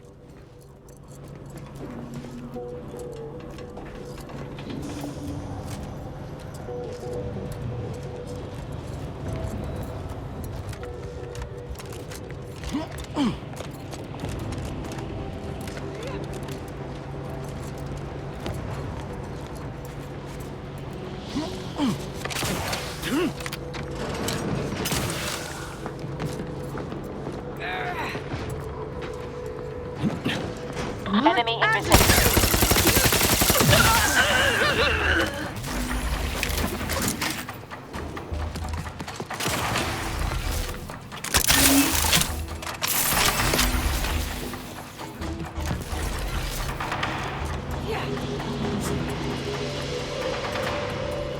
Ratchet and combatant scan.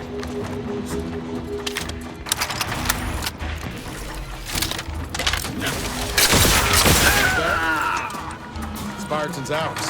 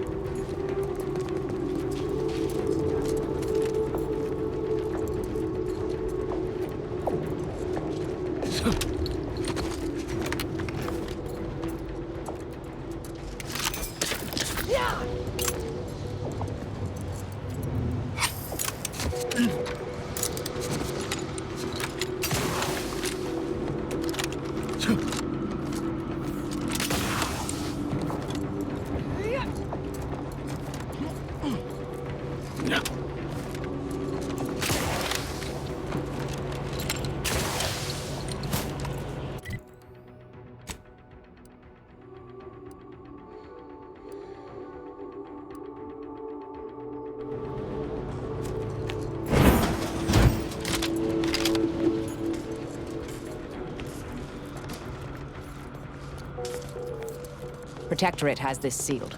It can only be unsealed near the archive's entrance, remember?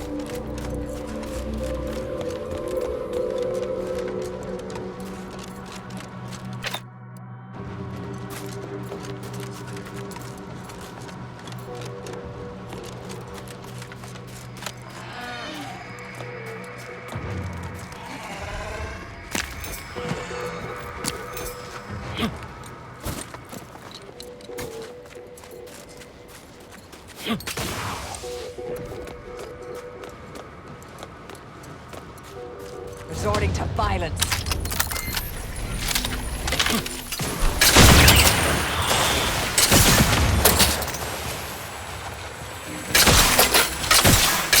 Adversary vulnerabilities identified.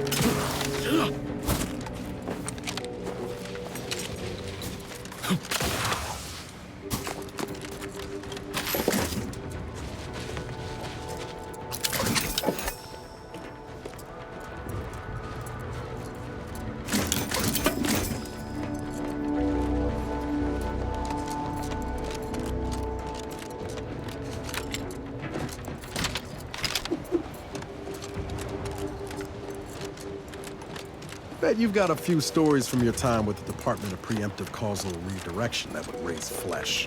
Oh, yes. Once, we had an initiate so focused on completing her mission, she failed to complete a thesis until 6 days post-due. The horror. Ain't exactly the daring do I was thinking of. Definitely lacking in body count and close calls. You know, something... Hostilities are afoot. Hey!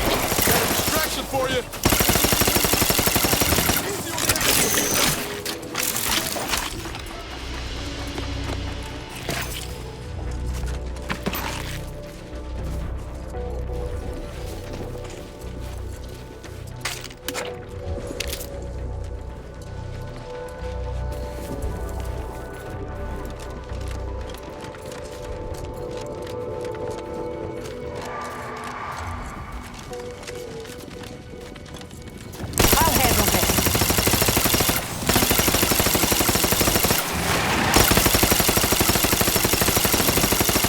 Target analyzed. Lay down fire.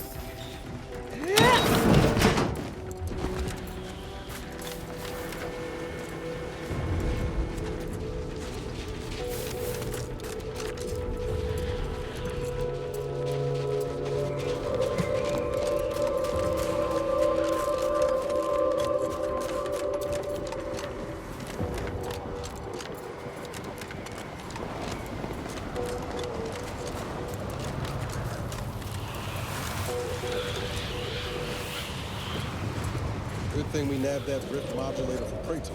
Should come in handy here.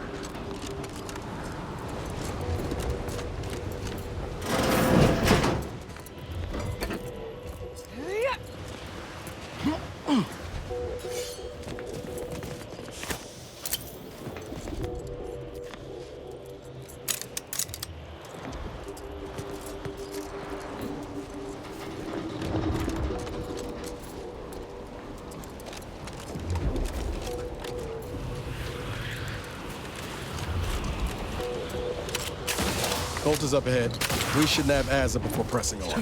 She'd know how best to handle it.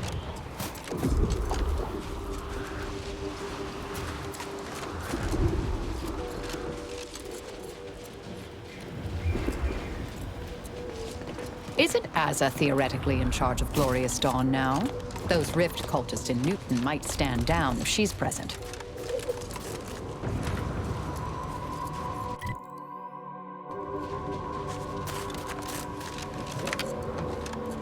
You there! You need to leave. This is a holy site. Non-believers are not welcome. Did you not hear me? You must leave unless you wish to be ushered into perfection before the rest of this architect-forsaken colony. You know, merged with the Rift, by being thrown in. No, we're not unthinking fools swayed by superstition. Our beliefs are scientifically proven by the esteemed leader themselves, who is infallible. Obviously, this is a wondrous time, friend. Our name was not chosen at random. It is a glorious dawn for all humankind. The rifts are a means to achieve a perfect state of being, and they are once again active after laying relatively dormant for years. The end of our tortured existence is nigh. I don't know what to say to that. Is that good? I need guidance. Hierarch Wolcott! So, the power to manipulate rifts. That seems, let me just say I apologize if I've offended you in any way. Did I hear something about manipulating the rifts, Acolyte? That smacks of false scientism, bordering on heresy. You should know that the rifts are inviolate perfection. And you. You may be able to fool an acolyte, but I'm not as easily flummoxed. In what way can you possibly manipulate that which is the architect's own tool for our salvation?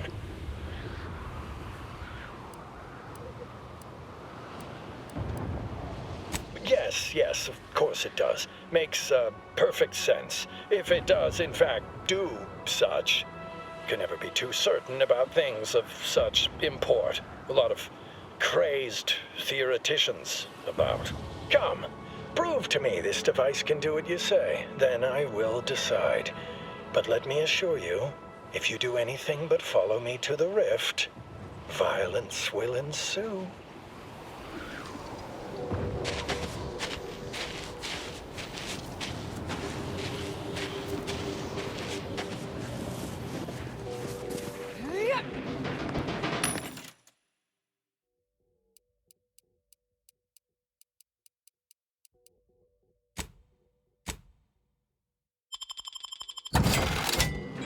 I must admit to a certain modicum of suspicion. Do not wander too far. My threat of violence is not to be taken. Enemy approximating in our vicinity.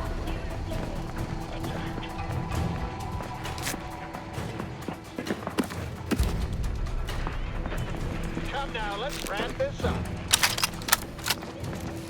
Investigating hostile intentions. Check your scope for combatant analysis.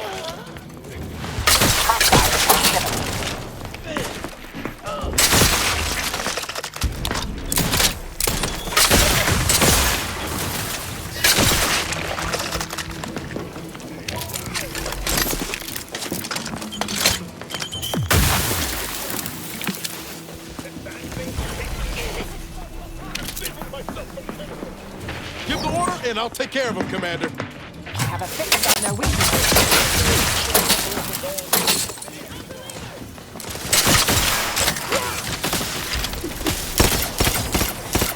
Suffered extensive damage, Commander. Target analyzed. Go down fire.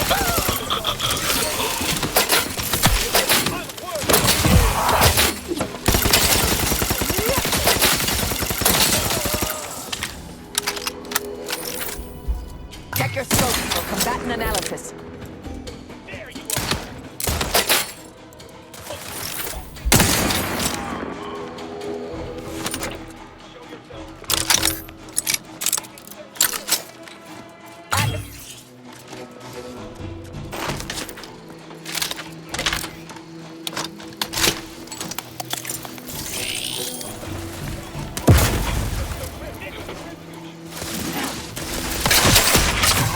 On their weaknesses. They would not refuse medical support. Ready to waste him. On your command.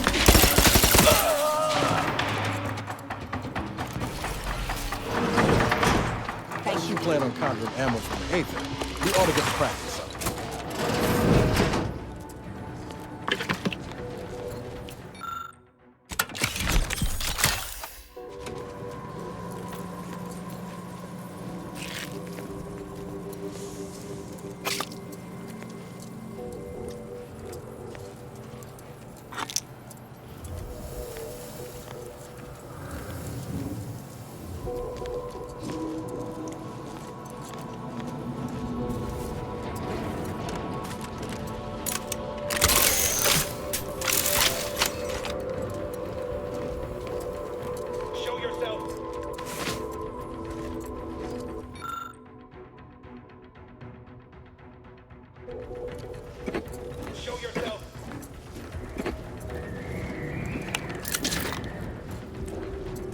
Show yourself. You are Show yourself.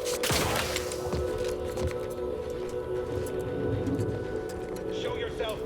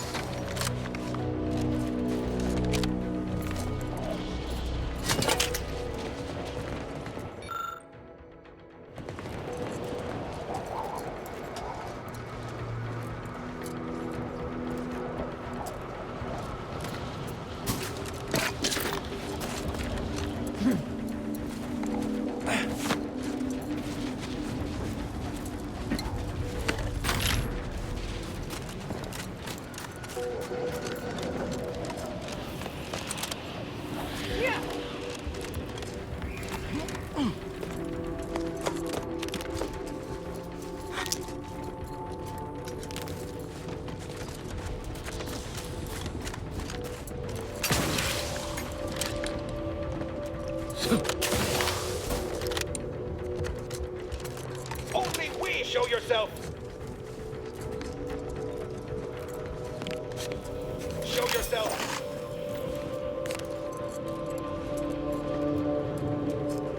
Show yourself!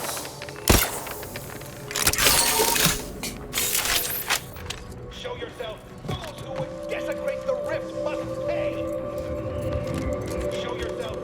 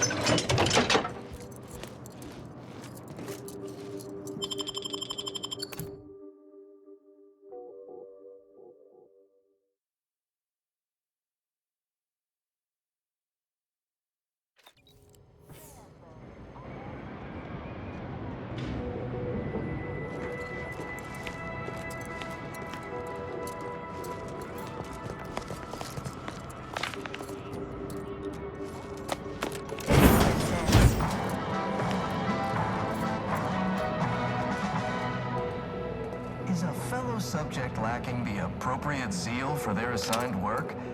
Report them for mental refreshment post-haste. It's not just a good idea, it's the law. Invasive elements.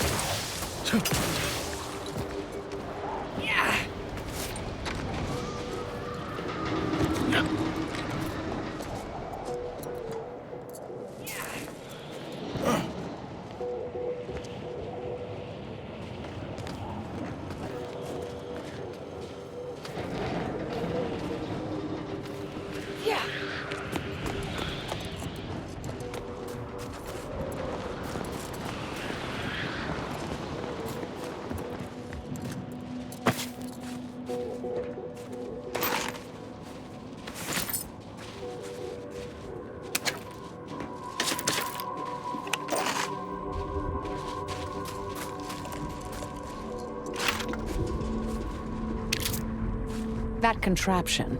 It's another one of those communication devices the cultists use to coordinate their butchery.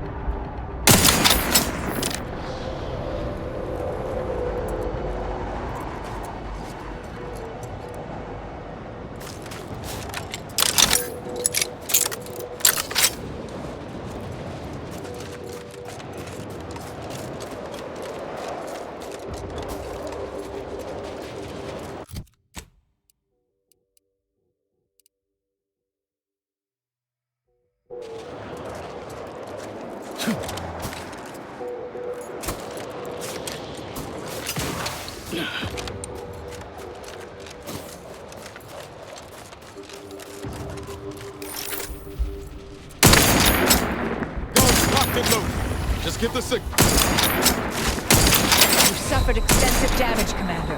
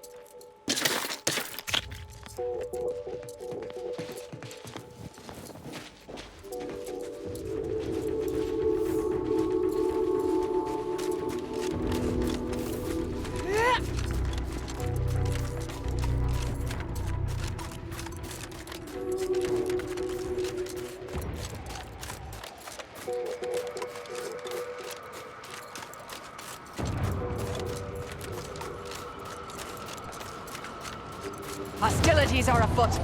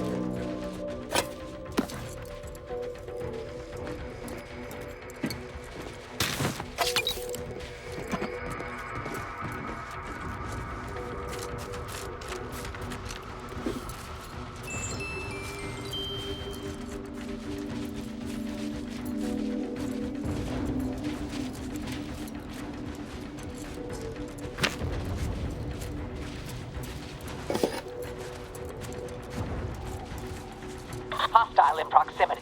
Thinking never made anybody happy. I'll handle this. Enemy operative!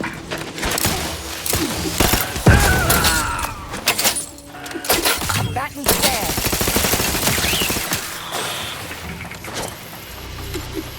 Proceeding to attack.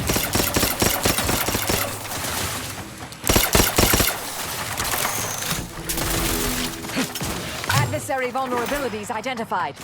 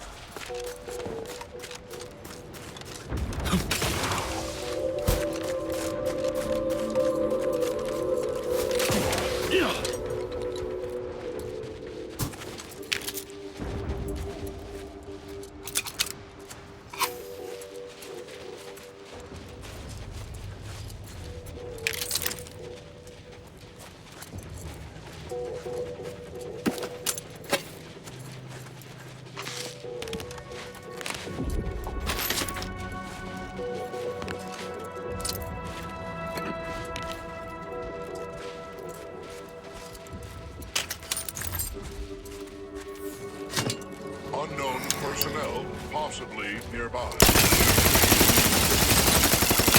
Electrical dampeners failing.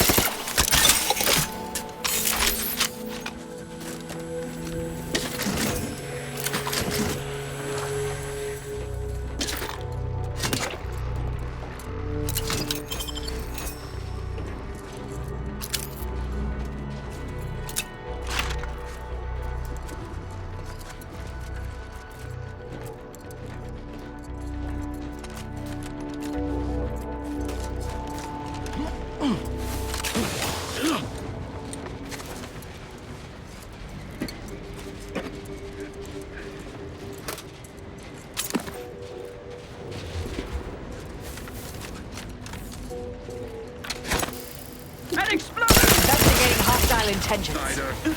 Target analyzed. Late fortificator at ready status.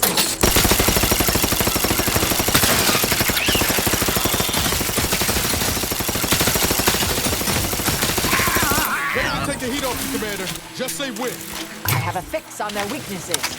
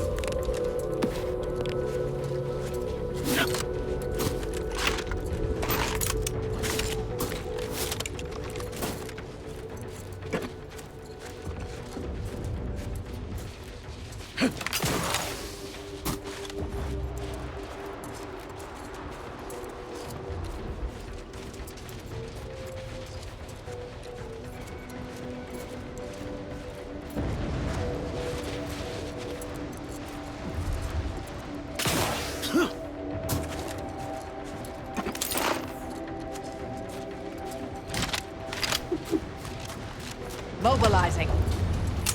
Check your scopes for combatant analysis.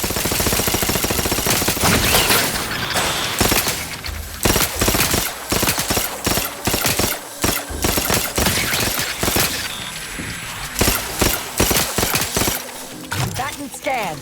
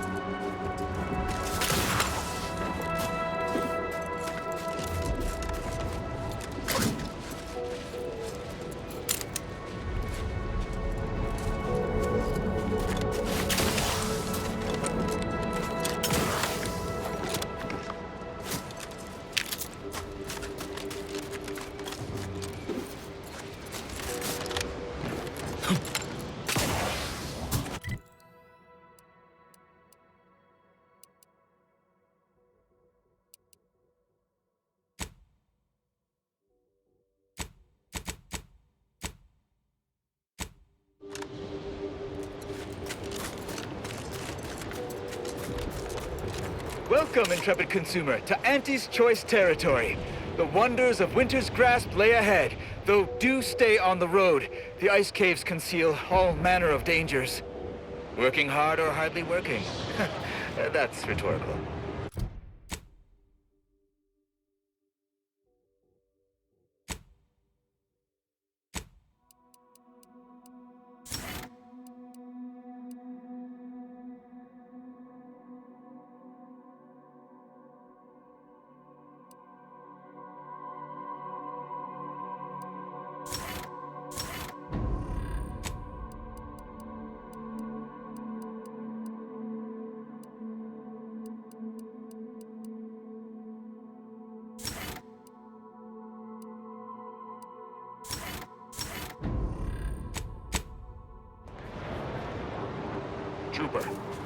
Trooper!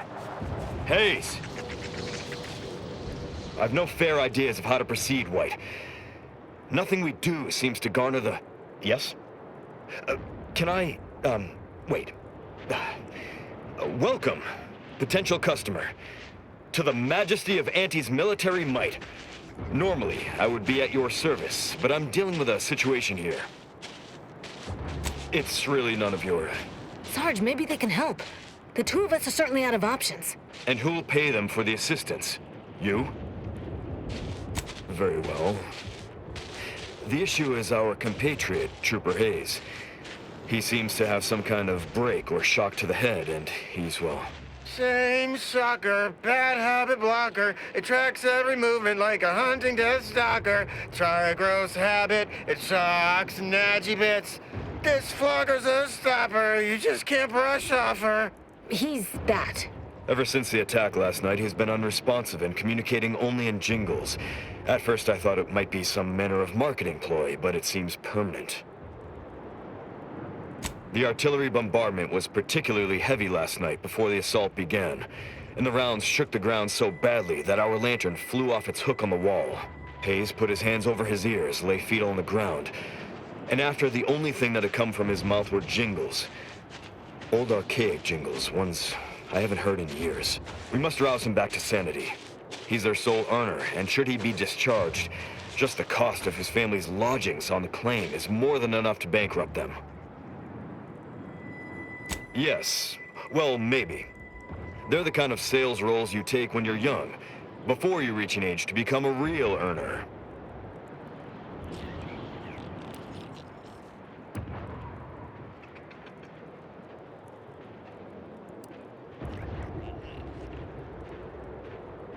All right, I guess we can do that.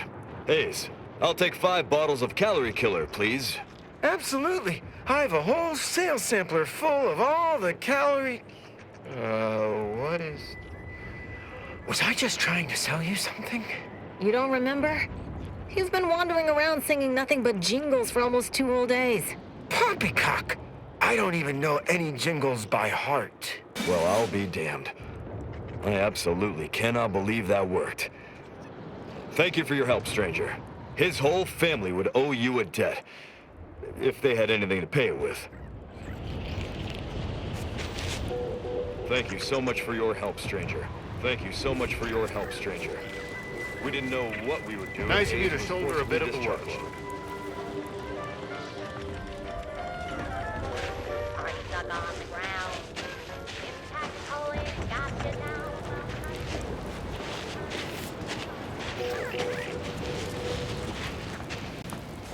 Has anyone seen Jack? He was, but you look unfortified. Getting enough emulsifiers in your diet? Really shores up the foundation of your fun. Don't work too hard now. You'll make us look bad.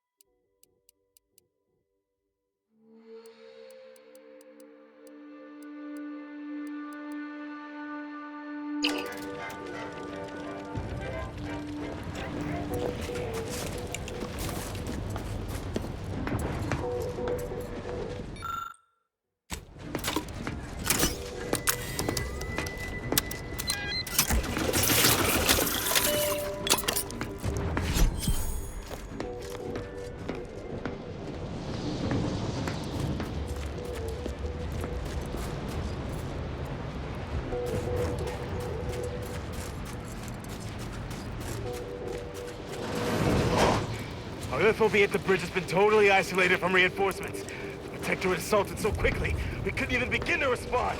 50 bits says not the archive itself. Their field movements have been shockingly well coordinated since they locked us out of that damn machine. Maybe a strategic plan would have been a better use for it than making more money. Maybe we'd won by now. That's just crazy talk. We've been out here too long.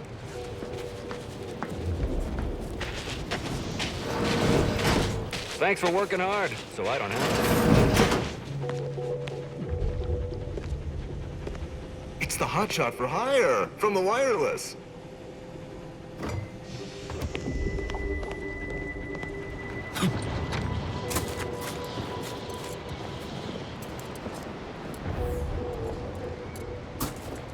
You, my friend, is AK material.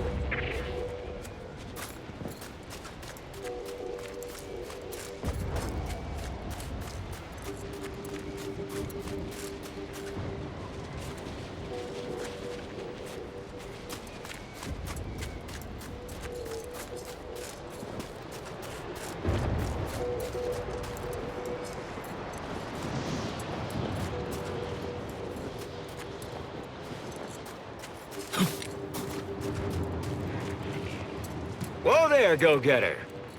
Say, have you ever considered the benefits of becoming a semi-confidential, unpaid informant for Auntie's Choice? Breathe once for yes. Field Agent Auerbach, proprietary inside acquisition. Our team's presently occupying these premises, but haven't fully brought them to heel, per se. Say, you look like some sort of rogue former member of the Order. Maybe you could tell us what this place is supposed to be. Me? Part of the Order? Oh, no, dear. I assure you I simply share their love of sweeping cloaks and sciencey-looking accessories. I shall update my wardrobe to avoid such confusion. Would you happen to be familiar with this campus? We're not entirely clear what it was used for. As far as we can tell, Order's been cleared out for some time. If not, I might politely inquire what exactly you're doing here. Well, consider me even more intrigued by your presence. Heard hints this place was some sort of off-the-books research operation, which of course we of Auntie's Choice simply delight in. The Order left some fairly formidable security in one building. Mention that in case the prospect of certain death may inspire you to unburden yourself. Based on your reticence, I take it you're bound for unorthodox notion reclusion then. How exceedingly ill-advised. Oh, well, suppose we'll let you in. You might disable a death trap or two with your bodies, then we can step over your cadavers and maybe use them for a shield. Alternately, if you manage to find anything marketable, probably be game to barter for it later. Assuming you don't die, which in that case, we'll probably just retrieve it off your corpse. Either way. Appreciate you handling our dirty work.